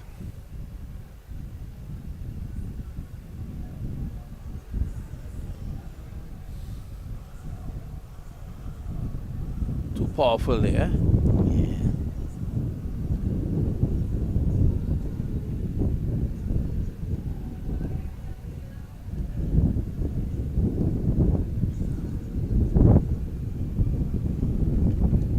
The Night Riders can't afford for Mbeki Joseph to stay too long. He's a dangerous batsman once he is in good nick, and they would want to send him back to the pavilion cheaply.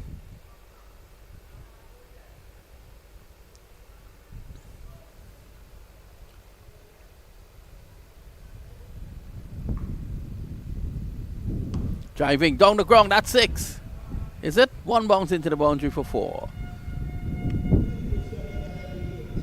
Yeah, Joseph really showing his obvious ability in the early stages here of the Falcons innings.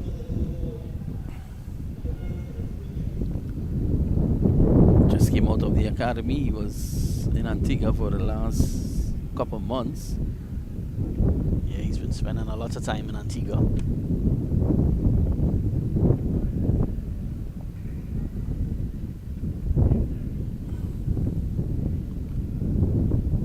Oh, that one keeps low.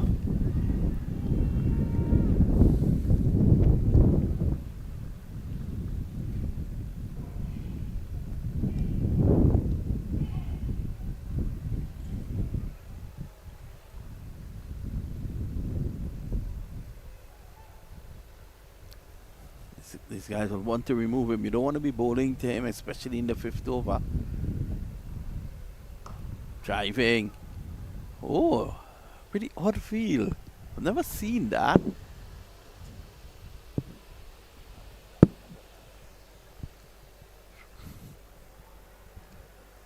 Single.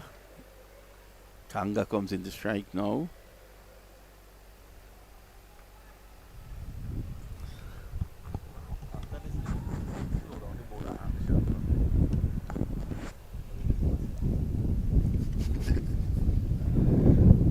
For 1. Yeah, decent over here for the Falcons.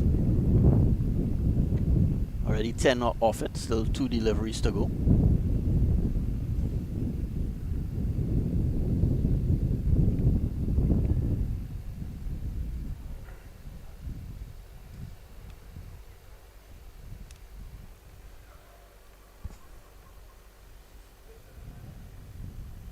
Ooh, that one was quick.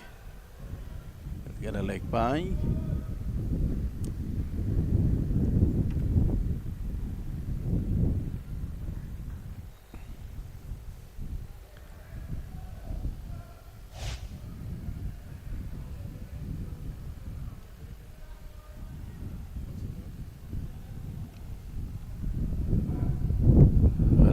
look at the bowler's action there again after this delivery.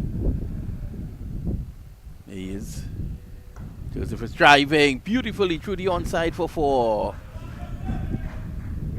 That's the class of the man, Joseph. Let's have a look at that replay. Well executed shot there. Really is a classy batsman.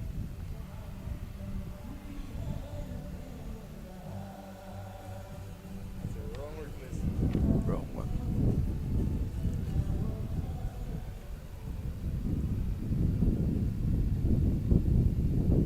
Swing and a miss. End of the over. At the end of that over. So 25 for 1.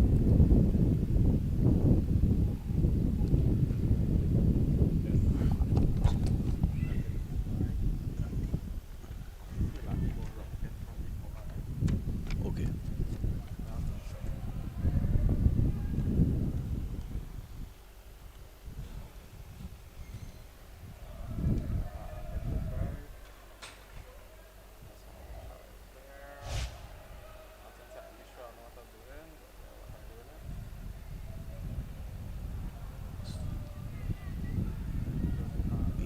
What you're seeing there's a replay of a drop catch early in the innings.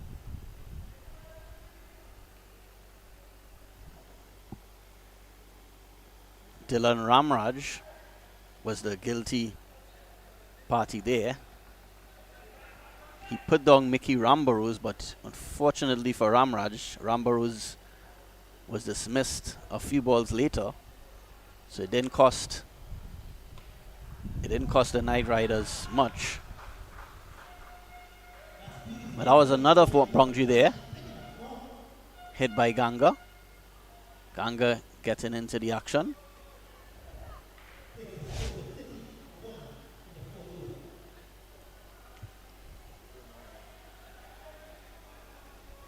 So Falcons in pursuit of more than 190 for victory.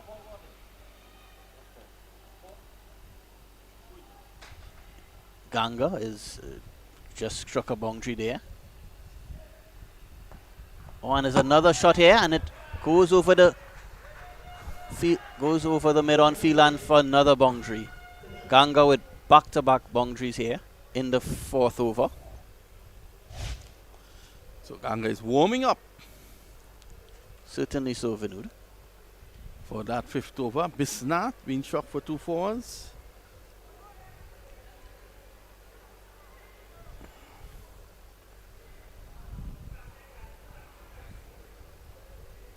Decent start here for the Falcons. They lost Rambaruz cheaply, but Ganga and Joseph are batting well here. Aerial.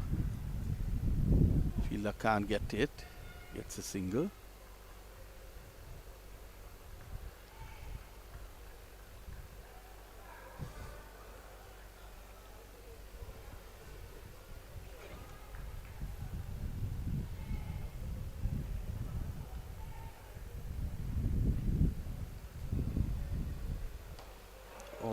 Joseph hits this a mile.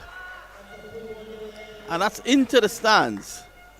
Impressive from Joseph. He's raced the 17 of 10 deliveries.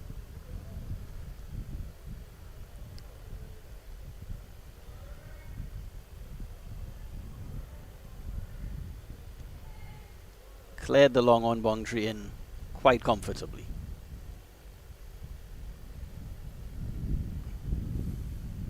So after the early wicket of Mickey Rambaruz, Joseph and Ganga have really settled in here, getting the Falcons to 40 for 1 in just the 4th over.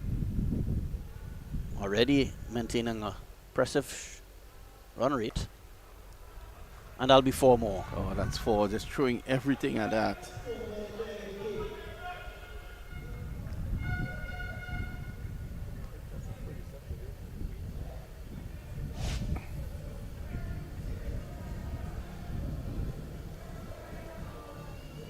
So Biz not having a over to forget here.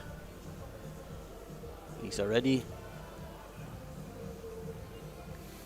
he's conceded 3 fours and a 6 in his second over, the 4th over of the match.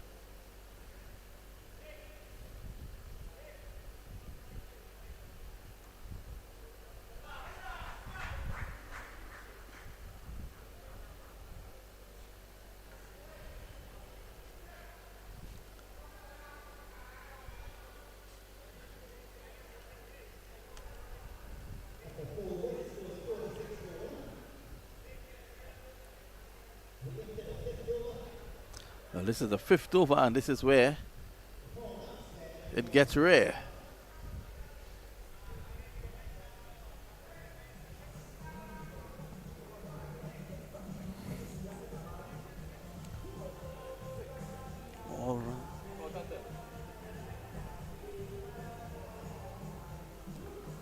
All runs in the upcoming over. The 5th over will be doubled. So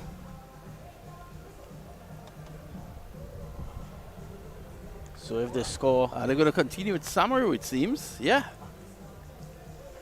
so if they score 10 runs in this over, it'll be worth 20. For example, if they score 20, it'll be worth 40. So in the Southern Sports Fiesta, So they're packing the offside field. So he'll have to bowl to his field here. 6 men on the off. 3 on the on. yeah, let's see if he could maintain a proper line to which is conducive to his field. Joseph goes with him, and that's 4. So that's an 8. He has struck an 8. It may sound, if you're now tuning in, it may sound weird or incorrect, but it's not. The 5th over, all runs scored are doubled, so a 4 is worth 8, a 6 is worth 12.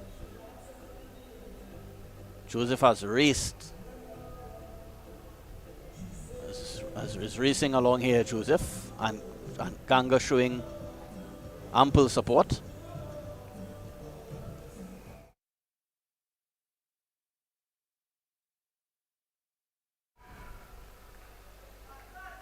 Swing and a miss.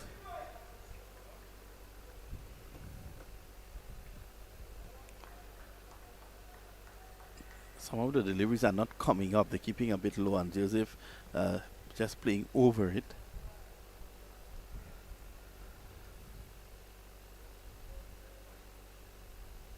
Oh! How did that miss? Well, how did Joseph miss it as well? He was going big with that. Yeah, that would have.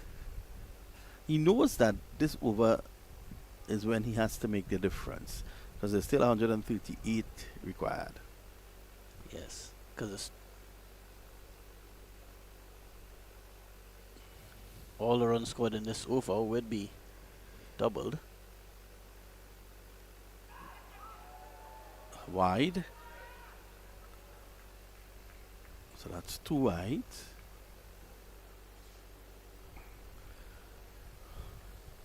So Knight Riders had 76 after their power play. Falcons certainly on course to get close to that as well.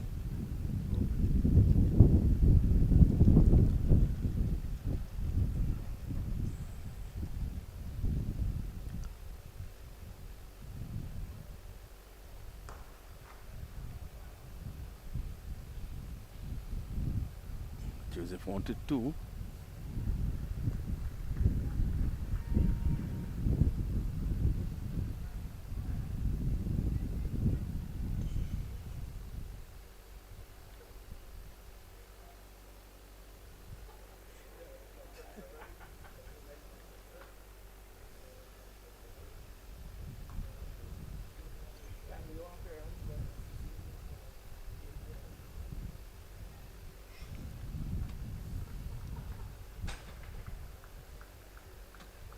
This partnership already with 50 off 17 deliveries, so Joseph and Ganga really showing some good form here. Driving through the offside, runs here.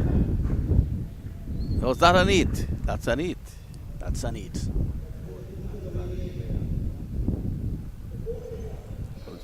22 in the over. Falcons 67 for 1 after 5 overs in pursuit of 192 for victory. Decent foundation here by Joseph and Ganga. After the early loss of Rambarus, they really keeping their team in the contest. And the required run rate is only 8.27. Because they're batting at over 13, striking at over 13 over, the required rate is now just 8.2. So really, it's a great chance here, the Falcons, to get to this total, this target.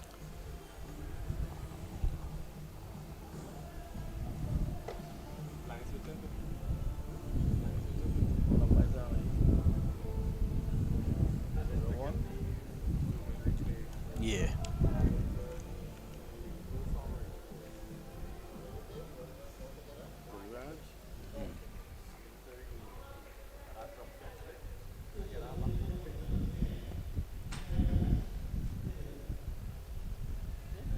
Yeah. So Dilraj is the new will continue bowling.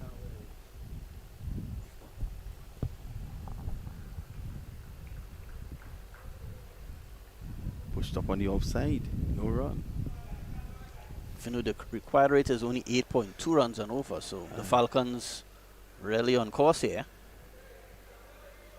Guy's driving down the ground. He's in trouble here, and he goes. They needed a wicket, and Dilraj just needed 2 deliveries to get the breakthrough, and he got the wicket of Ganga. He was going well, but did not get enough on that shot to clear the long off fielder. 67 for 2 after 5.2 overs.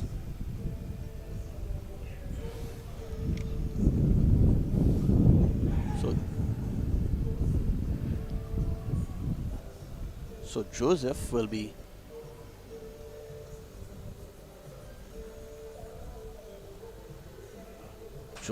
joined by Dinesh Ramdahari.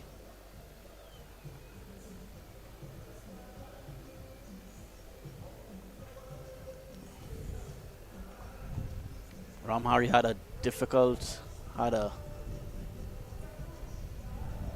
sort of mix outing with the ball earlier. He went for a lot of runs. He had to bowl one of the overs where the runs were doubled, either the 5th or 10th over. He was required to bowl early, and so he went for a lot of runs in his first over, 42 if I'm not mistaken, when he bowled earlier. But he really he fought back well in his remaining overs. So he will try to see if he can make some sort of impact here with the bat. He joins Joseph, who is showing his class here. 30 off 16 for Joseph.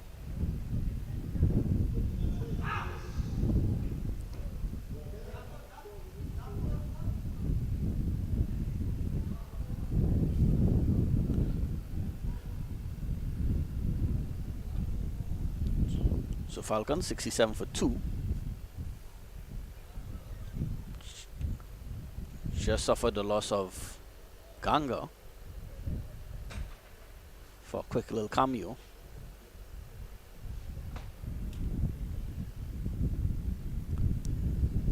That'll be a wide.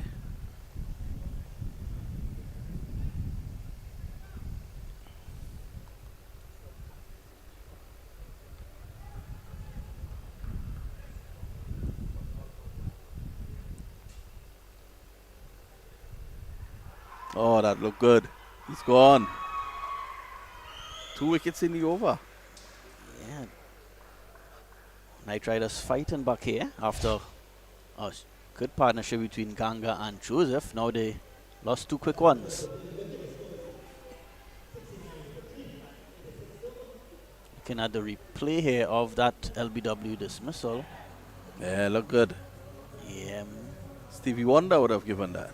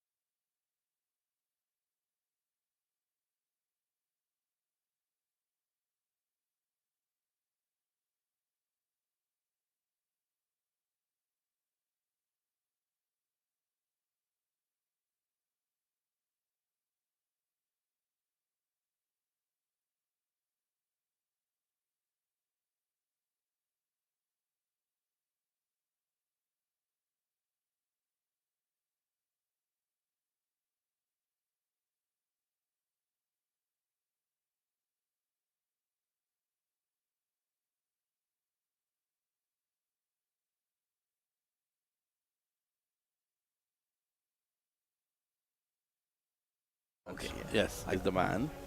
So Dilraj versus Dilraj.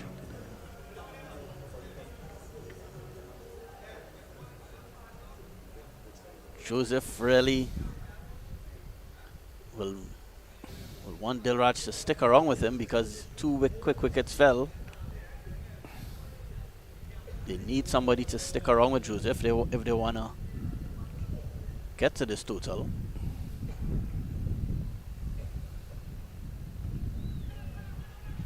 Joseph wants to run. Gets in.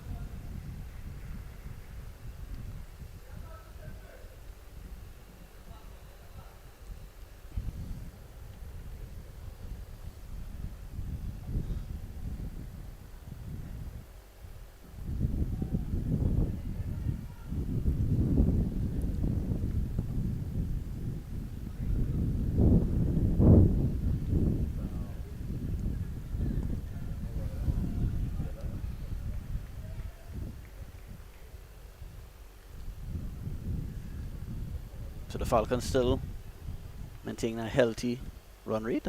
They're going at 12.35.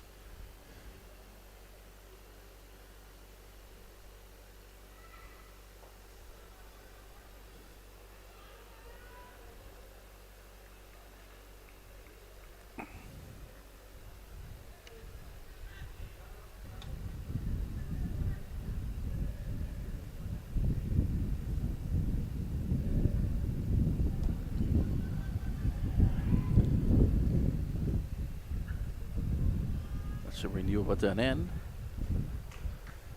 Successful over at the end of it. End of the power play as well. 71 yep. for 3. Not much in it because Knight Riders was 76. But the one difference I think, Vanud, is, if I'm not mistaken, the Knight Riders were 76. Were 76 without loss. So. Yeah. So in terms of the runs, it's a pretty close, but the Falcons will have to try to. They need a partnership here. If there's any more wickets, it will definitely be on the back foot. Required rate, they need 120 off 84, so it's doable. I mean, the required run rate is just 8.5 runs and over, so they'll need a partnership here to stay on course, while Dilraj and company, Dilraj, who took 2 wickets in that last over, will want to continue his form along with the other bowlers and keep the Falcons batsmen at bay.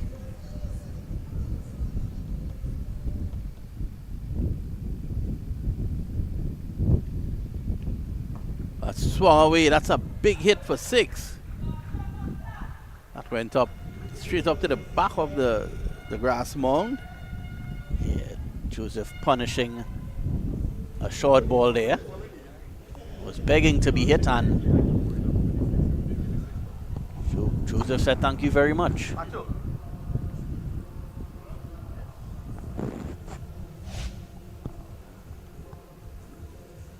Is that Bichan? And we wait to find out who the bowler is.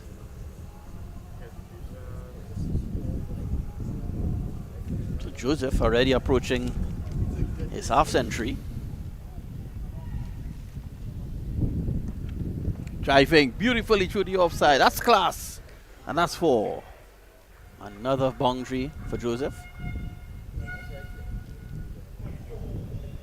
Huh?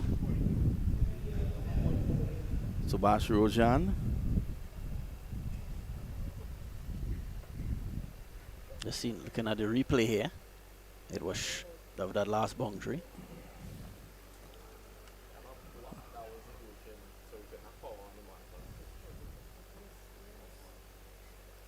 Paddling it around the corner, and it'll go for 4. This is child's play here now from Becky Joseph.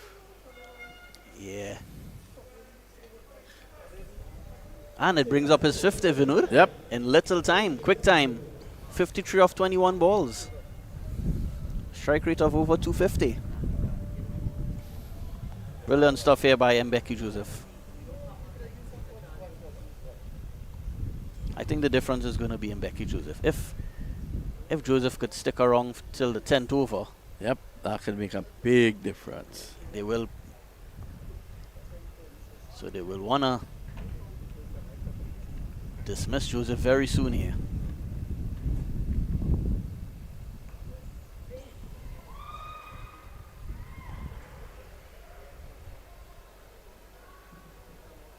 Rojan bowling with his hat on.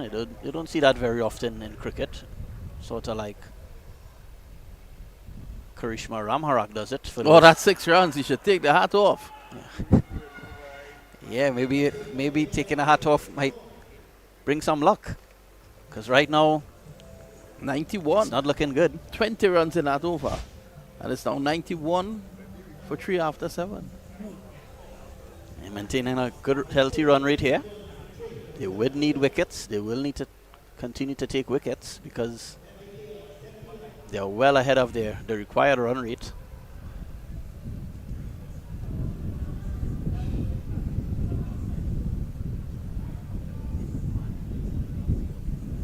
So, okay, Dilraj is going to come back. 2 wickets in his last over. Yeah, let's see if it could get more success here. Again, it will be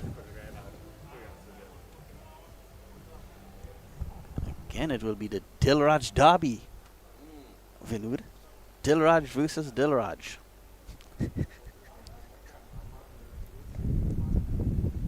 So,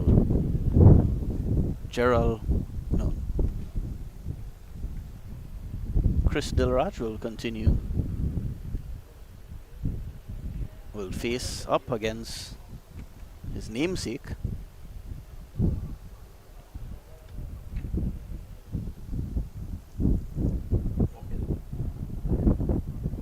Jainaj Dilraj will bowl to Chris Dilraj.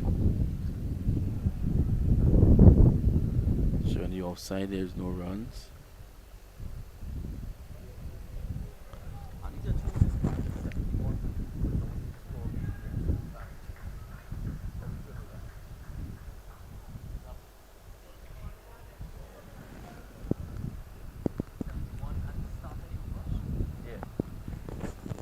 Chris Dilraj swings wild at one. It wasn't where he intended it to go, but it runs down to the fine leg boundary for 4. It was an inside edge. Just looking at a replay of that fortuitous boundary. It was fortunate, but I don't think Chris Dilraj will care that much because it's 4 more runs to the total.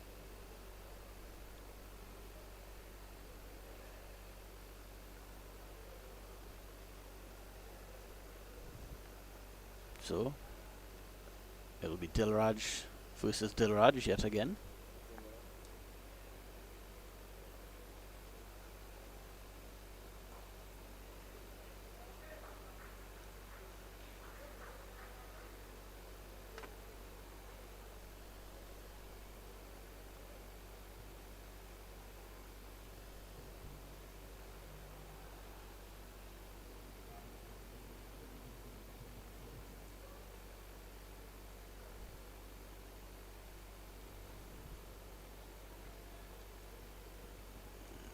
The required run rate is now just a very gettable 7.5 runs per over, because they're way ahead of the required rate. So 7.5 with 96 off 76. The Falcons need 96 off 76, which is very doable with 7 wickets in hand. So the Night Riders will need to cut wickets. They'll will need to continue taking wickets to limit the batsmen, the Falcons batsmen.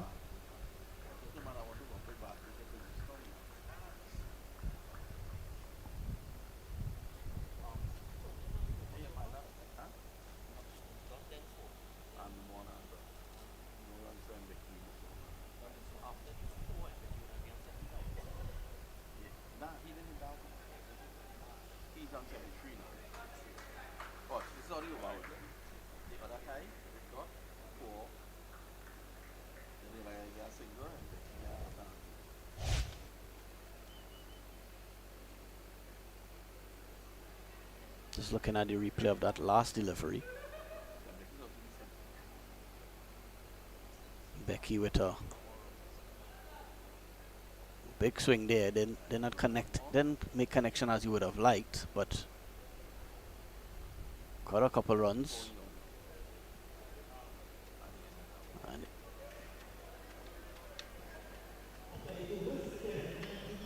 at the end of another over, the Falcons have progressed nicely to 99 for 3 after 8 overs. But then Becky Joseph are racing to 74 of 30 deliveries. Really putting the team on his back here in pursuit of 191 for victory. The left-handed Joseph finding the boundary with regularly.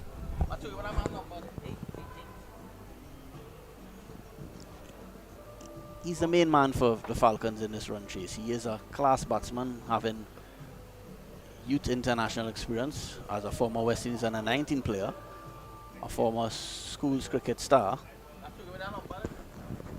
He has been a member of the West Indies Cricket Academy, based in Antigua, that sort of trains cricketers under the age of, sort of in the under 25 age group, and they spend time in Antigua training and living and training in Antigua. Well, so he's got that experience under some top cricket West Indies coaches. Runs here down to close to the boundary. You're going to come back for 2, Mbeki. Was on the 76 now, and that's 100. Yeah, Vinod. Night Riders in need of a few wickets, a couple wickets, because the required rate is just about over 7. At the end of this over, we will enter over number 10, where it will be double. So, yeah, we'll see how that goes. Especially Joseph will hope to capitalize. I think if Joseph gets in the other over with runs being double, he'll get 100 in that over. Very possible. Yesterday we saw centuries by Antonio Gomez and Aaron Gopi Chansing. They put on 222 for the first wicket. Oh, wow. 12s. Oh. Oh, well, I still can't get accustomed to hearing people hitting 12s, Vinod, but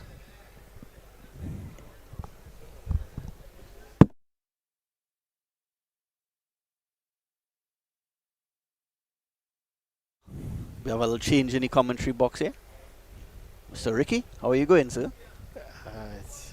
It's nice to be here to see this interesting tournament, Fiesta Cricket. has taken place. 102 for 3 at the moment. Yeah, the Falcons in chase of 191. They seem to be on course here. Yeah, they're going at a current run rate of 12, so they are well ahead at the run rate at this point in time. But the issue is wickets. They have already lost 3 wickets. And you never know. A couple of good overs here is what is required. And we'll change things a bit. It's just to bring that run rate up a bit. That required run rate. That's all they need. A couple of good overs. And it could change the tide a bit. I have to agree with you. I have to agree with that. This one is driven over cover. And this goes into the boundary for 4. That's a lovely shot. Pitched up delivery outside the off stump. And just took a step forward. And just drove it in the air. Wide of that fielder at short cover. And it goes into the boundary for 4. So that's a lovely shot there to put the pressure back onto the bowler after a couple of good deliveries there. Yeah, Dilraj getting into the act. He has been playing a sort of supporting role to Mbeki Joseph, who has led from the front. This one, a wild swing down the leg side. Ball coming off the pad. Keeper does well to prevent any chance of a single. But that seemed to be the quicker one on the pads. Just not allowing him the room outside off stump, which he was driven for 4. And that seemed to bring the over to an end after 9 overs. It's 106 for 3. And this over coming up is the crucial over where all runs will be doubled. So if you score if you hit a 6, it will count for 12. If you hit a 4, it would be 8. So this over here could. Yeah, it's interesting to really hear that. A delivery going for 12 rather than 6. Yeah, it's really interesting. But again, it's all for just to tweak the game a bit, to change things a bit, make it a bit interesting. You know, the batters now, it give them the initiative to try and go after the bowler. But on the other hand as well, now the bowler gets an opportunity for a wicket. Because looking for that 12 runs, it brings the bowler into the game. Because the batter is going to try something a bit different. Good thing here is MBK Joseph on strike. And he's on 77 from 32 deliveries. So it's going to be a bit better for the batting team here, having him on strike for this particular over. Let's see how it's going to be. And initially, first delivery. And it goes for 12. Out of the ground. And that's 12 runs. The very first delivery pitched up on that leg stump line, and he just has a slog sweeper now that was good over that deep mid-wicket boundary. That's 12 runs. And I want to make a suggestion. Maybe next season in this tournament, if it goes out the ground, instead of 12, they could get maybe 24. 24. Wow. I was thinking maybe 18, but okay. 24. Come on. Yeah, that's a bit harsh for the bowlers. Yeah, that will be a bit unfair to the bowlers. Yeah, it's a bit harsh. This time driven down the wrong and the single not taken. So Mpige realized that he has to be the one to take the strike here. He wants to maximize this over. Certainly. And with him on strike, definitely they are better of him maximizing and getting those 12 runs. Yeah, because just that 12 that was struck in the first ball, now the required rate has dropped below 7 runs and over, the required rate. Yes. This time driven and it's dropped. Well, it was driven straight back to the bowler. It was a bit difficult because he was sitting that very hard. Straight back to him, not able to hold on. Could they ruin that opportunity? Yeah, it was a half chance at best, but those sort of chances is either it sticks or it kind of counting on the ball to just stick in your hands. Definitely, that's what you're hoping for, and it's on the follow through as well. So it's a difficult, but as a spinner, you should be expecting those to come back to you. This one is pulled away. The fielder is there. 1 bounce, 2 bounce into the fence. That's 8. That's 8. Not 4, but 8. So the equation is getting very simple here now for the Falcons. 65 required in 62 deliveries. Yeah, they're taking full advantage of this double play over in terms of the runs being doubled. And that's 12, a dot, now 8. So that's 20 runs off the over as well. He's on to 97. And he's going to pick up a boundary here.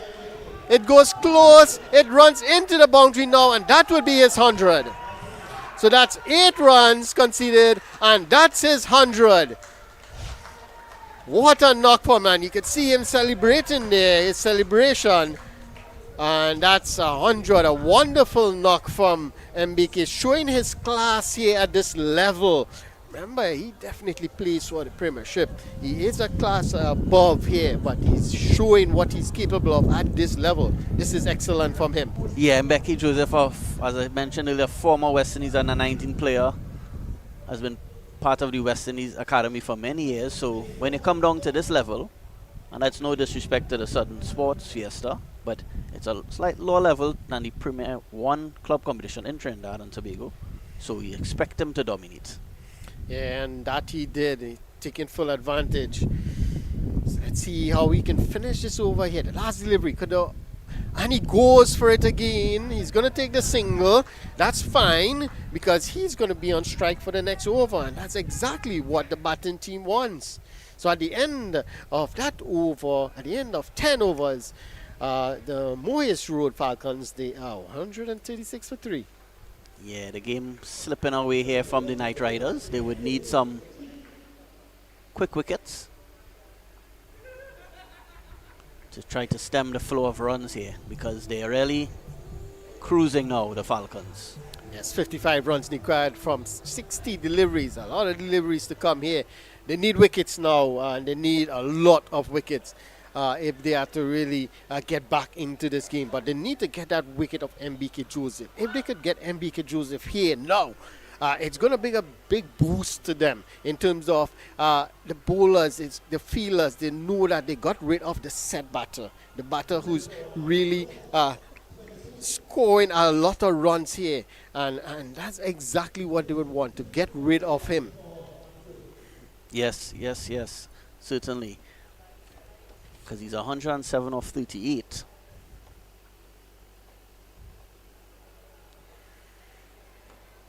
Swan is on the back for driving through cover. He's going to get a single because there is protection on the deep cover boundary.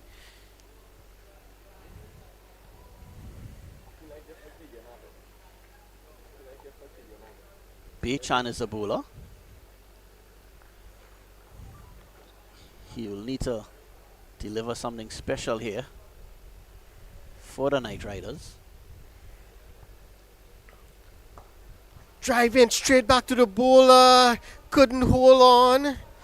Those are difficult chances. As you mentioned previously, one was given from MBK Joseph, but the batters are really going after the ball. They're hitting this really hard and really difficult for the bowlers. But you can see from his reaction, he thought he should have held on to that. He should have taken that one. And that's the opportunities that they need to hold on to. That's 2 down now, eh? Yeah, that's the half chances they need to hang on to capitalize on. Well, this is a bit of innovation here from MBK Joseph, and it's not a bad shot because all he has to do is beat that one fielder at the short square leg there, and that's a boundary. So it's not a bad shot. The shot is on, but he just has to make proper contact. Well, sorry, that will be point because he's in a reverse sweep. This one is down the ground, and that's 6 more. From the moment he hit that one, he knew it was going to go all the way for 6. All Long One had to do was just look over his shoulders and pick it up from the stands. Yeah, Mbeki Joseph having a field day here at the Brian Lara Cricket Academy for the batting for the Falcons. Field is an understatement, I think. Yeah. He seems to be enjoying, he's relishing this opportunity here. Correct. 114 or 41 deliveries. And this is another 6. What a shot. Pitch stop delivery on that middle and leg line. And the slug sweep comes out and he hit that one into the 501 stands. 6 more. Yeah. And Joseph seems to be in a hurry here to help Falcons complete this victory. Yeah, pitch stop delivery on a length, and all he had to do was hit through the line, and a batter set on 114. That is easy pickings for him. He's going to hit that any day of the week, including Sunday, which is today. Yes. Well said. wider, and this time he guides it past that fielder at a point. They're going to get one, and that's all it's going to be. It's a very wide delivery. He went after it. Just managed to guide, but all he wanted was a single. You can see this is smart batting from MBK Joseph here. At the end of over number 11, it's 151 for 3. I thought they could have gone for the second, but as you said, he probably wants to keep the strike, and smart cricket. You know, he wants to take it upon himself to do the bulk of the scoring. He's a set batter, so he needs to stay there. He needs to score the runs. And the longer he stays there, the easier it's going to get, and the faster they're going to get to that total. Yes, indeed. The required run rate is a measly 4.5 runs and over is required. So measly, you're really harsh on these players here. Yeah, measly. Yeah, you're right. Forte required of 54 deliveries. A bit of drinks being taken out for the batters. The fielders would want to get a drink as well. Yeah. But they would want to come off the park to get a drink. They wouldn't want to stay there. At the moment, they're being manhandled by MBK Joseph. Yeah, Dilraj, not forgetting the role Dilraj is playing. Chris Dilraj, he's 17 of 11. Not getting to face many deliveries, but he's playing his part. And you're absolutely right. It's all about a partnership. And for a partnership to develop, you need someone at the other end. And that's exactly what Dilraj is doing. He's there at the other end. And he's striking. He's striking more than 100 runs per ball. Because he's on 17 from 11 deliveries. So he's not just doing a part. He's actually doing a very good job for his team as well as the partnership. That's a very good point. Yeah, this is excellent from him here at this Mohess Road Falcons.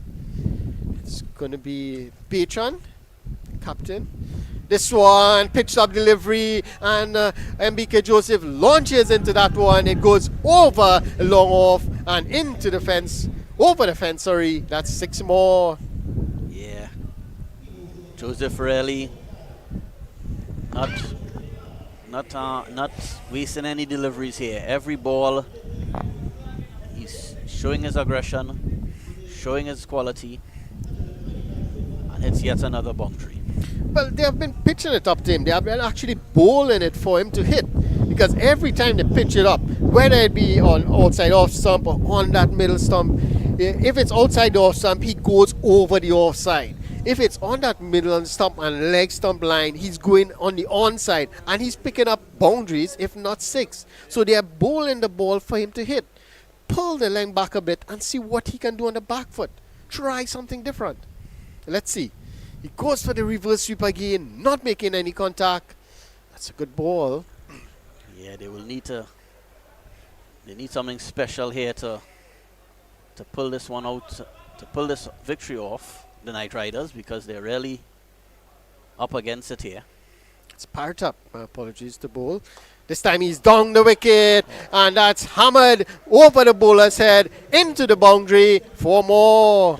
The fielder just had to go maybe 10 yards to his right, but it was so well struck that it still found the fence. Well, it was struck so hard, the bowler didn't even bother to put a hand up. He's like, no, I'm not going to put my hand there. He might have had to get some attention for his arm, because he might have been injured if he tried to feel that one. This time it's wide, but not wide enough for the umpire to get a bit of exercise and stretch his arms.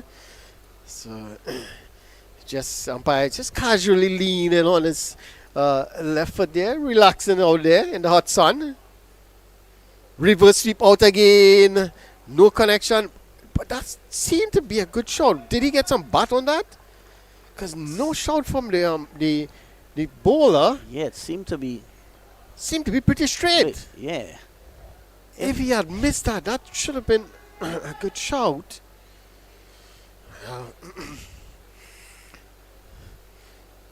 This one is whipped away flamingo style into the onside, but there's a fielder at that deep mid-wicket boundary, and it's just a single. So at the end of over number 12, Falcons 162 for 3. Yeah, this partnership is almost worth 100 runs. between Joseph and Dilraj. Dilraj has 17 of those. And I believe, I could be wrong, but in the last 3 overs since I'm here, I don't think Dilraj faced a delivery. Since the 10th over, I Yeah. don't think he faced a delivery. I think you're right. Yeah, Dilraj Joseph has really put the team on his shoulders. Really wants to be the one to lead the charge. BK Joseph is probably calling for some water again. Is it? Or is it a change of ball? Is it? Well, the umpires, they're having a look at the ball, so I guess it's going to be a change of ball.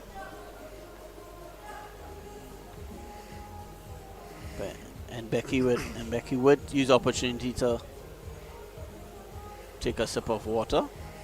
I think the fielding team would want to use that opportunity to get some water as well. Yeah, because it's been tough going for them in the last 4 or 5 overs. But the good thing about it, yes, it has been tough for them, but they are not running around the park. They are basically retrieving the ball from over the boundary. So Yeah. most of the fielders, they are not really doing anything. Yeah, correct. They've had to jump into the stands a few times to Yeah, retrieve the ball. correct. So it's a change of ball. So you can see one of the committee members, he's coming out to the box of balls. Yeah. And they're going to look for one that is similar over, similar state, but usable. So it's going to be probably a newer ball, a harder ball. So it's going to be easier for the batters now to it's going to be easier for the batters now to hit the ball, because a harder ball is going to be easier to hit. And well, I mean, the ball was softer before, and MBK Joseph was hitting them into the stands. So with the harder ball, imagine where he's going to hit them. Yeah, we'll see how it goes. Let's see. Could it be an opportunity for the bowler as well to just slide one on quickly? So, part up, it wasn't a bad over from him. I believe just 1-4 that was driven down the ground. So it wasn't a bad over from him.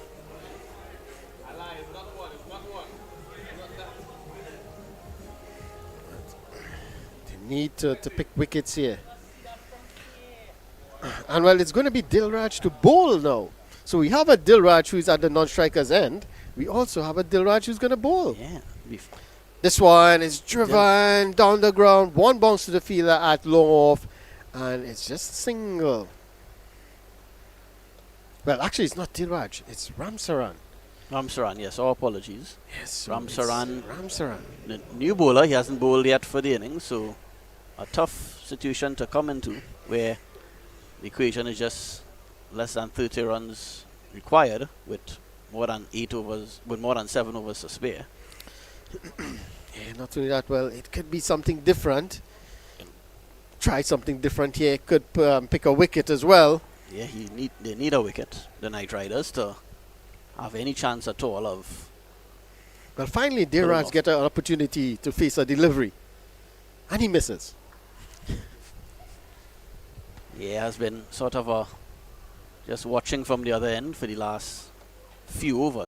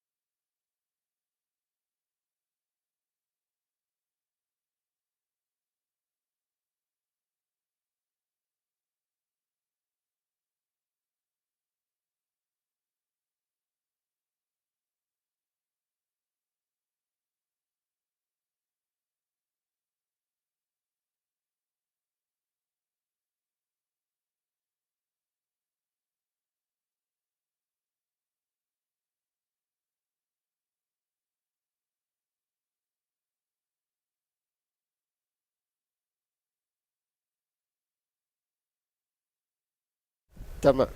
So we're back here at Brian Lara Cricket Academy. Just had a little technical difficulties. But we're back here, and we are back. We are greeted with a wonderful six of MBK Joseph.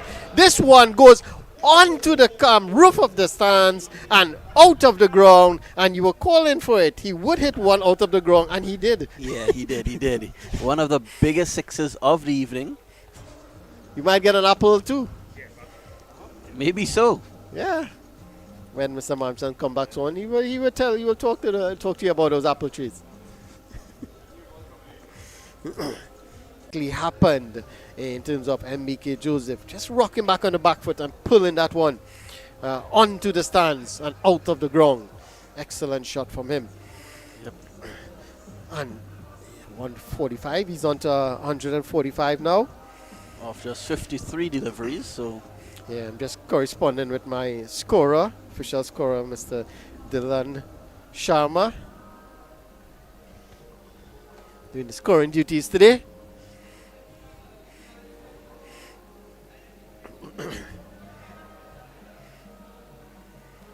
So the Falcons just need about just 15 more runs to pull off a convincing victory here against the Knight Riders.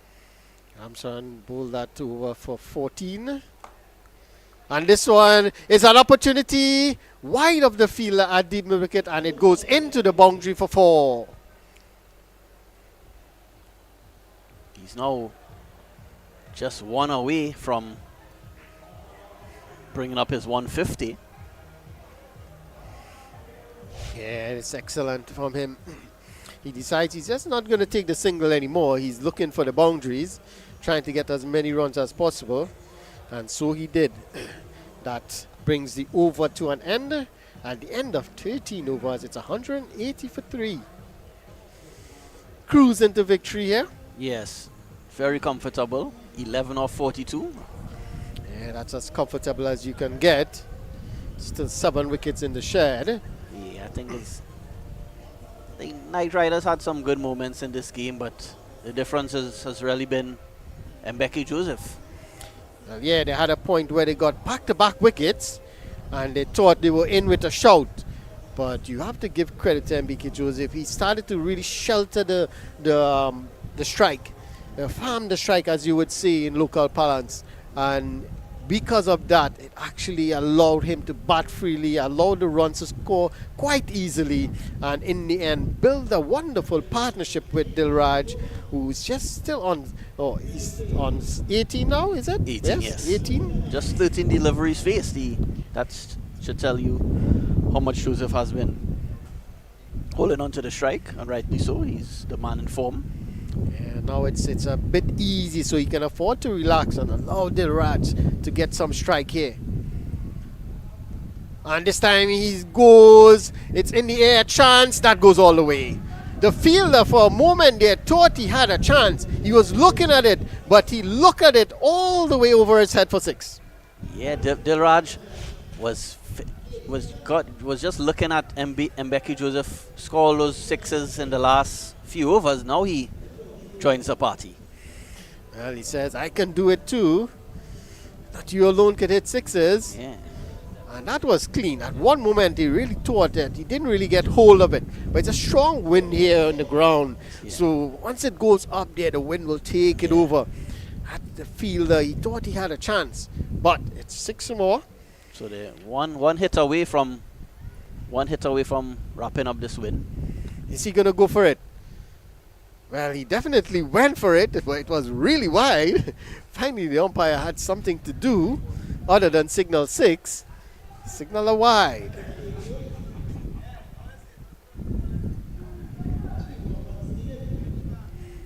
So just It's the boundary needed now. Down the wicket, driven straight to the fielder. This is good from, is it Ram? This is good from him here. He threw the ball and it hit MBK on his backside. yeah, he tried to get out of the way, but He was protecting his wicket. Let's put it that way. yeah. He was protecting his wicket. The fielder immediately put his hand up and apologized. He didn't mean to hit him. No. But again, just looking to wrap this one up here. Just 2 runs required for victory. And he's bowled him. Well, well, well. And look at the celebration from the bowler and the keeper.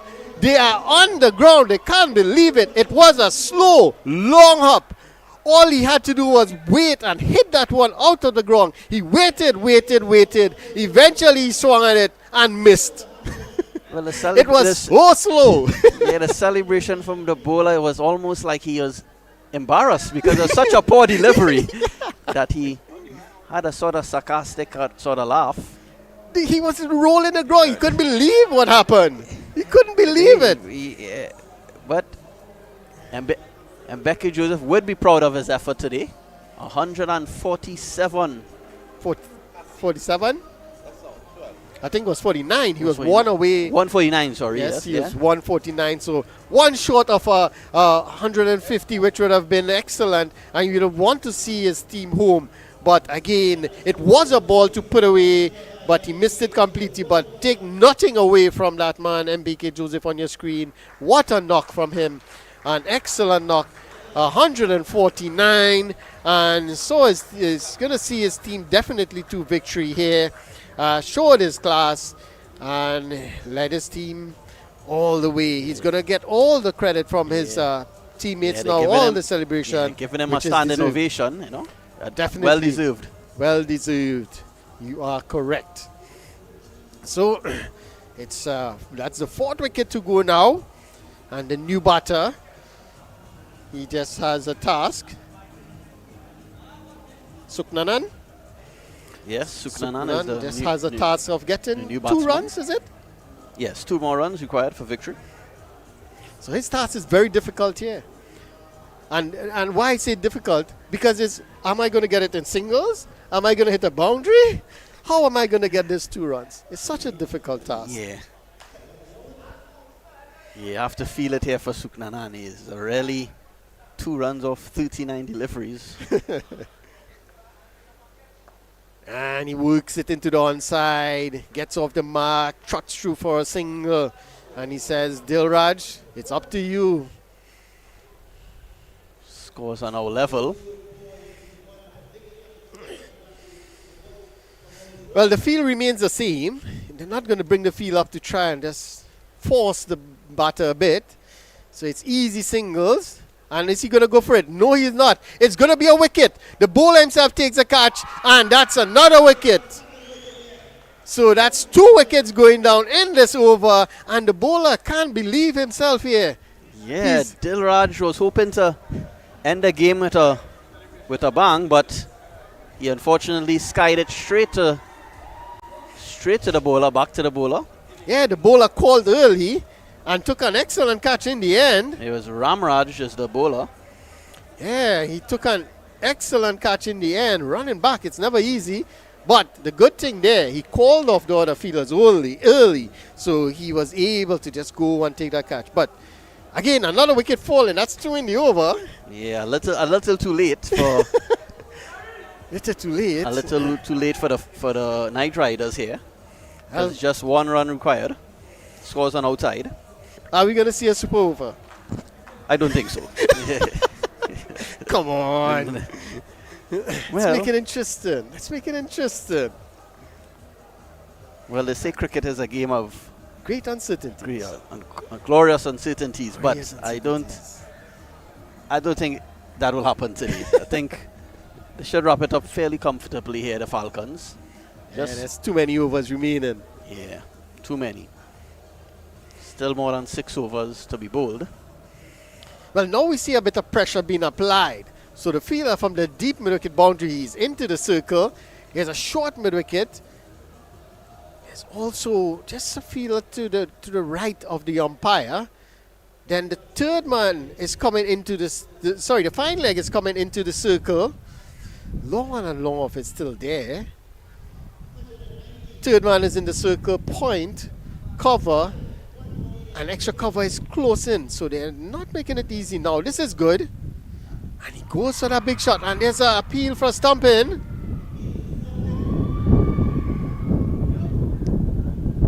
Yeah, End of the over there. That out End says of the 14 umpire. overs. Still 1 run required for victory. Yeah, he went for it there for sure. He's a big man and he wanted to end it to the big 6. But I mean, to be honest, not to be critical, but it's not smart cricket, huh? Just 1 run required, just 2 runs required, and you're looking for an almighty hit, and you lost your wicket. So Dilraj, first of all, and now that's who is it? Pidesi looking for almighty swing? Come on, there's no need for that. Yeah, really hoping to finish it with a flurry, with a bang, but it's just a single required. Yeah, just prolonging the game, push it into the gap and get a single. But he looks like a man who doesn't want to run much singles. Looks like he just wants to hit the ball to the boundaries. So let's see. It's a new bowler. So that was an excellent over from Ram. 2 wickets for 9 runs. It looked pretty good. The keeper did very well, I must say. That one seemed to be a leg break, just turn away from the right-hander. The keeper did very well. Batter seemed to shift forward a bit. His foot was up in the air, but was it behind the line? Fielders got a bit excited, but not given out. The umpire is in the best position. Well, he's not in the best position. He is at point when he should be at square leg. Correct. But I know because of the sun, the umpires normally tell the batters that they will be on the offside. Because if he was on the leg side, he would be facing directly into the sun. So it's a tactic that they use. Yes. This time you could see he tried to pull that one, the carom ball, off the fingers. really delaying the end of the game here. Just 1 run required, making it But this is good. Look more at it. We have difficult than it should be. 2 slips on a gully. This one is driven straight to the fielder at extra cover. So this is good. So we have 2 slip on a gully. There's a cover point, extra cover inside the circle. Well, close in. There's a mid-on, mid-wicket. No, there's another fielder that's coming just close to the umpire at the, probably like a point region, and he's going back into the leg side. They're not sure what they want. Yeah, a very attacking field just for 1 run required, but they're not giving up here, the Night Riders. Oh, and that one was hitting the air, just short of the fielder at short. That's extra cover. But this is what they should have done earlier. Yeah, correct. I agree with you. When there are 2 set batters, when MBK was out. And this one is swept away, 1 bounce into the fence. That's the end of the game. And the Falcons, they have won this one by 5 wickets. Yes, 5 wickets. Comfortable victory in the end. They made it a little more difficult than it should have been, but comfortable win. It's comfortable in the end, and all because of that man, MBK Joseph. I have a question for you. Who you think is going to get man of the match? Oh, that's a very difficult decision, but I think Mbeki Joseph certainly should be given the man of the match. He was just a few runs shy of his 150. He struck 11 fours and 7 sixes, a strike rate of 277. Wow. Yeah, that's excellent from him, and definitely player of the match. So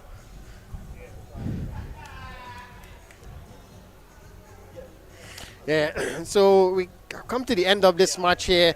At the end of this one, the Falcons, they coming out victors here, winning this one by 5 wickets, comfortable in the end because of that wonderful knock by MBK Joseph. It's 109. So as you can see, the players just exchanging pleasantries there, and we will end our broadcast here from the Brian Lara Cricket Academy. We thank you all for joining us for this wonderful match, and occasion. And again, congratulations to the Mohess Road Falcons. A wonderful victory, and they will be they will move on to their next game. Do join us again for more coverage of this wonderful fiesta from that's the Sun. On behalf of the entire team here, I want to say thank you for joining us. Have a good evening, and do join us again.